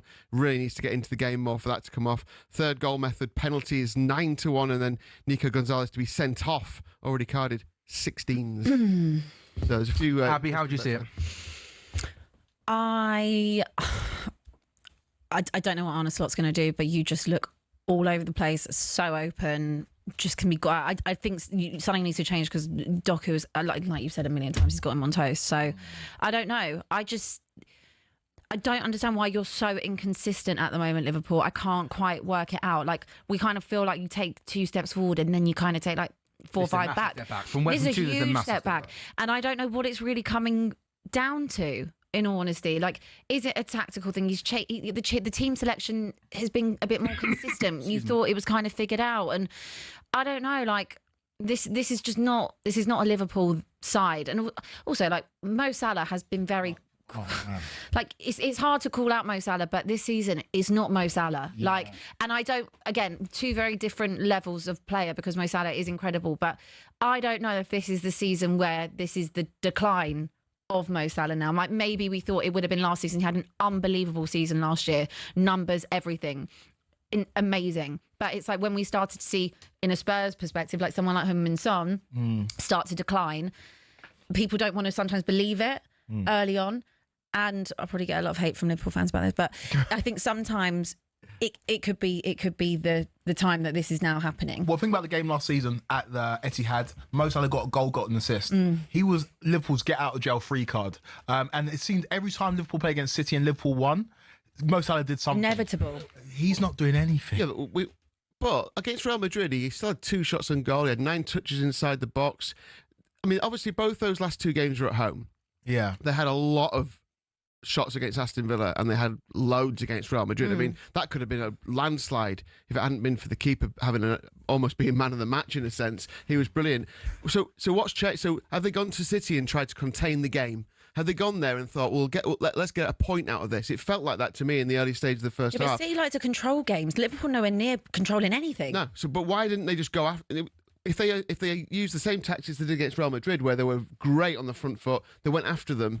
Were they just afraid that City would just pick them off? I think tactically they've gone about this the wrong way this match. I promise you, everyone on social media saying it should have been a goal. I literally, I haven't seen. I'll read one more tweet from Melissa Reddy, who I think sums it up well. The rule is that the obvious action has to clearly impact on the ability of an opponent to play the ball. Donnarumma saw the ball all the way through, even without Robertson ducking, and just couldn't get there. The fullback's movement didn't change anything. Spot on, well said. City 2, Liverpool 0. Second half next.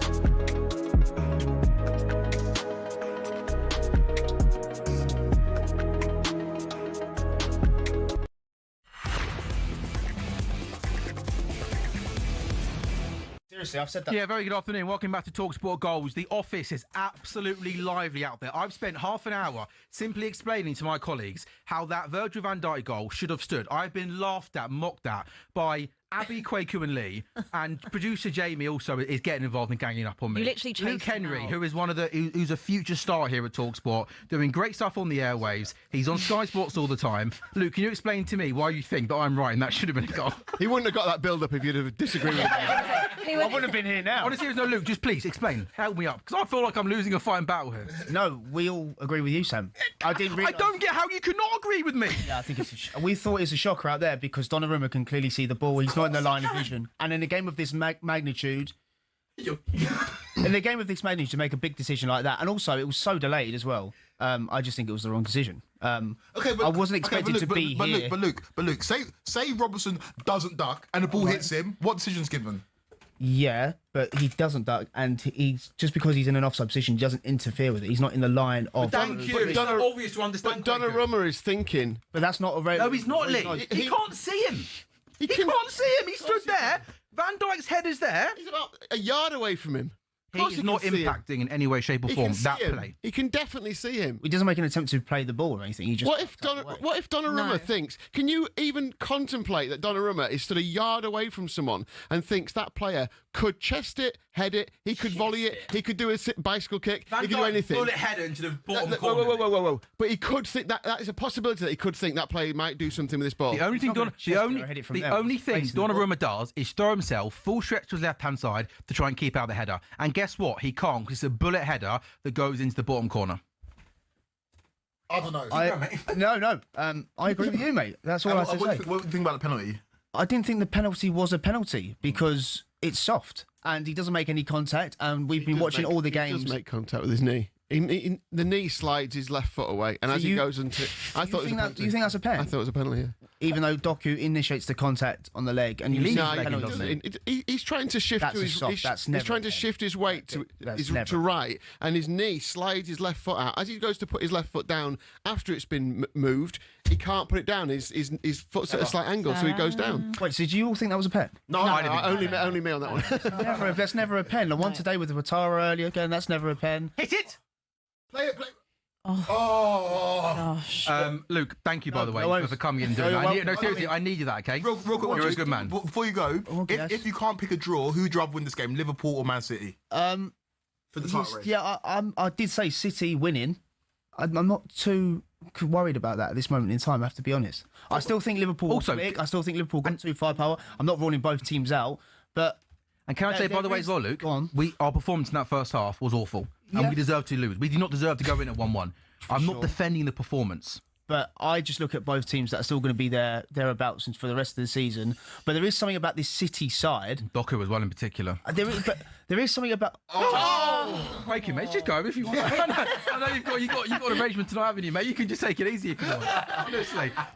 I much prefer Luke sitting here, honestly. Luke, I'm going to have to thank you, mate. No, your pleasure. We're paying him for this. Yeah, you are paying him for this. Thank you for doing that and just having a little bit of common sense. I appreciate that. I'm quite surprised it was... I'm gobsmacked, mate. I'm gobsmacked. But yeah. Luke Henry, by the way. Luke, you're doing a show tonight on Our Friends on Talk? I am not, but I'm doing Game Changers on Colourful Radio 7 till 9. There we go. Colourful Radio, Game Changers. Luke Henry working good stuff. Luke, you're a good man. If you need me to come on and talk about the offside, let me know. Yeah? Good stuff. That is... That's interesting, right? Like... I think I'm going to need to see it again, and maybe I will text you, Sam, later on. Watch Match of the Day 2, and I'll text the group, please. Okay, I'll text the group. If I do, I'm sure Jamie will change his mind if you change your mind. Oh wow! No. Oh, so maybe. Wow. He's Chelsea and all that, you know. I need Liverpool. I need to relax here a little. Liverpool have started the second half much brighter. Actually, yes. They've been down the right hand side. Obviously, Salah he's played one ball in, which pretty weak ball. Szoboszlai just making a forward run there. Now corner for Liverpool. Salah obviously with it. Yeah, we need to see. Where's Andy Robertson? Get out the eye line. Yeah, don't duck, whatever you do. Interesting people think that, but yeah. I'd quite like to see it again. Yeah, I need to see it again. How many? We talked about 10 times, Abby. I'm not being funny. I'd like to see it again. I'd like to see it a 13th I'm not time. changing my mind even if I see it again. Right, ball in from the corner. Oh, well done. Give a free kick for that. Of course you do. Well done. Honestly, seriously, they make the rules up as they go along, these lot. Honestly, so where's the foul there? Where's the foul? Who's he? Canate pushing, I think. Oh, of course. Right. Well, I'm not saying it's right. No, honestly, they make the pushing and pulling shirts to corners. They make up as they go along. Honestly, the lack of consistency in refereeing in this country is frightening.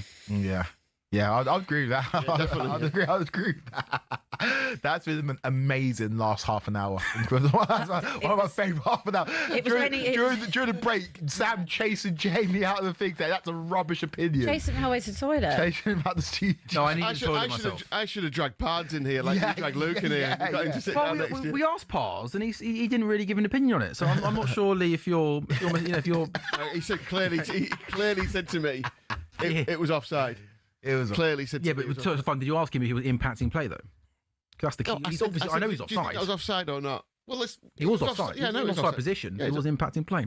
Right, we probably should move on. Quakey, what do Liverpool need to do better in the second half, apart from having players not in offside positions from corners? More emphasis, more impetus, just more bite. What they need to do, what made Liverpool, right? Maybe less so last season. Last season was about control, but what made Liverpool under Klopp in terms of just wanting it more than the opposition? In that first half, City just wanted it more than Liverpool. Liverpool got quality players out there. Szoboszlai's amazing. Salah's shown us he's obviously one of the greatest players in Premier League history. Versus a top player, so is Ekitike. Like show that quality. There you go. Oh, great ball there through you to go. Salah.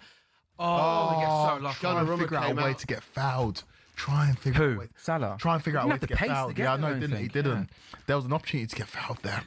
Like Doku was clever. Yeah, with that. I think Doku yeah. does well to initiate contact. Because I actually think Mamardashvili almost kind of tries to not make contact. Yeah, exactly. And then, there was Free a kick, through Liverpool. ball there. Gravenberch fouled there. Or kind of bought a bit of a foul, but he's given the foul. Much better from Liverpool, though. Great ball through to Salah. Great ball. Here it is. It just didn't have the pace. Good time. Diaz does well to get there first. Yeah, he does. Because Donnarumma was in no man's land, wasn't he, actually? When you look at the replay of that. Position. Yeah. So Liverpool at least pushing forward a little bit. 50 on the clock, and Gravenberch with this... Szoboszlai with the ball ready to be put into the box. Liverpool need something soon, though, don't they? They do. You get the feeling that they need to take advantage of this bit of pressure that because they've kind of caught City a little bit cold at the start of the second half. Szoboszlai with the free kick, right-hand side, whipped ball. in. That's a really good ball, but Nunez does well and wins the header. Yeah, he whipped that in with pace. Maybe just didn't have enough height on it. And Doku, once again, goodness me, he's having some game. Oh, yeah. Great Oh, my run. goodness me, this is trouble here. Cherky. I tell you what, he should... So left-footed, mate. That's a free kick. So he's going to book Bradley. He could book Bradley twice there. He took down Doku on the run. And that's poor from Cherky, because Cherky had option to his right and inside. He ended up taking a shot away. I tell you what, we're talking about Liverpool getting back into this game. There's only things down. There's only what the odds on a 4-0 City win here, Lee? Because well, it's interesting. that looks more likely. Thinking, the more that Liverpool push on, the more City will just try and hit them on the break. You're right. Well, City are 14-1 on, like I said, to win it. But if you're looking at correct scores and you think they win to 0, City 2-0 is 4-1, stay as it is. 3-0 is 4-1. 4-0, 17-2. I mean, they just look a bit ragged, don't they? Whenever City attack, Liverpool look panicked. I mean, he's making a change. Are you surprised that Liverpool haven't made any changes? Not Bradley's coming off in the next. Yeah, the only one I said was Gomez for Bradley at half time, possibly on a because booking he's been now, really but poor. he's going to get and sent. now he's on a booking. Yeah. And maybe I said Jones for McAllister. McAllister's on a yellow card. Has had a pretty poor first half. Thing with Isak, I think Isak will come on, but I'm not sure how long he's got in him. Maybe 20 minutes or something. He's taking off Ryan Cherky. Yeah, Savinho's going to come on.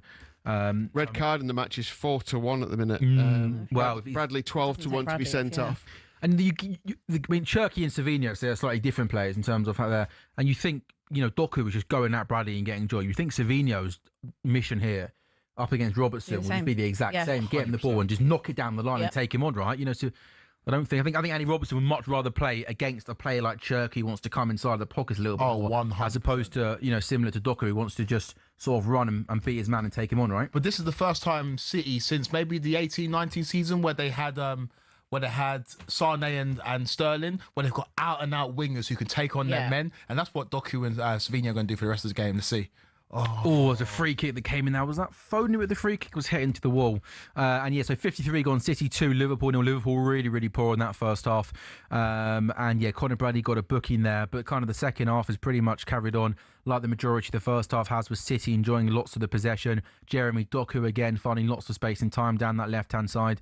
And Liverpool at the moment here, it feels like Liverpool just hanging in there and almost hoping for something to happen on the counter-attack, which is pretty worrying here. And Savinho's in here, down the right-hand side. And Virgil van Dijk does well to get across and stop the clearance. But again, it's just one-way traffic, isn't it, team? Yeah. Yes, it's worrying. Looking bad for Liverpool. The thing is, 2-0, you kind of just take that. If it gets real messy, that's a real confidence knock, especially after beating... We lost 4 league games in a row. We lost 6 in 7. I mean, the confidence has been knocked, mate. Do you know what I mean? I don't think this is going to... You don't want it to get messy, though. No, obviously not. But I think at some point, though, if it is 2-0, I still think we have to try and bring on the extra attacker to try and attempt. We can't just have that losing mentality like Spurs would do, to just almost just like, just concede. I don't know why am I catching? No, I'm just making an observation that you would in this situation would play for a 2-0 defeat. No, they'd try and rack up some goals. We actually beat City 2-0. Yeah, At the Etihad. So, Okay, well, not for everyone. You're turning on your manager. I'm not turning on my manager. You would have gone second if you won. Oh, wow. Doku. That was lovely. Oh. I think it's actually the best I've ever seen Jeremy. Sorry, is this play. Doku or Prime Message? What on earth is going on here? Doku's just danced through. Oh, Wow. he's literally never had so much joy. This is unbelievable. Honestly, 10-10 performance from him today. Yeah, this is ridiculous. Classic wing play. That's a yellow card. That's bad. Yeah. That's really bad tackle. He was moaning at. He took the through ball to Wirtz, who knocked it past Gvardiol. By the way, as I was watching a few more videos, Please, Abby, here we go. I think Sam might be right. Really? Yeah. Show me. I knew you. Still not. I went haven't quiet seen for it. about a Your 10 opinion. minute I saw you go quiet. I went I saw you quiet. googling. That's a yellow card. You're not giving him a yellow card for that. Yeah, That's I think- terrible. Just- No, he did, didn't he? Just have a Yes, browse. I watched quite a few different angles. Explain, please. I watched quite a few different angles, and I think you are right. I don't think he is actually interfering, but I think the motion of him ducking and the fact that But I think basically what has happened is they've given it, and they've bottled it. Yeah. I see it. Did you see it now? I see it. A little bit. Sorry, Sam. I see it a little bit. No, it's okay. It's fine. I probably got a bit too excited with it. I didn't mean to. Sorry, Sam. I see it. A little bit. You were right. Okay, You were right. I see it. I do see it. It's going that way. Would you like to see It's the- going that way. The ball hits like the side Here, of the net. It's not really. Positively. He doesn't want to see it. He doesn't want to see it. He doesn't care. Yeah, that's that. What are we looking at? Which one? We actually. But there's quite a few to choose from. But I do believe that Sam is right. You won't get an apology out of Jamie though, so don't try. No, it's fine. I just thought I didn't think it was. I thought it was a goal post. Did you think you were going mad in terms of how we were disagreeing? Yeah. You think you were seeing different things? No, I knew that I was right. Yeah. I'm wrong about lots of things in this, Yeah. but the more Yeah. times I saw it, the more I thought I was right. You I were just- right. I just still. I feel like I'm not going to repeat myself. You don't. No, because I think Robertson's actually, when I watch it again, Robertson actually stood right in front of Donnarumma when the ball comes across. Robertson stood right in front of him when the ball comes No, across. He has to. Yes, he does have to duck. Yeah, Robertson. Take the clip down. I agree with Sam now. Take the clip down. I don't want scousers in my DMs. Take the clip down. Look, again, one thing I would say, we've been. Oh! There was a cross came in from the right hand side, and Nico Gonzalez tries to. What does he try and do? Is he try and just hook it away with his left foot, or just bounce off him? Kind of hits him. Yeah, Oh yeah, no, he does try and hook it with his left foot. Liverpool made a couple of changes, by the way, and interestingly, a fullback has been hooked, but it's not Bradley. No. It's Robertson. Kirk is on for Robertson. Wondermeather, Savinho up against Robertson. Yeah. Maybe the pace of Kirkes, and also Gakpo on for Ekitike. I mean, you probably could have subbed off anyone in that front three, really, couldn't you? Yeah. Wirtz and Salah have been poor. Szoboszlai's been poor, but it's Gakpo for Ekitike. Corner kick for Liverpool now. I don't think Gvardiol was booked, by the way, which is a crazy decision. That was a terrible No, he wasn't. challenge. You're right. that's I think he stopped the counter attack there, didn't he? Really, I think the officiating in this game hasn't been great. What the Vardiol tackle? The Vardiol tackle was terrible. It was a terrible tackle. I think we've had no shots on target in 58 minutes. Wow, that's giving. That's what that is giving Spurs. But looking better Yeah. than they were in the first half, at least. Getting forward, there's more touch in the opposition box for definite. But they need to get some quality here because they wait too long. Then City are back in position. Salah on the right hand side. To Bradley, a cross goal. Oh, Gakpo, you've got to can't believe you haven't scored that. You've got to score. We need a Liverpool goal. goal. We need a Liverpool They goal. work it well down the right. Salah, Bradley makes a really good overlap and he puts in a beautiful ball across the face of goal. Gakpo makes a good run at the far post and from 3 yards out, his left-footed effort goes over the bar. What a ball that is. The ball from Bradley is perfect. He's hit it with the wrong foot, hasn't he? He just needs to stroke that in. No, I think going with the left foot, coming in from the left, I thought going with the left foot was okay, but he just got the he got the execution of it completely and utterly wrong, didn't he? He's missed. I know he scored some important goals, but he's missed a few chances this season. Yeah, it can be quite hit and miss, Gakpo. Yeah. It can be quite inconsistent. I do look at this Liverpool team. I'm like, I think you need another winger. You need another. Is Gakpo world class? Is he? I always think. Look what Diaz is doing at Bayern, by Yeah, the way. well, that's exactly. You lost Diaz, who was supposed to replace Mane. He didn't really hit that level. But I think if you had an out-and-out winger, it would just add a new dynamic, especially with Salah dropping off like this. You haven't got like a wide. I like Chiesa, but I don't know if he's great as a starter, like an out-and-out winger who's going to take on their fullback every single time you attack. I think that's what this Liverpool team needs. I don't think that's Chiesa. Yeah, I like Chiesa. I think he's great off the bench. Slot doesn't. Does he? No, it doesn't. He honestly never gives him anything. Liverpool fans love him. Yeah. Well, every time he comes on, he does seem to have an impact and make. But I think he's that player off of the bench. But He's not going to start in this team, but he feels like he probably is warranted maybe a few more minutes off the bench and stuff. But if he ever comes on, it's literally like the last 5 minutes, like or 10 minutes, nothing more than that. So an hour gone then. Klopp's gone. Pep's gone full waterproof. Yeah, hasn't he? Like hood up, full waterproof going on there with Pep. It's been absolutely teaming it down in Manchester. So it's this is set up for a brilliant last half an hour. Liverpool would continue to push on here. They've definitely been better. But they just need that incisiveness and some good refereeing, don't they? Some favourable refereeing, shall we say? No, the correct refereeing, I think, is what I'm looking for. So an hour gone then. Do you know what's funny about that offside? Going back into it, but like in the old days, your mate's giving me stick, by the way. In the old days, that was just offside. Before all this, that was just it's just offside, isn't it? Because if you're offside, you're offside. In the old days, there was no like, you're interfering with play and all that sort of stuff. It's just like you're offside. Yeah. Your mate's giving me stick. No one's giving you stick. They're not. No. You sure? Yeah. All right, fair enough. It's talking about golf. Oh, is that? I thought that was for me. I can't read out that last message. Someone just sent Lee something. What a word. You don't need that. And I thought someone was talking about me giving him stick for the goal. And it's actually just golf chat. Someone had their 8 iron stolen. Oh, in that case, what do you know what? Quaker. On Man City. Man City, as things stand with this victory, are 4 points behind Arsenal in the Premier League. What's the ball there? I think Salah might have been offside anyway. Yeah, offside flag. I made a Sam noise then, I think. Yeah, I know. You're getting so excited about the Grimsby just score. I just want a Liverpool goal really takes this into the brilliant half an hour. As a pure neutral, I just kind of like that was fantastic touch in the end. Take it away from Salah. Do you guys think that if City win this game, they go 4 points behind Arsenal? Yeah. Do you think City this season look like a side that are good enough? Yeah. To go on to be good enough, consistent enough. They're probably good enough on their day, but are they consistent enough? Do you think the City team to go on run? I think this gives them it, doesn't it? This gives them another level of belief. Well, do you know what's so interesting in football's sliding doors moment? Say City earlier on in the season went to Arsenal, played the way they played, and held on. Yeah. Right now, we'd say that City are favourites. If City had gone to the Emirates and won at the Emirates and carried on this form, we'd say the City are probably the favourites for the title. But Martinelli scored that late equaliser.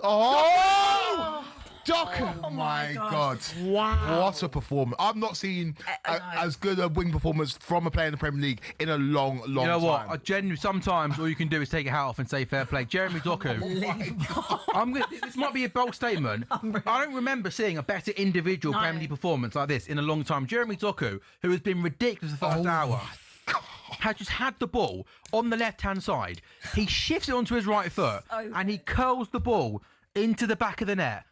Honestly, genuinely, this looks like prime Lionel Messi. Unbelievable. Seriously, this boy has been frightening today, and Liverpool have had absolutely no answers. One thing I would say once again. It's too easy to get the ball over to the left-hand side. Riley's got so much space. He comes into Doku outside the box. And he just, I can't even be critical of Konate. He just shifts it quite quickly onto his right foot, puts it top bins. You know what? He deserves that. He's been special. He's been unbelievable. He's been so much better than us. Sorry, where the hell has this guy been for the last 3 seasons? This season he has been better. He has, yeah. Literally. This season he has improved this year. He's always been frantic, erratic, and he's been still direct today and quick, but he's just been composed. He's made the right passes, and he's made the right decision, and it's a special goal. My word. Oh, it's a special performance. You know what? Do you think we deserve to be losing 3-0? Yeah, I think arguably 2. 2 would be fair, but this now could be more than. But the performance in general, 3-1, 3-1, I'd say it should be. But if that goes to 1-1, we don't know how the game pans out. No, it's completely different. Take a half 1-1, and they go 2 up. Yes, but in terms of an actual performance, I think you've been really, really poor. No, I agree with that. And I don't really think you deserve anything out of the game. Yeah, I agree. No, I agree with that. I completely agree with that. I think we've been nowhere near good enough, and I've almost been really surprised because we were so good and so much better against Madrid. on Tuesday night. But this it's just it was so weak. doing? It's so weak. Oh, don't let City do the rondo. No. City now just getting their Disrespectful. confidence. Yeah, the thing is, the Villa result was a great result. The Real Madrid performance was a great performance. Performance against Madrid was much better than Villa. Oh yeah, 100%. Yes. The Villa was just a good result. You needed that, but the performance against Madrid was like unbelievable. Every duel, winning it. It was just great. And obviously, you had Anfield behind you. It was apparently an amazing atmosphere. But this has just not been good enough. It's interesting looking back. Certain sites do marks out of 10 for players on the each match. And just looking back through Doku's performances this season, he's had so many 8 out of 10s. Yeah, when he played for Belgium against Kazakhstan, they rated him, this website, 9.8. Yeah. 9.8 out of 10. What I would love to know, He scored though, if they get as high as 9.8, what do you have stops to them do? giving him a 10? Like, What's the extra 2? Yeah, God knows. Yeah. Point two. Point two. Maybe, Point two, maybe if he scored a hat trick in that game, he'd have got the 10. But the point being, he's consistently been around 8 out of 10 in games this season. Apart from like the odd 1 or 2, it's like this is a 9 out of 10, isn't it? This looks like at the moment with City. It looks like a training session for them. Yeah, it's literally Rondo passing it around Liverpool. This looks like it's them for the under 18s. Oh, 100%. This is scary. This is scary for Liverpool in terms of don't let it get any more. You're not coming back to win this Maybe game. now damage limitations. Yeah, sure. You're not coming back to win this game. Just Man City, they've come into we have the prices out live for the title while the matches are going on, and City are into 9-4, which is just over 2-1. They were 7-2, 3.5-1 before the match started. Liverpool 9-1 now from 6-1. So Arsenal are still odds on to win the title. But yeah, this will send a few shockwaves to. Do you think Through Arsenal. Do you think this puts Liverpool out of it? I mean, I think. What do you think? Yeah. 8 points isn't impossible at this stage of the season, but I would say based on how we're playing this season, Do you put yourself out of it? I think. I'm not going to say no. I'm not going to say officially. Yeah. But to be 8 points behind a team that are winning pretty much every game, in our remaining 27 games, to try and overtake the 8-point lead, and that's just on Arsenal. We're going to have to win pretty much the majority of those games. And, the Liverpool team of last season could do it, but we look anywhere near good enough, capable of going on any sort of run. So I'm not going to say it's impossible we're out of it because we're still 11 games in. But, I mean, goodness me, to be 8 points behind a team that are looking pretty unstoppable. Yeah. And obviously, including City as well, who are 4 behind, who obviously play much better than us today. I mean, goodness me, at this point, it's hard to say, we can. Do you then turn your attention to the Champions League? 100%. Yeah, possibly. If we find ourselves in a similar situation to what Arsenal were at last season come the new year, I mean, I assume we're going to hopefully finish top 8. Definitely. You will. Then if we find ourselves almost sort of 8 behind Arsenal come the new year, then 100%, definitely. If Liverpool lose this, as it looks like they're going to, that'll be their 5th defeat this season, won't it? The most defeats in any Premier League title-winning season was Blackburn. They lost 7. Is that right? That puts it into context, doesn't it? Yeah, that's a great stat. It's all on Chelsea. No, it's all on City. It's the City. And obviously, They're in a time. Don't. I imagine we wanted to rack up the Premier League this season, right? I'd like to actually just win at home. I was actually so glad. You'll be us when we come to your place, whenever that is. No, we won't. Oh, before Christmas. Always Spurs Liverpool before Christmas. Yeah, and we all no. You look at City's next few games as well. They've got Newcastle away, tough game, and then they've got around the Champions League. They've got Leeds at home, Fulham away, Sunderland at home, and then that's up until the kind of start of December. So yeah, they've got. I mean, after Newcastle, there's some games on that piece of paper that they'll fancy. Palace and away, I think Arsenal have got some tough fixtures, haven't they? They've got the North London derby. Yeah. They've got Chelsea pretty soon. Yeah. They've got a tough one against Bayern Munich in there as well. Nice. Yeah. And also both Sunday 4:30 kickoffs, by the way. Do you know how peak it is? That if it has to be you, if it can't be City, then it has to be you that stop Arsenal. I would rather Chelsea win the league. I'll say one more thing. Yeah. I'm almost certain, I can guarantee you, Chelsea will not win the Premier League. I know they won't. That is, you agree with that? I know right? they won't. It's just impossible. You can Chelsea. Put yourself in a title race. You didn't do it last year. We've done it this year. Yeah, we're not going to. He was right though last year. To be fair to him. While we give him stick for it, he was absolutely I simply said they had to you talk got correct, about Kwaku. Yeah, I was right with that prediction though, wasn't You I? were right with it, but you wouldn't admit that you were in a title race, which was what always irritated me. Though. But you were. Okay, so if we were last season, that means we are this season. You are. Yeah, Okay, sure. can I ask you a question then? Yes. Is Spurs Spurs in the title race? No. You're 1 point behind us. Yeah, 100%. 1 point behind We've had 3 games in a year. You're Don't be one point ridiculous at behind home. us. If you want, so if bad. we're We've got an XG of 0.01. Of course, we're not in a title race. Spurs, 1 point behind. up until the 94th minute yesterday, was second in the Premier League table. Yeah. So are you in a title race? No. But we're Then in you title can't have a race. go at him You're for not Chelsea, saying your that. club world champions. Your club wins everything. Yeah. We're used to just winning, aren't we? You know, we're used to just winning. Honestly, I went What to else every, is it? Club World Cup. I went to No every one game cares. apart from 3 that season. We just win everything. Well, the thing is, it's like Abby, it's not. the centre back one, that's where he. It's A not and B. for- What A A and B sided centre backs. honestly, Okay, all, I have used that though. He does make a good point on all that. season last year, that was his thing. A and B then side, Cole- A and B sided centre backs. Russell Martin. Yeah. You still owe me. Oh, that one. Remember that time where he said that goal shouldn't have stood for Liverpool? That was crazy. I've walked it back. I've seen it again. I've walked it He's- back. he's changed his I think I've been influenced though by outside. There was no one else how outside I of feel. here.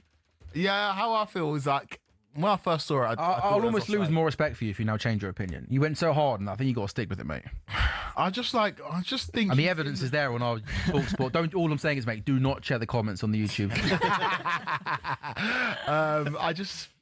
I don't know, man. If the ball hits him, it's offside, right? Going back. And he's ducked. If the ball hits him, he's offside, and he's ducked. So if he stays standing and the ball hits him, it gets given offside. You know what? Also, on a serious Just note, don't get back into No, it, we've been pathetic this afternoon. We've been, and I will not. Whilst I'm adamant that should have been a goal, I will not use that as an excuse because we do not deserve to be in this game. And we're not in this game. And you know, everything just looks so slow, Van so Dijk, laboured. Van Dijk Yeah, the touch. was not very happy with Mamadashvili. I know it's just the goalkeeper. Different side about Alisson. I don't disagree with that, but I'd also say I don't think we're losing this game because of the goalkeeper.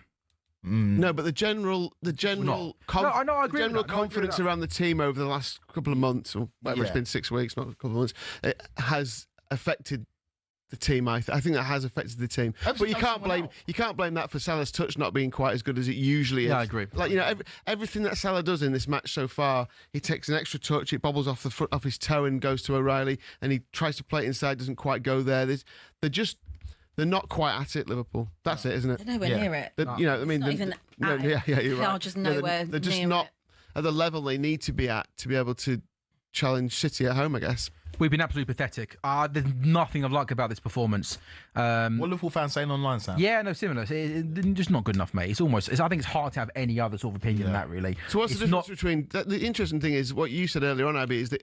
it's- forward here, Shabazlai's got a It's good ball. great ball. Do you know over what? there. Do you know what? Once again, Sabozlai's just whipped in a brilliant, dangerous ball across the face of goal. You take your Ekitike off. Yeah, I think Wirtz is playing as the 9, but it's a false 9. So I feel for Sabozlai. He's been a really good player this season. Yeah. He whipped in a great ball.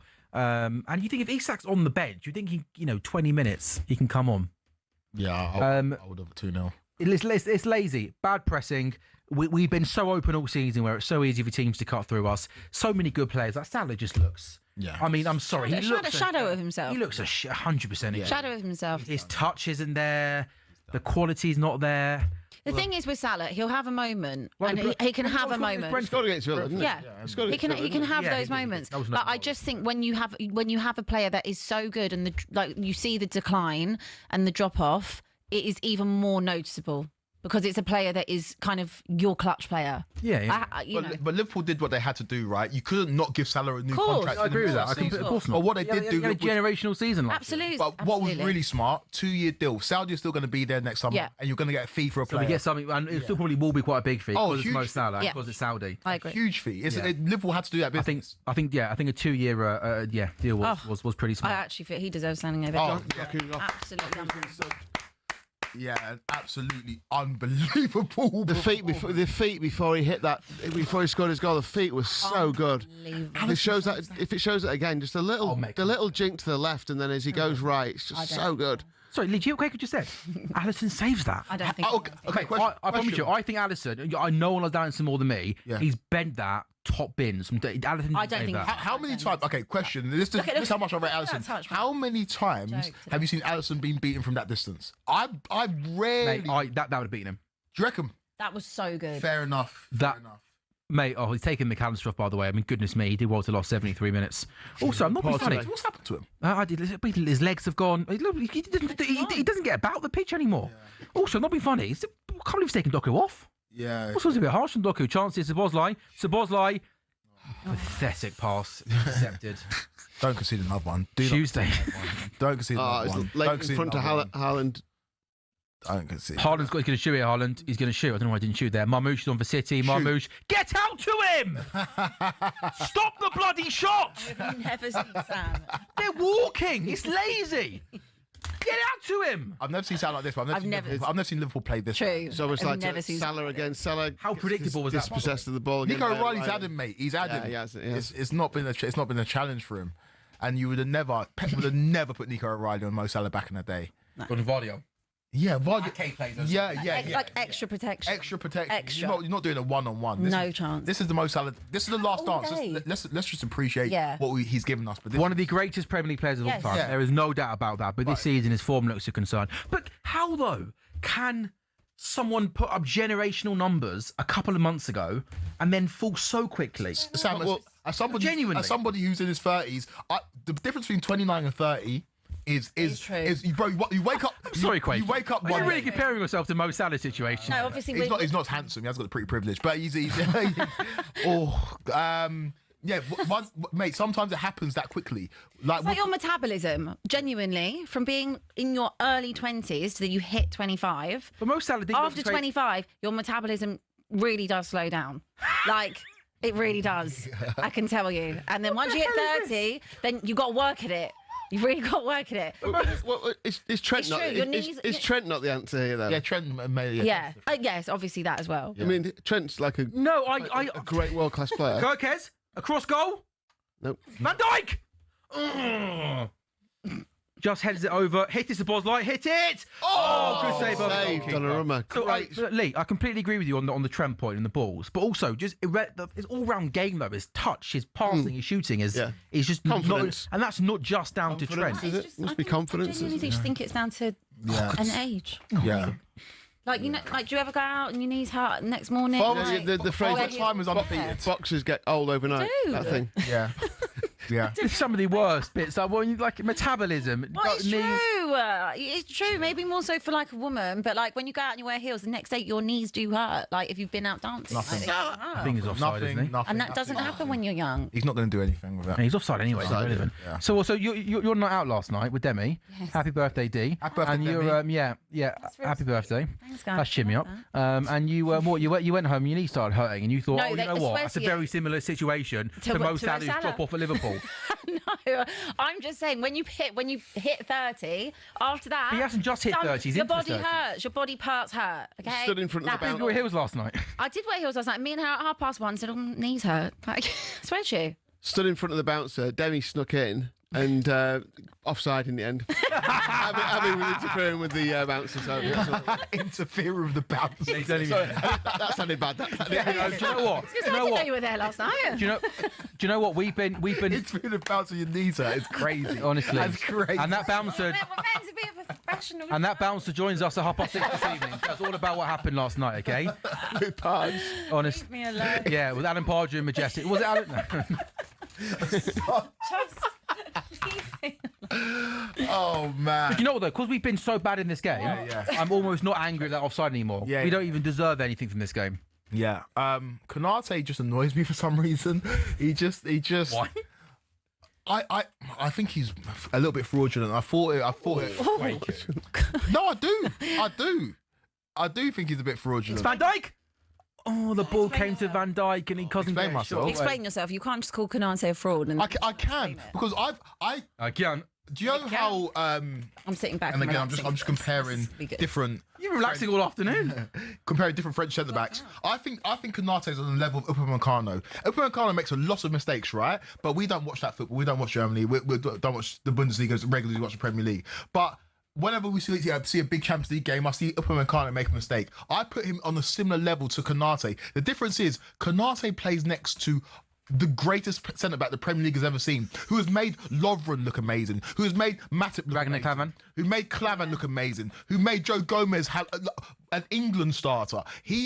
Van Dijk is a multiplier. Van Dijk makes everybody plays next to look really good. I think if you had Konate next to Gomez, my goodness, you'd see what the actual centre-back Konate is. He's physical, he's strong, but in terms of decision-making, in terms of the art of centre-back... Salah's in. No way.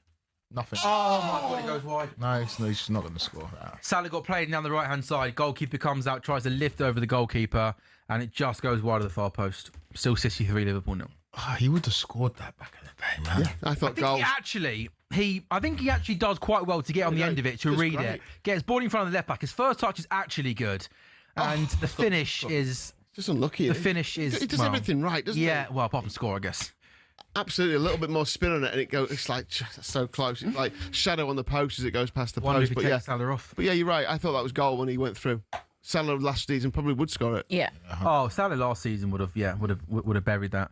Also, is it George? You maybe think he hasn't brought Isak on because we're 3-0 down. He maybe thinks don't. Was that a bit of a negative? But then is he going on an international break with Sweden? It's a good question. Because like I hate that. If my player's not playing for my club, I don't want them going on international break.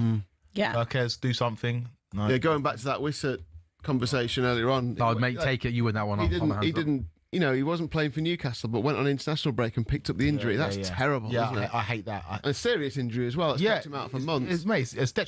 Newcastle are now struggling as a result of that injury. Oh, I was listening to your conversation when I got here about that, by the way, and I think that Eddie Howe's got so much credit in the bank. Yeah. I think that I actually agree with everything pretty much Sam said about the fact that they had a very underwhelming summer. Yeah. It is very different. It's not the same one now with like FFP and all the rules that City and Chelsea didn't have when they had their takeovers. You know, you can't just buy the leagues anymore. So it's unfortunate for Newcastle, but they haven't had the summer that they intended to have. That will take time for them to become that kind of powerhouse. I also think when you lose Alexander Isak and the way it rumbled on for so long, plus the fact that also Visser hasn't even been fit. So I just think there's a lot of things. I think the fact that people are questioning Eddie Howe is crazy. The same way that at the moment why Tottenham fans are questioning Thomas Frank, like allow him time to implement what he wants to implement. I think just with Eddie Howe, he's got so much credit in the bank. So much credit in the bank. No, I agree. You're right. Sorry, that almost there. Take him off. Man. Salah has just a simple pass from a few yards to Salah on the right hand side, and he's looking across the whole line. He's in offside position. He's bringing on Joe Gomez. Not be funny, Arnie. You're 81 minutes late in bringing him on. Abby, I agree with you. Am I right in saying did Newcastle in the league last season get off to a tiny bit of a shaky start? Yeah, and there were similar kind of conversations. Games, yes, he ended up getting Champions League football. They had a lot of injuries early doors. I think that was pretty mirrored this season as well. Yeah. And I just think like it's the first thing like Eddie Howe's done. He's qualified them for European football. He's won them their first trophy in 55 years. And I just think he's a great manager. Like we were absolutely lauding him last year in particular for what he's done for that club. I understand the staleness, but also they've also had to. Phil Foden with an incredible ball. O'Reilly. Oh, he should have done better. Foden, you're right, Quake. He plays a really good ball out to O'Reilly, who had maybe a little bit too much time to take that ball down and get a shot away. He shoots over. Back to you, Abby. Just finally on that as well, because of their FFP problems, like they had to sell Elliot Anderson, they had to sell Minter. Like obviously those players would have been perfect for Newcastle, and they haven't really been able to do that and have that rebuild that they could have done through their own academy. So I just feel like. Give Eddie Howe a little bit of a break. I'm just so sick of like football being so fickle. He won in their first trophy in however many years. If he'd lost 22 games in the league, I'd say absolutely fair enough. But just no. Meanwhile, I'm just sitting here googling when Kulusevski's back. Liverpool are making it pushed back every single week. What's that? What does? Kulusevski. Oh, goodness me. I feel for Frank with the injuries as well. So as you approach the last 8 minutes, let's have a conversation, guys, about what this might mean for both teams. Liverpool made a couple of substitutions, by the way. Joe Gomez on for Conor Bradley, and Chiesa came on for Wirtz, I think it was it? Liverpool 3-0 down away at City, 83 minutes gone. Craig, who can Man City win the Premier League this season? They can. I've already gone on record and saying that I think it's Arsenal's title and I think it's done already, so I don't want to backtrack from that. But yeah, City can. But City are 4 behind Arsenal. Yeah. It can't be done already. Yeah, but I said this when City, I think off the back of losing against Villa, and I just weren't seeing enough, and Arsenal weren't. Mo Salah's just got done by Nico O'Reilly every single moment of this game, man. Well, you look at City playing like this, though, and let's have it right, by the way. I mean, City, irrelevant of that offside goal or what, City deserved the 3 points. They've been the better of the two sides.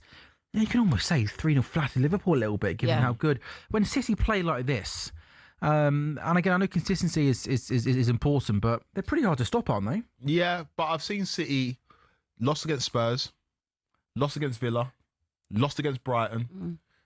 I've seen frailties in the City side that I haven't seen in Arsenal. There's more frailties in City than Definitely. Arsenal. Right? City going to go and lose another 3 or 4 games this season. Yeah. I don't know if Arsenal are going to lose another 3 or 4 games. What is then the problem with Manchester City? They're just not as dominant. Defensively, not as strong as Arsenal. Yeah, they're going to have like lapses, and they're going to have games where they're off it, and they're going to lose those games. Whereas if Arsenal were off it like they were yesterday against Sunderland, they're not going to lose the game. They're going to end up drawing. It's like they've got so much quality, Arsenal, that it would, unless they had a blip, a very big blip, or injuries to very, very key players. But who injuries to who? I think we were talking about this the other night. I think if you have an injury to Rice is the only one. Rice or Gabriel. But I think if Rice is injured, they've still got Zubimendi, Odegaard. I think it's yes, but I just think it's the delivery and the delivery of balls on those set pieces. Yes, they have other options. The 2 centre backs would be the interesting one for me. Yes. But Saliba's already missed time, and they'll find Maresca came in. But I'm saying Gabriel. For me, I feel like it's now. I think Gabriel was the A side. Do you? Yes. Interesting. I definitely. You know what? I think we can both put them both. They're both A. They're both A. But I think if I had to pick one that was an A, I think Gabriel has grown. Well, that's you know what? That's like Ferdinand Vidic, right? And there was a 2 or 3 year period where people said that Vidic was better than Ferdinand. Overall, in terms of their career, Ferdinand takes it. But there was a period of time where Vidic was better, and that's what Gabriel's going through right now. The level up that Gabriel has had has been unbelievable. Yeah, unbelievable. Ever since he went to Turkey. Jeremy Doku today is the first player to score, win 10 duels, complete 7+ dribbles, create 3+ chances, and have 3+ shots on target in a single Premier League game since Eden Hazard against for Chelsea in 2019. I mean, genuinely, that is for me one of the best individual performances. And do you know what? A fair play to him, because he's a player that always used to really annoy me.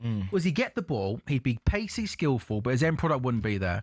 And it's almost like today, all that's gone out the window. You know, he took his goal incredibly well. It was an unbelievable finish. Even that first half, he had so much space at times in the left-hand side. He often played the right ball in field. I mean, how good is that performance? Oh, it was an unbelievable performance. And I've always liked Doku in terms of, I understand what a winger is. And unfortunately, because football is so overexposed and we see everything, people criticise Doku saying you lose possession too much, it doesn't always work. Back in the day, that's exactly what a winger was. It didn't always work for Iron Robin. Iron Robin, it would work twice a game, but you'd see those highlights. With Doku, you see all the frailties as well. Nico O'Reilly, man, you've had a couple of chances in the box. Keep it down. But no, they could have scored more goals. I look at Doku, and he's a player that it will be frustrating sometimes, but that's what I want my winger to do. Try it. Keep on trying it, because eventually it will work. Eventually you'll wear them down. But this has been his best ever performance in a City shirt. He's been unbelievable. Manchester United are above Liverpool. Yeah, on goal scored. Yeah, I know. But yeah, sure. No, fair play, they are. Yeah, no, it's not good. Yeah, I mean, from a Liverpool point of view, I'm disappointed. I'm gutted. We deserve to lose this game. I mean, we've been nowhere near good enough. And I get asked this question a lot. Like, what's going wrong? And I'm just almost sort of running out of ideas, guys, as to what to say. It just feels like it's pretty much been the same problem since the start of the season. I don't think it's all on Arne Slot. I don't. No, well, look, no, you think the whole thing is on Arne Slot? No, the whole thing's not on Arne Slot. I don't. I think I think Abby, we can talk about some of his tactics, but these players, and these are good players. And I love these players, by the way, because they won majority of them won the Premier League last season. Yeah. And some of them are most of them are Liverpool legends, what they've done for this football club. But this season, they've been absolutely nowhere near good enough. They've been absolutely nowhere near at it. And some of them today, when they go back in that dressing room, have got to have a long, hard look at themselves. And Slot is the manager, and I do think tactically, he hasn't maybe been 100% sure of what he's wanted to do this season, and maybe too many players have come in. But some of these players are great players, are world-class players, and their performances this season have been a shambles. I think one of the things that you said there, I think one of the things there about that, it's not easy to add players into a title-winning squad and make them better. It's not as easy as it sounds. It's not like Monopoly where you just go and buy loads of things. Ferguson was an absolute genius at it, wasn't he? Very true. Evolving teams. Pep's not done it. Pep's had a nightmare, hasn't he, the last season, trying to evolve a team. As players got older, he had to move them on, but he didn't do it in the right way. And look what happened to City. Liverpool are going through the same thing. They probably, all the things that you've said before about Isak, they probably shouldn't have gone through that. They should have, Salah's not his best, but maybe he feels like his nose has been put out of joint because Isak's suddenly been brought in. Who knows? But no, of course it's not a reason. But if you add all these tiny little percentages up together, it creates confidence breaks, and when you're so good and confidence breaks, it can hit you like a ton of bricks. Like it did City last season. I get it. We're trying to find reasons, right? I just don't think it's. You think it's all on Arne Slot? I just don't think it's like. It can't all be on Arne Slot, Quaker. These can't. players are You have to world-class take players who account- won they the have to Premier take League last season accountability. and have been. I'm not saying Arne Slot takes none of the blame, but it can't all be on the manager. 100%. I mean, it's not on Arne Slot that Mo Salah can't seem to control the ball anymore, right? It's on Arne Slot to keep on starting Mo Salah. He doesn't have to start him. I think if this was Pep Guardiola, he wouldn't be starting Mo Salah. He just wouldn't. Do you know what I mean? Do you think he wouldn't? But he no way. Like if you're not performing, why are you playing? There is too much. For example, you took Ekitike out of the team to facilitate an Alexander Isak when it didn't make sense. That was wrong. It didn't make sense. And Ekitike was your highest performing player, and now he's struggling to get going. There's been a few moments this season where I've looked at Arne Slot and say, I can tell you're still new to this. You're still a great manager. You won the league in your first season. But there has been moments where I look at it and I'm like, you could have done that a bit different. You could have done that a bit different. And it's never all on one person. Of course, these players can take accountability. But like, I put the vast majority of it on the manager. I do. I think that's wrong. Yeah, I'm Slot. I don't disagree with what you've said in terms of what Slot has done wrong, but the players have got to take as much responsibility. I think for they're the underperforming of certain players. Well, what's the reason for Mo Salah still playing apart from the fact that he's